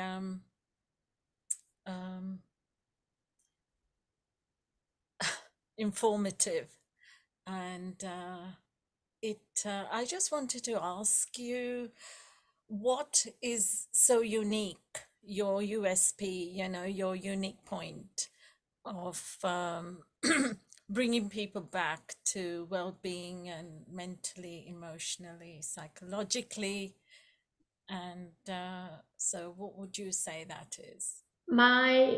As I said, our exercises are based with music, so it makes it easier to exercise. I also practice yoga, meditation, tapping, which one of the other contributors mentioned. So I do a variety of different things for myself. My main interest is to help people who are unwell, as I said, people who I've helped a man who had recovered from sepsis. He came to my classes and gradually he built up a lot of strength so that he was able to walk unaided. So it's all about just helping people with different health conditions is what I do. So how did that make you feel when you Amazing. saw that? I love it. I love it. Like, I had a lady who had a frozen shoulder. She would have to go to the hairdresser every week because she was unable to lift her arm to wash her hair. So over, I'd say 9 months to a year, she came to me and she said, wow, I don't need to spend money on going to the hairdresser to wash my hair because we use strength work, bands, weights. It helped her rehabilitation, basically. Yeah, because I've joined your classes as well once a week. I come to them, don't I? Yes. And I loved what you were doing with the resistance bands and the weights. And it was so, unique, I felt. That's your, speciality and individuality. And I really appreciated it, that it was to our Asian culture, Bollywood music in the background. I don't think I've really come across that because it's so calming and relaxing, and it gets our rhythm going and wanting to get involved and do our, push ourselves further. So I just feel that you're doing an amazing job. Thank you. As an ex-solicitor, to just come to this contrast. It's a hobby. I love it's a hobby I love doing. Must make you feel tremendously fulfilled and give you great sense of joy and fulfillment. Yeah. So like I said, would love you to give us a little demo of what you actually achieve. The class. Is that possible? You could give us. I've shown you my bands. I can certainly, or if you guys all have, you don't have to have weights. Just grab a couple of cans of something. Yeah. Shall we do that? Yeah. Yeah. Why not? You do. You do that. You highlight the demonstration. Why not? Yeah. Be lovely. Thank you. So holding a couple of cans of, I'm holding baked beans. I have weights with me. Oh, perfect. Alexandra is joining in. Well, I've got heavier bands. Okay, so you put your elbows to your waist and hands down, take the weights to your shoulders. This is what called a bicep curl. Lovely. And take it down. Perfect. And up. I normally do about 6 to 8 reps because of time constraints. And up. That's 3. Take it down. 4. And down. 5. I hope you are feeling the benefits in your biceps now. Down. 6. Take it down. 7. This is all done from the comfort of your own home. You don't need to go to the gym. You don't need any equipment. As I said, I'm using a That's what I appreciate that. And then anybody can get involved because they don't have to have complicated. No, it's nothing complicated. Now arms out. Lovely. Stretch. It's lovely, isn't it, for those who can't really get around. Yeah. Need transportation or dial a ride or something. Exactly. That it's sense. And up above your head. Shoulder level. And up above your head. Lovely. You can also do this without any equipment. You are still working on your strength because as we get older, we lose our muscle mass. So my classes are all based around keeping your strength.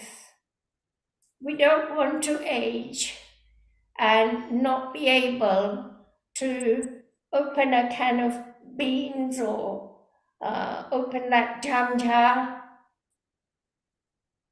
and then in and out.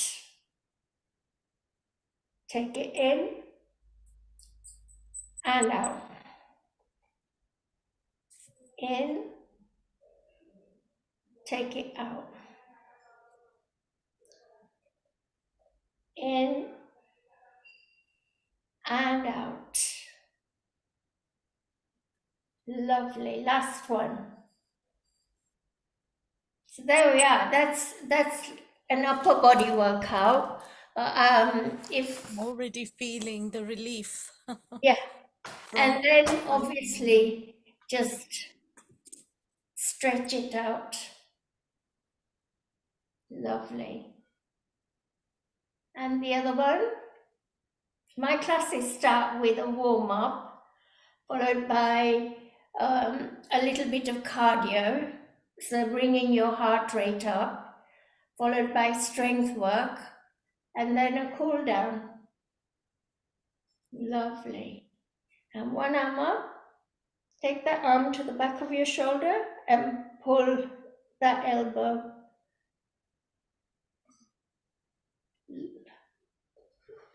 Like this, yeah?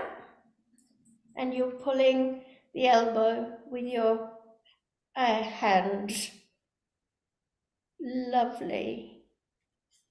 Okay, and the other one we do is shoulder shrugs. It's very gentle, but effective. Shoulder rolls. And this with music just makes it fun. So Ranjana, let's carry on. We'll carry on a bit more. You see Vaishali smiling and Alexandra smiling. Both are professionals. Yeah. They actually teach this professionally in different field. Alexandra for well-being. Vaishali, she is a gym expert as well, and a healer and a well-being expert. And both of them were resonating with what you were showing. So Vaishali, give us a reason why you were smiling and enjoying, and you of course had professional dumbbells with you to use them. But Ranjana can use anything, even baked beans. baked or beans, bottles peeled of tomato water. beans or anything that you can lift, and you don't even have to lift, because the moment you stretch your hands up and down and back, lymph nodes are being actually exercised, and muscle building is very important gently. And you earlier, Vaishali, mentioned about the muscle building. Why were you happy with what Ranjana was showing from your point of view? First of all, Ranjana ji, many congratulations for whatever you have achieved. And it requires loads and loads of courage to be into fitness. I mean, lifting weights, even if it is a 1 kg, 2.5 kg, irrespective of weights, just to have that mindset, because first your mind lift the weights, then your body. Yes. So congratulations for and kudos to your strength, your mindset, your will to achieve something. And first of all, when I heard your story, I could relate, because even I started my fitness journey because I had a lower back issues. Yeah. And when I was in my probably mid 30s, I was not able to do a single, like half crunches. I had that back issues. I realized that no, this is not the state. I cannot be like this. And I don't want the main mantra, the main reason that I started my fitness, similar to you, what you said, that I don't want dependency in my older age, in my later life. I don't want anybody to, I don't want to ask anybody, can you please go and lift that for me from the loft? Can you please get that for me? I am not able to bend. So that was the main reason that I started my fitness journey with my own fitness. Yeah. And similarly to you, I started getting exciting about it. So I became more curious about muscle anatomy and all. But anyways, that was the main reason. Every woman, like you said, strength comes to number one. If you have strength, you can become flexible, you can move anything, you can go for high intensity workout, you can do Zumba, anything. But the number one you need is strength. If your muscles doesn't have strength, how would you move? How would you do one single squat? So, which is very important. But I have a question for you, Ranjana ji, because the Bollywood combination, mixing Bollywood in a weight training, in some kind of a movement, because this is something that, when I was in the gym, I used to work out when I was long back, I'm talking about in my journey, when I was not that motivated, because initially your muscles, get sore, you get pain, you are hitting the gym next day where, still body is not ready, your mind is not ready. But whenever I used to put my favorite songs, I didn't even realize how much weight I used to lift, even whether it is deadlifts or lunges or any kind, whether it's kettlebell forward bending.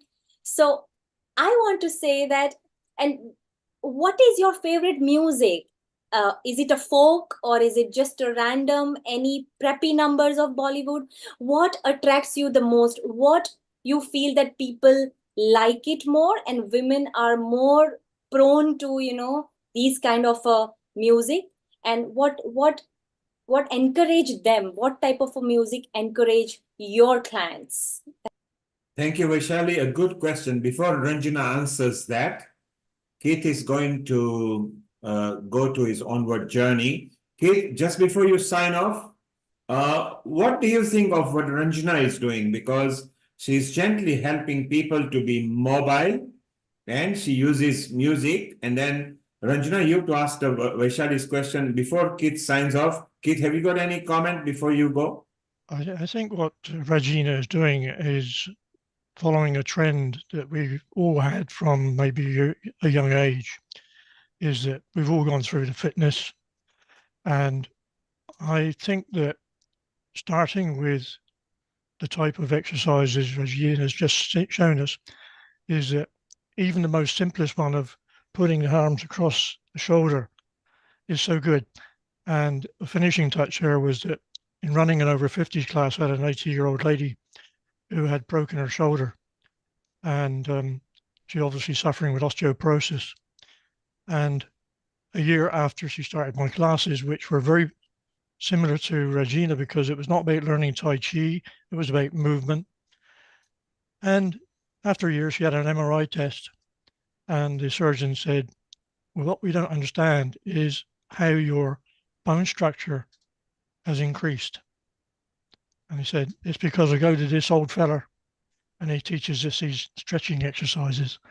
And so whatever meets the needs. When I used to do demonstrations of Tai Chi, I used a piece of music, and our American friends will know this, from a guy called Carlos Nakai, and it was Indian flute music. Right, absolutely wonderful. And just to finish off, and I hope I'm here next week or a week after, is that we are just looking at what music we would like to be played at our funerals. and one of them is Inner Voices by Carlos Nakai. With that, thank you all very, very much for listening to Bill, to me, and contributing wonderfully to this activity. I do not come with academic qualifications to see our fellow country people, mostly ladies, improve the health of the world. Global Namaste. Thank you very much indeed. Thank you, Keith. Well, you know, at Healing Our Earth, empower women and you empower community. Thank you, Keith, and we'll see you in some other episode. We'll also ask Bill later in a moment as to what he thinks of that. But before that, Alexandra, you were smiling, and just before you say why you resonated with Ranjana, answer Vaishali's question, and then Alexandra will make a comment. Over to you, Ranjana. Unmute yourself. And Vaishali's question was, what inspired you? What do you think is the favorite music with the Indian or Asian community that inspires them and gels them to do your exercise? Over to you. So I try and look at my audience, and I choose music accordingly. So with the voluntary temple work I'm doing for the Leicester Haveli, they are mostly between, I'd say, 60 to 90 ages, and some in a wheelchair.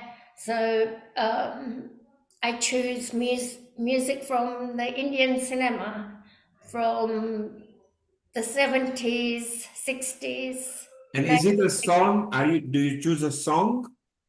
Yes, I choose. Give us example, because Vaishali and Amrita are both singers, including Sharon.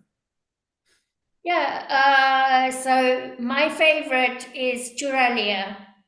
Okay, Ranjana, stay there. Vaishali, get ready, Churalia, or Amrita, stay Churalia, and Ranjana will be doing exercise while you are singing. She won't be talking. Zoom only likes one, but she will do the exercise to your Churalia, where there is no copyright because you'll do it without music. And before we do that, Vaishali, keep ready. Ranjana, stand by. Alexandra, you were smiling. You were innovative. You brought your purple boxes or weights or whatever they were, and you got in tandem with what Ranjana was doing. Of course, you teach similar things professionally as well in what you do. Tell us why you felt good with what Ranjana was doing.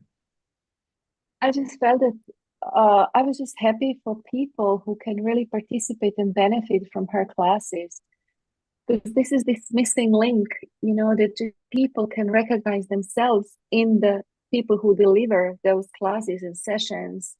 And you have this experience, lived experience, Rajna, know how it is to be with limited ability. And I'm so glad that GPs recognize that and they support you. And I just hope they will continue, and then maybe getting in contact with more social prescribers that help me. I still get a lot of requests, like and moreover, Alexandra, moreover, she recuperated herself from there, and people surrounding her, some of her relatives and immediate close loved ones, they were all suffering. So she was innovative, leaving the legal profession and got into these nice professions, which is community corporate BABEC, and she brought out a nice method to do there. So Alexandra, stay around. Vaishali, if you are ready with Churalia, then we can maybe go, and if you need some time, we got some questions to still ask. So are you ready? Yes, I'm ready. Okay, you are going to sing. Ranjana, lower your camera slightly so we can see your torso and we can see more. So we'll take benefit of all the best you are showing. Riddhi is already smiling because Riddhi actually sings, but on a Sunday she refrains. On a Sunday, she has got this fasting of songs. Otherwise, on a Sunday, she sings, but she was smiling as well. Amrita maybe join later. You will see our Sharon swaying around because she sings and dances. Her guru was Sitara Devi in Mumbai. So several decades back, she looks young, but she goes back several decades from India. So she will join in as well. So Vaishali, you sing. Everybody else get quiet because Zoom likes one voice as well. And Ranjana will try to emulate some sort of exercises with that. Okay. 3, 2, 1. चुरा लिया है तुमने जो दिल को, नजर नहीं चुराना सनम, बदल के मेरी तुम जिंदगानी, कहीं बदल न जाना सनम। ओ ले लिया दिल, हाय मेरा दिल, हाय दिल लेकर मुझको ना बहलाना, चुरा लिया है तुमने जो दिल को, नजर नहीं चुराना सनम। Wow, Vaishali, that was beautiful. Stay around. We'll bring one more. Ranjana has got several songs that she likes. Bill, I want to ask you, are you going to involve Bollywood in your Qigong and Tai Chi? Because you saw it live, we created our own session here. Well, we do everything. We've done everything silently, but I definitely understand the power. I mean, what you guys just did just now. I mean, that was really beautiful. I mean, you could feel, this flow of energy. When you do these things. I find it so interesting. When you, I assume is this a pretty ancient thing that you guys just did, or is this old? So the song was not very old. The song was not very old, but Ranjana actually uses music and song so people can get into the mood. And when they're in the mood, then they will follow your arm movements as well. And in so doing, they will build their mobility. So she herself used what she is actually now practicing and teaching. And our Lata also attends sometimes to Ranjana's classes. So it was Lata's idea that, look, let's bring in Ranjana and bring in. And you can now see what our Sharon is doing, because Sharon actually used Kathak, dancing and song. And because Sharon used to love dancing, she went to India to study the Indian classical dances with the music. And music actually is very soothing. In a right mind, music and exercise together builds your happiness. When you are happy, then you need less medicines, because as you are happy, your DNA is improving. DNA doesn't change, but it improves. Your immune system improves. So the best medicine on the earth is music, walking, sun, water, and happiness. You don't need any other medicines if you take this regularly. Bill, we are going to come back to you because you've got lots to say, but our Sharon has got lots of things to input. So Sharon, what Vaishali did, well, you saw Ranjana doing that, you saw Riddhi and Lata smiling. What are your thoughts, and how did you involve exercise and music to build your immune system and happiness? Well, I've been working on this all my life. So I began dance, you'll hear more next week, as a very young child, ballet and modern dance, and then Kathak and all kinds of dances from all over the world. And also at the same time, I've been studying healing, craniosacral therapy. I'm trained in something called the psychophysical method of neurosensory re-education. I began studying yoga in the late 60s. And then I encountered Qigong about like 7 years ago, and my film Quantum Chi should be ready in a couple months, Bill, finally. But I worked in schools for quite a while. And Sharon, you mentioned about the quantum movie. So one of the best movie we saw was, remember when you, Wai Ching, and some, I think about 20 prominent people at that time, you actually had the flair of dancing and music video that maybe next week we can show. And it was so beautiful. Ranjana would love that, because that's exactly what Ranjana is doing. But because your music is licensed to us and it's not copyright, we'll actually play that. Ranjana is going to attempt now with the healing song, very appropriate, and maybe see if she can simulate some sort of moments to that. So carry on, Sharon. Yes, so what I did with the schools, because this was started in the 90s, and so the way that I brought in all of these teachings, like yoga, meditation, I didn't know Qigong meant, but I wish I had, was to do it in the context of story.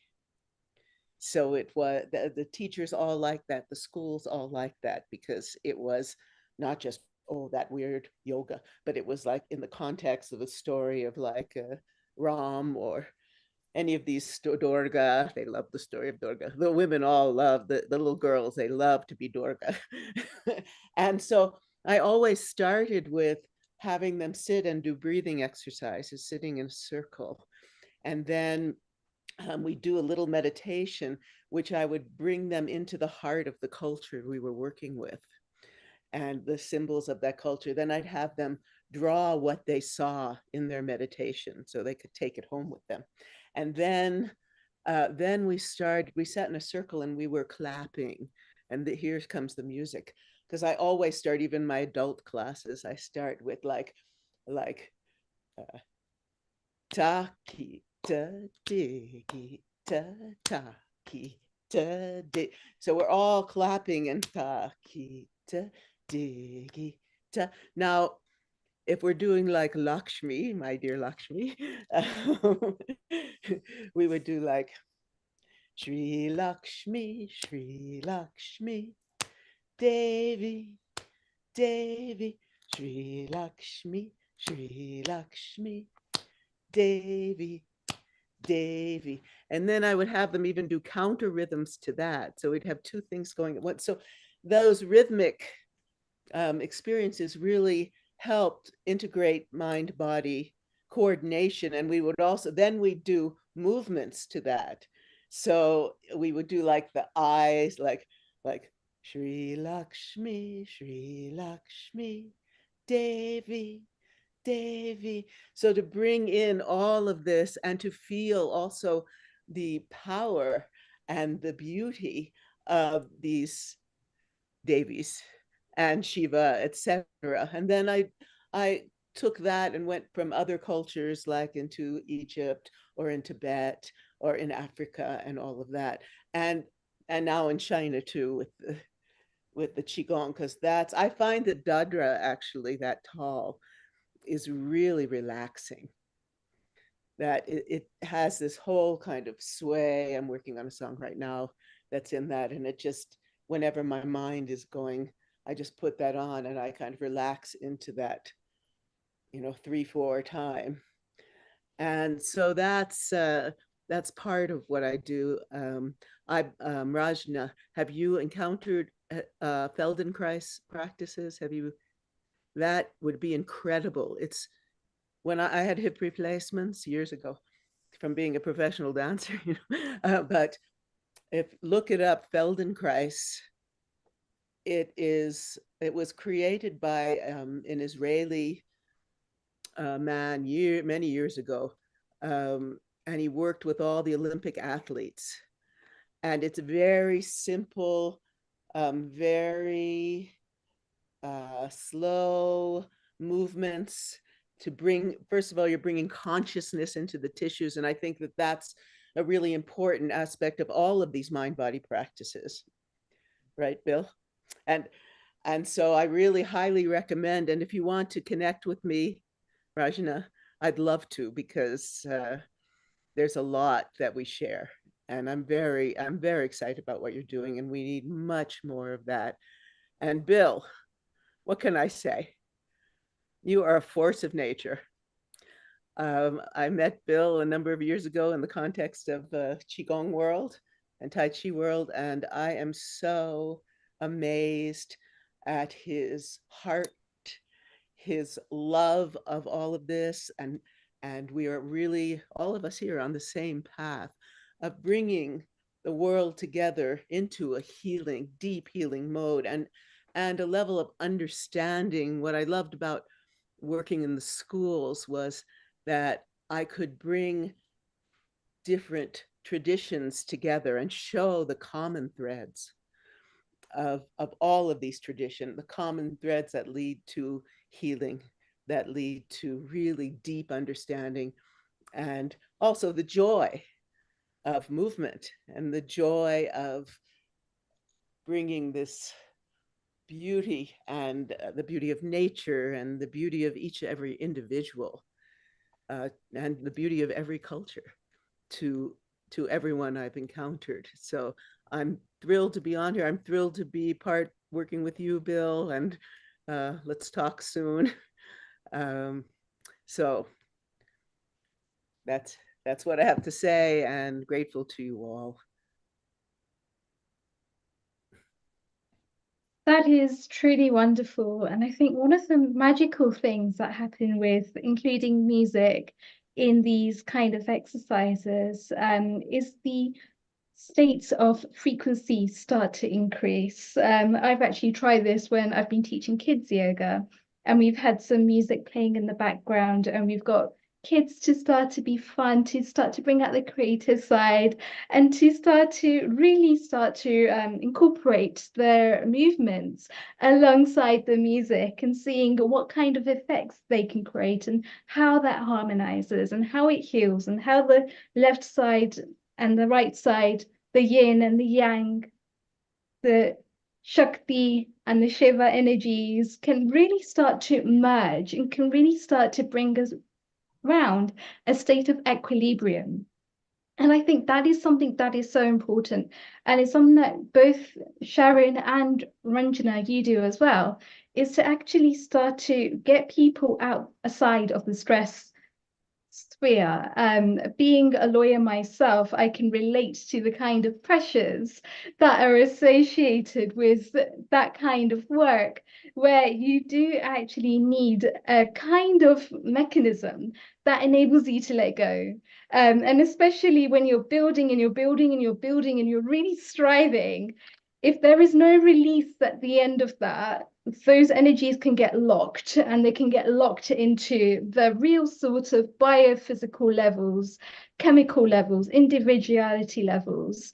And so it needs a release. And the best thing about actually incorporating music into these practices is that it really starts to work on the BP, for example, blood pressures, when we're actually going for faster music or we're going for slower music. And so because music is actually related to the pulse as well, it's related to the blood pressure.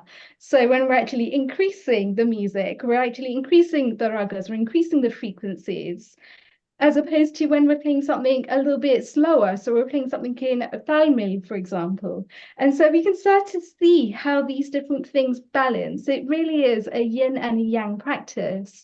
And so therefore, we can actually see how these practices work as a very much a healing mechanism as well, which, as Neil was mentioning earlier, is linked to our immunity, because all of those things start from a respiratory level.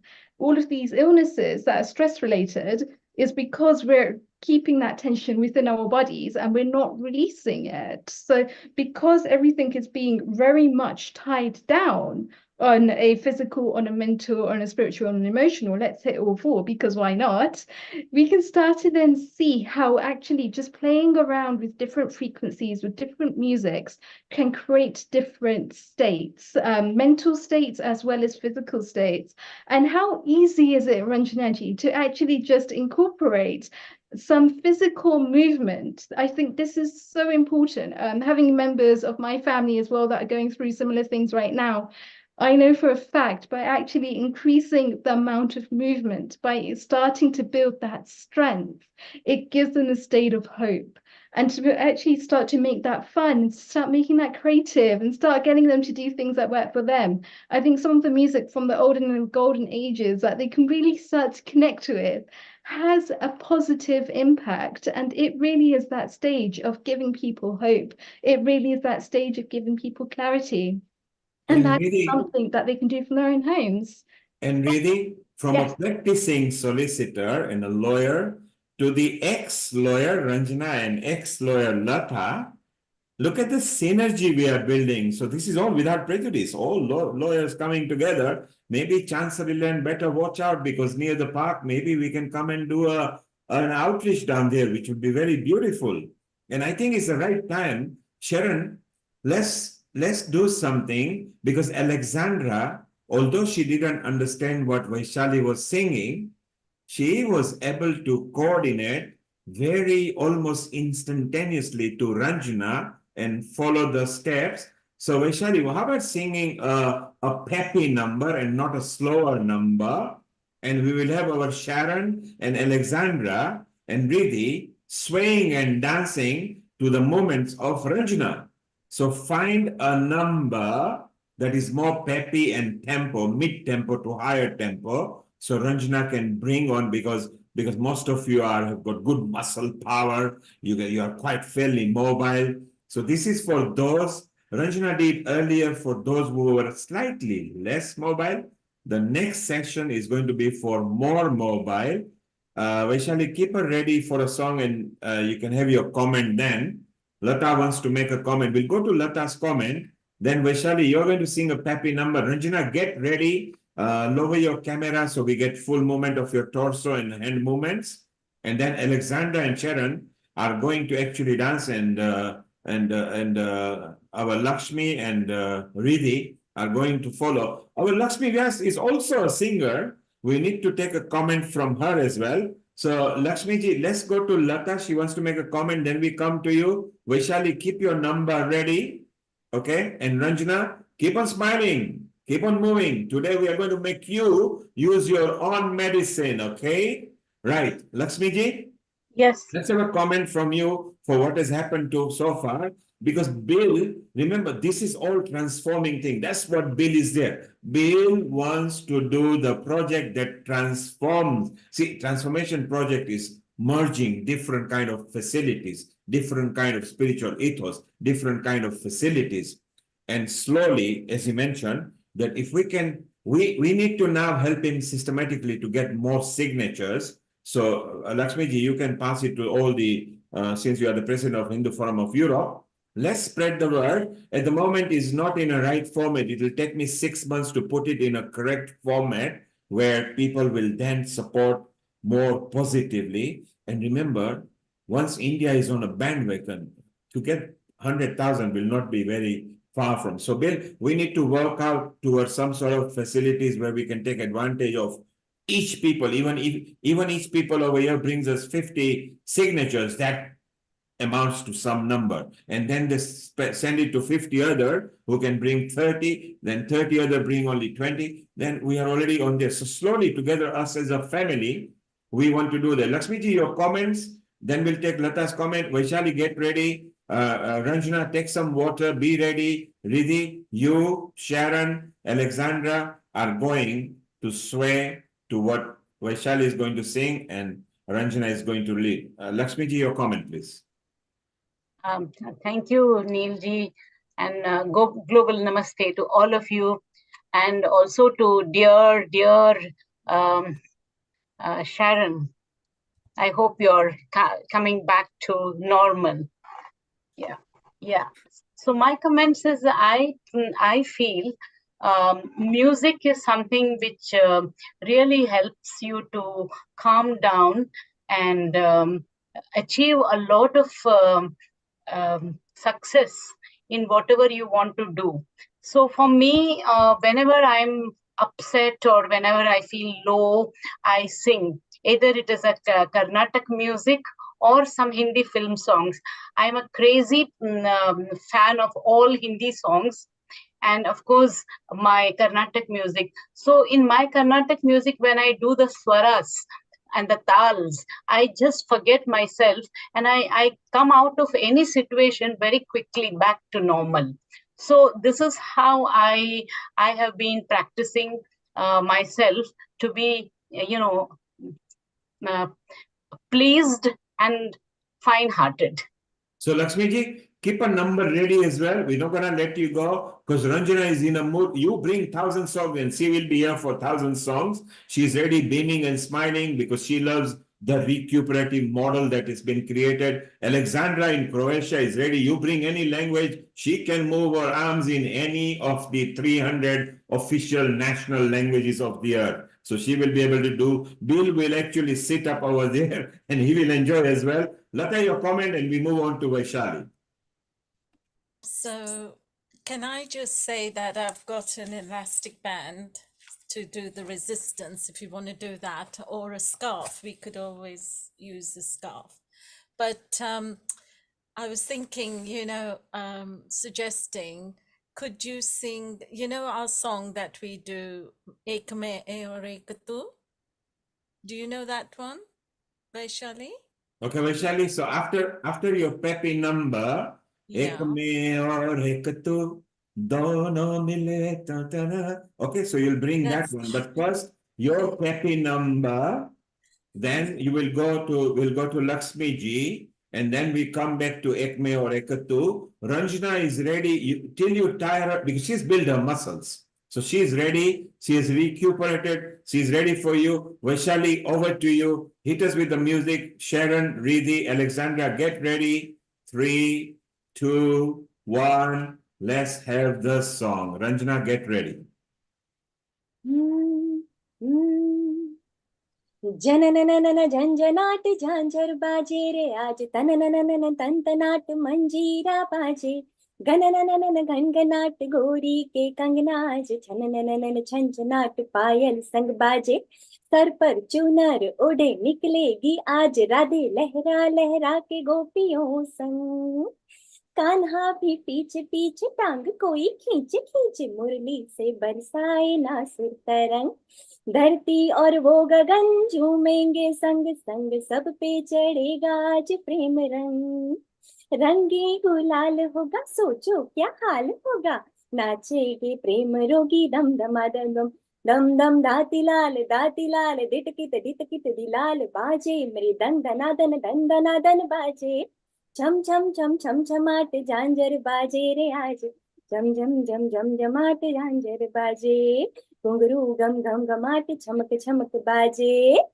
बाजे रे बाजे रे बाजे रे बाजे रे ढोल बाजे के ढोली तारो ढोल बाजे ढोल बाजे ढोल बाजे ढोल के ढम ढम बाजे ढोल के ढोली तारो ढोल बाजे ढोल बाजे ढोल बाजे ढोल के ढम ढम बाजे ढोल हे छोरी बड़ी अनमोल मीठे मीठे इसके बोल आंखें इसकी गोल गोल गोल गोल के ढम ढम बाजे ढोल हाँ छोरा है नटखट अरे बोले है पटपट अरे छोड़े मुझे बोले ऐसे बोल तो ढम ढम बाजे ढोल हे ढोली तारो ढोल बाजे ढोल बाजे ढोल बाजे ढोल के ढम ढम बाजे ढोल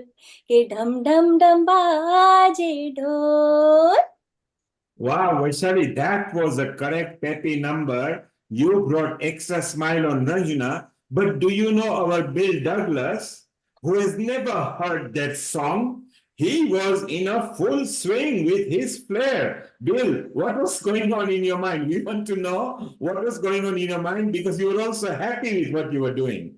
Well, there was nothing going on in my mind, and I love it when that happens. I was just, what I was doing, I was mind melding with Sharon as much as I possibly could. And, that's one of the things, Tai Chi has really given me is this ability to just, be present with another person's emotions in a way that I never would have been able to do that before, before I, practice these things. But, it just really, it's you make that connection with people, and of course the flow and the rhythm and everything. I mean, it's really magical. Yeah, And Bill, that was a you blast. are very much connected. Stay around. We're going to still make you feel good. And Ranjana, you were in a full swing because you associated exactly what Vaishali did. Then suddenly you said, my God, Dolly Taro, what the hell am I going to do with Dolly Taro? And you just came out with Jagmag and move around and everything. What was going on in your mind? And did you feel good? And you never knew that we were going to provide you with live music, did you? No, I didn't. I improvise with Vaishali's song. I don't think it is on one of my exercise lists, but I got on with it. But I love music. I listen to Hindi music, Bengali music, English music. It's in the car, I'll have any kind of music on, and my husband will say, "Do you understand Tamil?" No, but I like the music. And talking about Tamil, we have got a Tamil person sitting over here as well. She will do something different, but she speaks Tamil, Marathi, Hindi, Gujarati, and English. Our Dr. Lakshmi ji, and Vaishali sings in different languages. She is your friend now, and now you can have her live in your sessions, where not only can she bring the physical knowledge of muscles and everything, and which part of the muscle, which part of the body is what muscle called, but she can sing for you live as well, and you become friends with her. That'd be lovely. And that's the whole part at Healing Our Earth. We bring people, we bring their smiles. When you get Bill swaying as well, who had never heard it, then you can see at Healing Our Earth, there is never impossible. Alexandra, you were smiling and you went in a full swing as well. What did you feel? You didn't understand the song, but did you understand the tempo and you just went with it? Yeah, I really loved. I mean, Vaishali, you have like really angelic voice. It's just so magnetizing, you just can't resist. And then I followed Rachna, and I just was like, as Bill said, I didn't think. I was just there with you guys in this virtual world. Now the foundation you want to lay for your mother for well-being and education, you've got the support of Ranjana, Vaishali, Riti, Sharon, Meeta, Dr. Lakshmi, Bill, and Lata. Okay, they're all with you. Each one of them have got lots to contribute. So you make mom proud and go and do it. And Sharon would love it because she loves mother, as does Vaishali. In fact, everybody over here loves their mother. Let's have Mother's Foundation that Healing Our Earth can actually bring it to the world and bring the education as well, which is so beautiful. Lakshmi ji, you were there as well, and you were just wondering what to do, and then you got into the swing and you selected your number. Have you selected your number? What do you want to No, I've not selected any number. And what would you like to hum? I will just hum something. Okay, go ahead. ये रातें ये मौसम नदी का किनारा ये चंचल हवा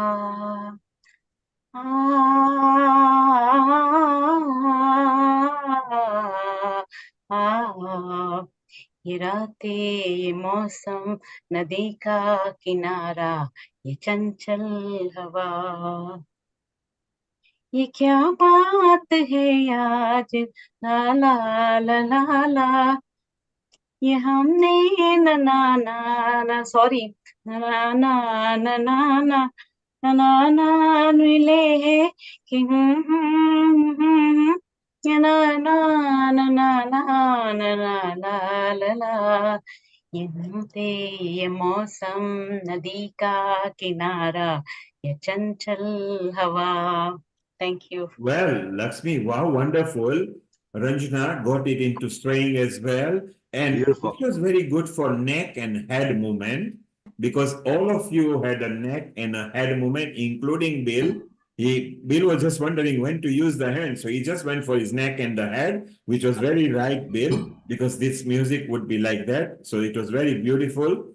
And now, Vaishali, have you got ek mein or ek tu? Because Lata would like to use her scarf and she would like to. Lata, you are on a virtual background, so you will get cut off if you move. Okay? Yeah.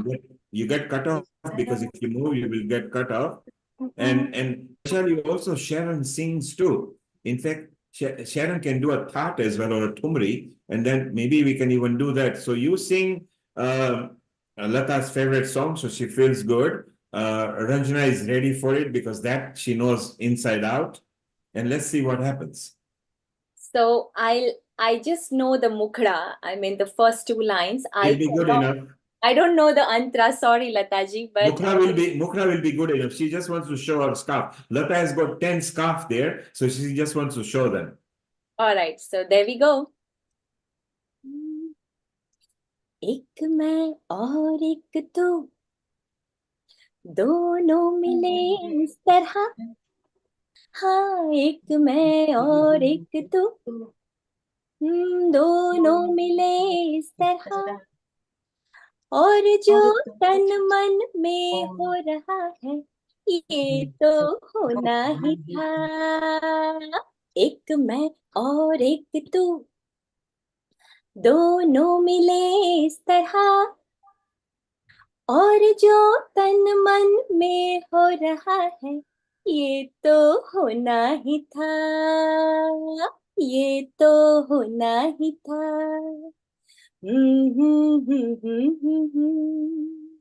Beautiful. You saw Alexandra. She took a white belt out of from Taekwondo or Judo or something. I don't know, but it was very good. And then we had a blue scarf and we had a red scarf. And I think it's so beautiful. So, you know, in a yoga and meditation, we get people singing.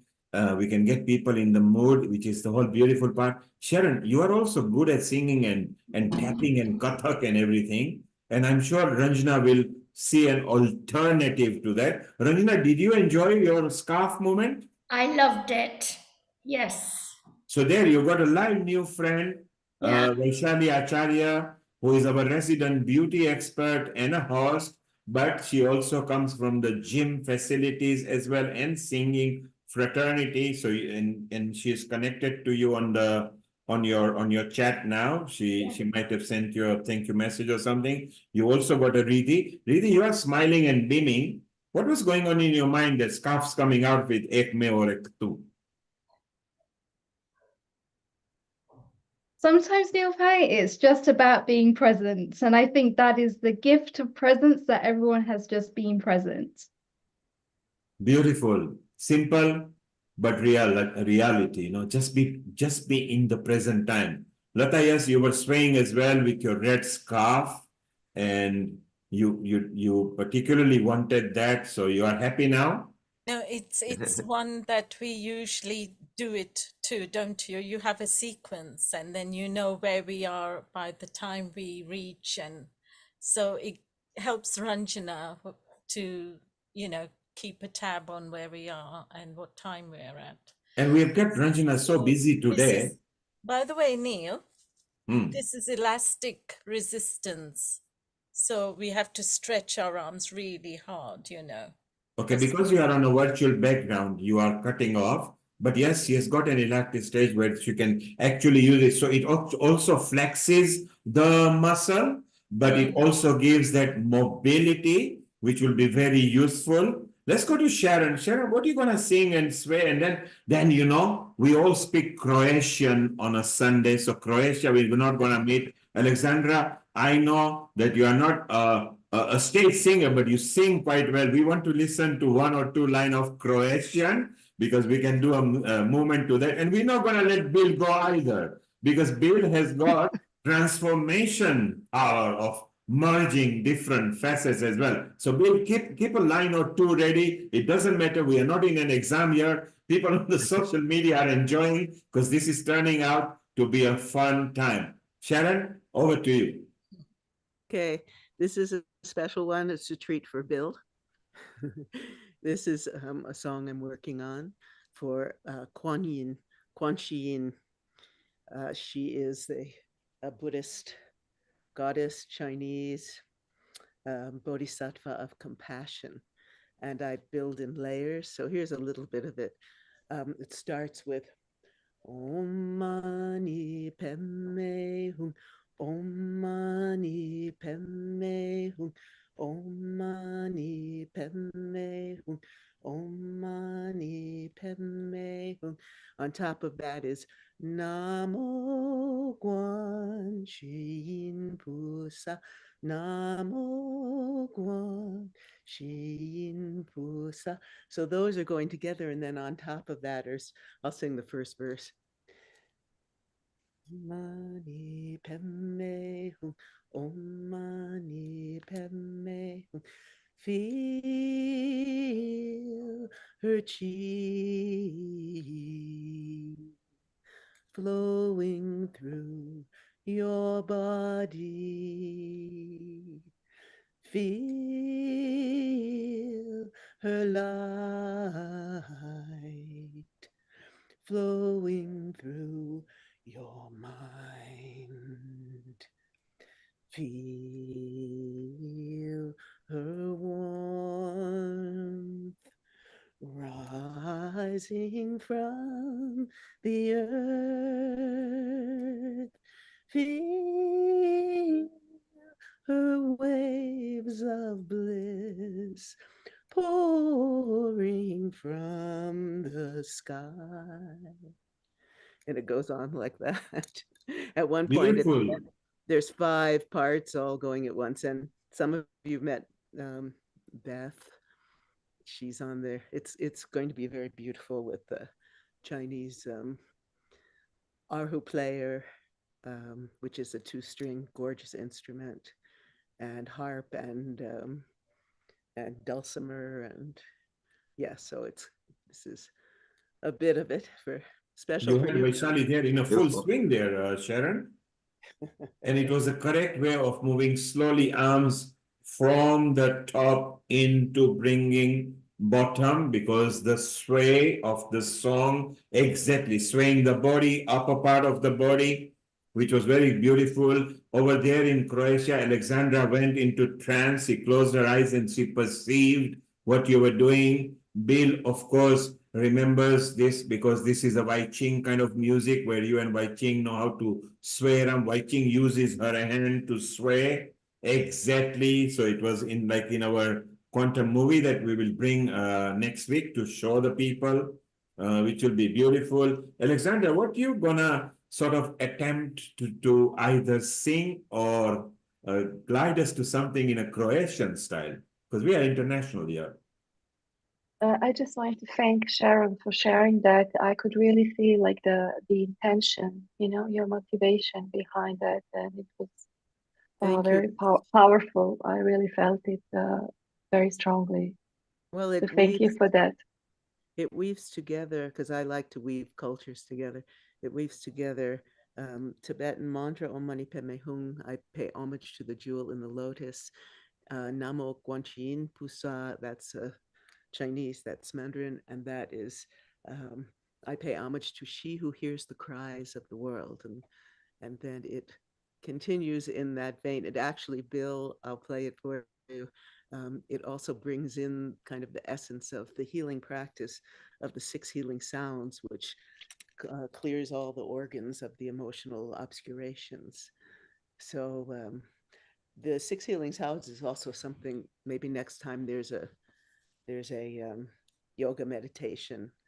We'll do some of those, because yes, we are going to have yoga and meditation at least once a month, because we've got so many facilitators, so many people who want to come. We like the chit chats now so that more people can give input. We like giving actually simple portions where people can take home and they can actually enjoy. Alexandra, are you going to attempt to sing a line or two? I can't do that, Neil, just because it's you. I'm really not a singer. I love to dance, but I can't sing. But I'll do something just that you can hear creation. It's a pop song. Ranjana, Vaishali, get ready. You need to dance to this. Okay. But it's a slow one. It goes like this. Nošem dahom sna, doletel je crný oblak na môj dlan. Zašto koda znam, a to sam jutro dočekal. Koda sam i ja leteo s njim, krilima teškim, olovnim. I video svet, zakriven iza zlatnih oblaka. Let's leave it like this for. Well done, Alexandra. You made a good attempt. And you saw Ranjana and Vaishali at the end. They did a hand Mexican wave to just get into it because they didn't understand what the words were. So they just got the fingers indexed together and flexed them so they feel good, because it's the finger digits that you use to lift instrument. And when you're cooking, the digits are very important. So that was beautiful. Rita, people don't know you sing as well. Normally on Sunday you refrain. What have you got lined up for us, Vidhi, that we can merge with your knowledge of yoga and meditation that people can sway around to and get mobile? What would you like to attempt? I think you can come back to me at the end. I'll do some mantras for you. Okay, so we'll do a mantra. We'll do a mantra therapy. Vaishali, keep a song ready if they want one. Bill, we don't want to let you go. You can either recite a poem or you can sing. You are a good singer too, but you can bring your transformative singing so that we can adapt some sort of rehabilitation sways with you. Well, I don't really have any songs. I do have a poem though. I'm a poet. Yeah, go ahead. Okay. It's called The Awakening. Right, let's get ready to awaken and see what you can bring on. Okay, let's see if we can. And Ranjana, this is a new test for you. Apart from healing our earth, how can we bring poems, and while we have attracted people's attention through the words, how do we bring in some sort of rehabilitation exercises? Okay, so Bill, 3, 2, 1, over to you. Well, I think getting people to write poems is very therapeutic. Yeah, to have a blank heart and see what comes out of it. But anyway, this poem is called Awakening, and it goes like this. Life had the appeal of a West Texas jail, till the siren of life dropped her 10,000 veils, and the truth that is me no longer whimpered but wailed, like a million volcanoes neath King Triton's mad gales. Through the womb of a dream, I redefined me, I an army of armies, a trembling leaf on a tree. Faith not the issue, belief had now become me, far beyond definitions of a word called free. Beyond nightmares of Auschwitz, beyond precious Christ, beyond a mocking constipation I once referred to as life. Through my eyes all could see. As creation breathed me, I was everywhere and nowhere in between matter seems. I was young and old, meek yet bold, walking past so far past the tiny roads we'd been sold.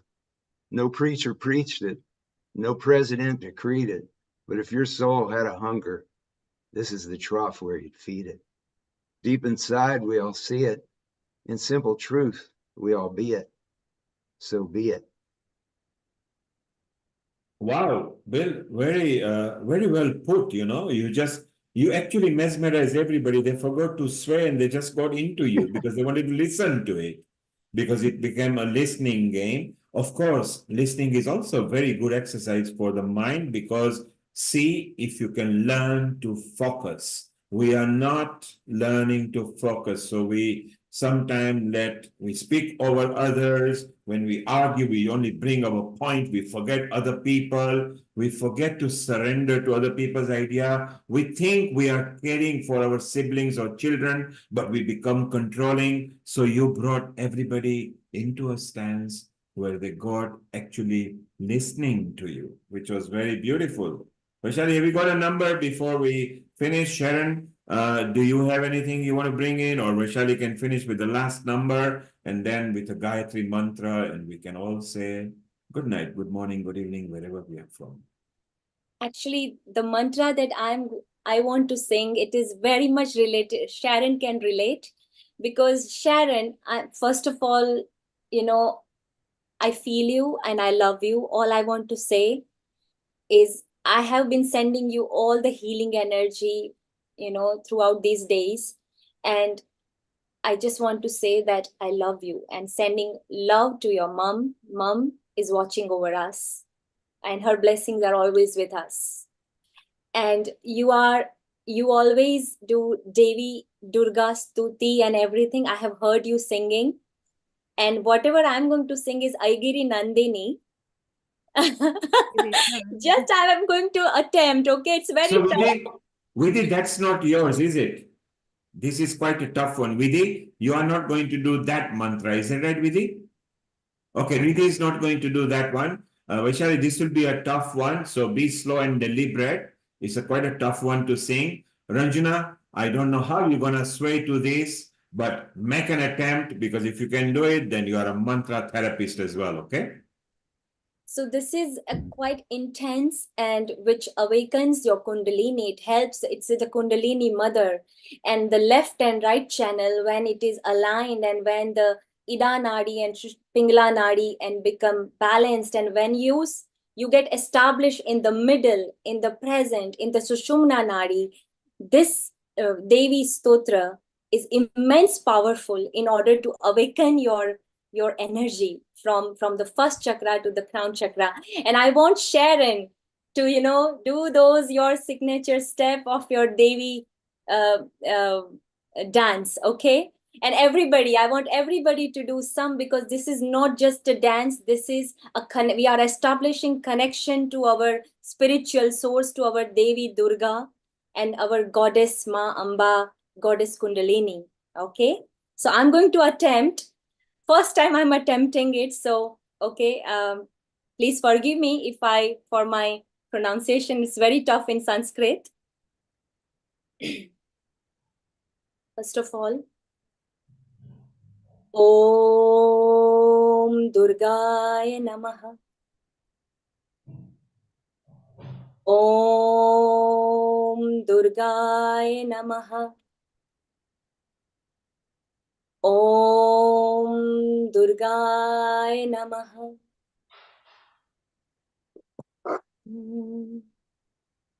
ऐगिरि नन्दिन नन्दित मेदिनि विश्व विनोदिनि नन्दनुते गिरिवर विन्द्य शिरोधिनि वासिनि विष्णु विलासिनि जिष्णुनुते ऐगिरि नन्दिनि नन्दित मेदिनि विश्व विनोदिनि नन्दिनुते गिरिवर विन्द्य शिरोधिनि वासिनि विष्णु विलासिनि जिष्णुनुते भगवति हेशिति कंठ कुटुम्बिनि भूरि कुटुम्बिनि भूरि कुते जय जय हे महिषासुर मर्दिनि रम्य कपर्दिनि शैलसुते सुरवर वर्षिणि दुर्धर दर्शिनि दुर्मुख मर्षिणि हर्षरुते त्रिभुवन पोषिणि शंकर तोषिणि कल्विपमोषिणि दोषरते धनुजनि रोषिणि दितिसुत रोषिणि दुर्मद शोषिणि सिन्धुसुते जय जय हे महिषासुर मर्दिनि रम्य कपर्दिनि शैलसुते जय जय हे महिषासुर मर्दिनि रम्य कपर्दिनि शैलसुते ऐगिरि नन्दिनि नन्दित मेदिनि विश्व विनोदिनि नन्दनुते गिरिवर विन्द्य शिरोधिनि वासिनि विष्णु विलासिनि जिष्णुसुते भगवति हेशिति कंठ कुटुम्बिनि भूरि कृते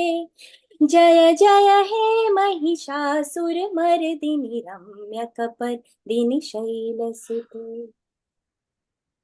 रम्यकपर्दिनि शैलसुते रम्यकपर्दिनि शैलसुते ॐ दुर्गाय नमः ॐ दुर्गाय नमः ॐ दुर्गाय नमः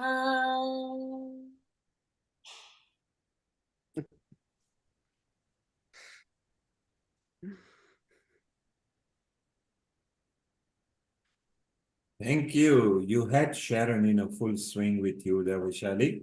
Sharon, I have no words.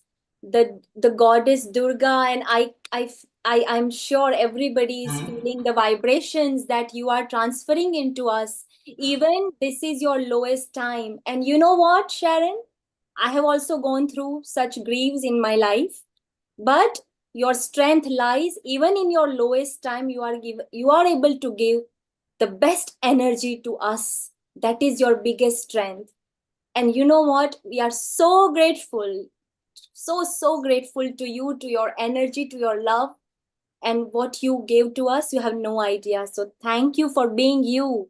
Thank you so much. Truly grateful. Thank you all. It's been to have all of you in my life, especially now during this time. I am so grateful. You have Neil G, when I was there, we were in touch during, my mother was unconscious but still breathing, and Neil was going, just take your hand. I mean, I had my hands on her and all of that, feeling her energies, etc. And Neil said, just take your hand and put it on her forehead and just keep moving it upwards. And I was sending her into the light. And then my sister and I were there, and my mother is was very involved in the Jewish tradition. So my sister too. So we were singing all these Hebrew songs for her as she was leaving. It was very powerful. I felt all of this light and surrounding her, and then all of these beings as she was going, coming to greet her. And then I saw her with her second husband, who they really loved each other, and he passed 17 years ago. And I saw them as like when they first met, walking off into the sunset. And then that evening I was just suffused with light, and it's a very interesting experience, which I'm sure that some of you have experienced. I feel her presence in and out. I get very tired, and then I'm okay. And I'm just going through this process because I can't even imagine a better mother. She was extraordinary. At her funeral, the big message was her gift of unconditional love and non-judgment to everyone she met. So thank you all for being here with me and caring for me. I'm so grateful. And of course, next episode, Sharon, International Women's Day, you are going to bring Mom's legacy, and we will share it on the earth to the people, everybody, that why the International Day for Women's Empowerment important. I believe empower women, you empower community. So it's very important that we do. So next week, we want all the women back on here. Let's bring love to the earth, harmony, peace, and unity. And Riddhi, this is the time you can end up with a mantra, and the last mantra, Gayatri mantra, or any mantra that you like, and we can formally close. Meanwhile, thank you all, love you all. Riddhi, over to you. It's your turn now. And let's formally use your mantra, and then we close, okay? So thank you all for such a beautiful session today. I think we've just seen how all of the different modalities can come together and can serve as a healing vibration for the world. And I'd like to continue that healing vibration of the world with Om Sarve. And really, just before you do, Mita has her hand up.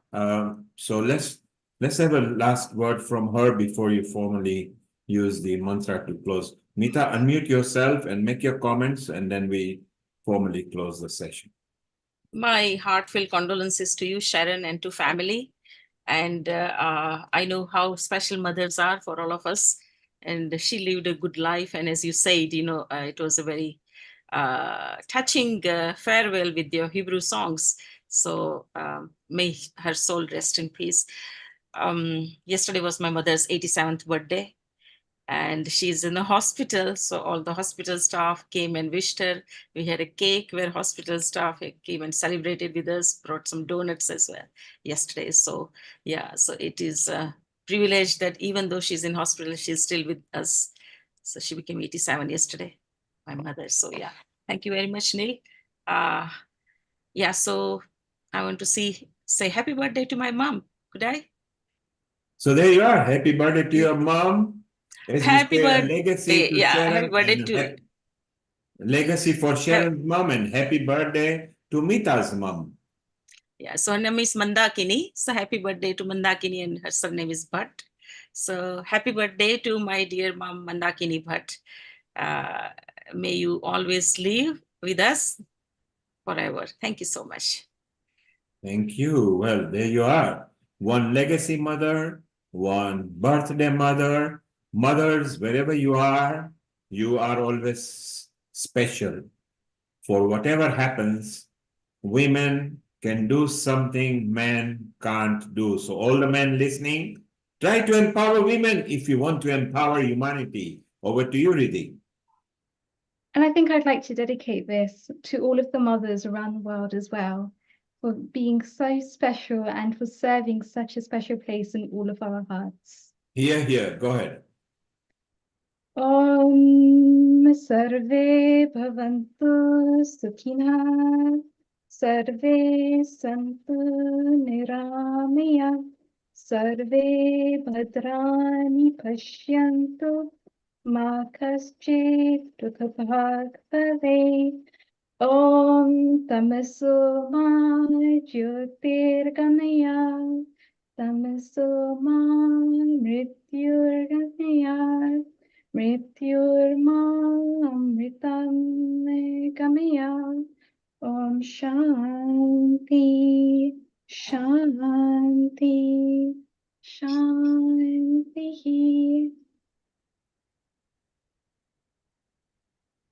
Beautiful. That brings peace on the earth. And it comes to a time where, Sharon, can you remind people what's happening next week?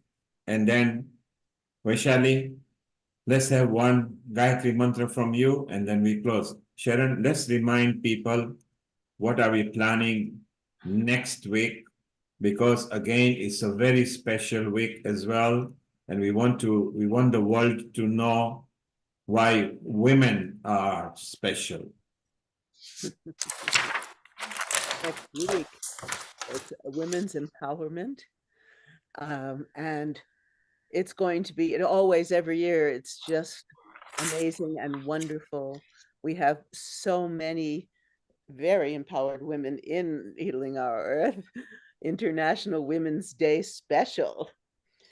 Empowering women, empowering humanity. Join us for this free global online session, Sunday, 3rd March, 2024, 2 p.m. GMT onward. We are looking forward to seeing you all and bringing you in and hearing about your understanding of what it means to be a woman, and especially in these times, and how we can come together and really empower not only all the women, but all the men and everyone else. Yes, beautiful. And Sharon, the following week from there, we are bringing World Kidney Day. Kidney are very important organs for human body, and so many people in the world at some point will require that. So we are doing it with Saha group of Midlands, who are part of NHS facilities, who will be here with us. They are part of Healing Our Earth as well. So next week, International Women's Day. Following week, the World Kidney Day. And then we got itinerary planned from there on, so it'll be beautiful. Sharon, thank you very much. And all the ladies, We love you, whichever country you're from. Vaishali, a nice Gayatri mantra. And then we bid everybody good morning, good afternoon, good evening, good night, whichever country you are from. Vaishali, over to you. I would just like to say that let the peace, love, light be the new language of humanity.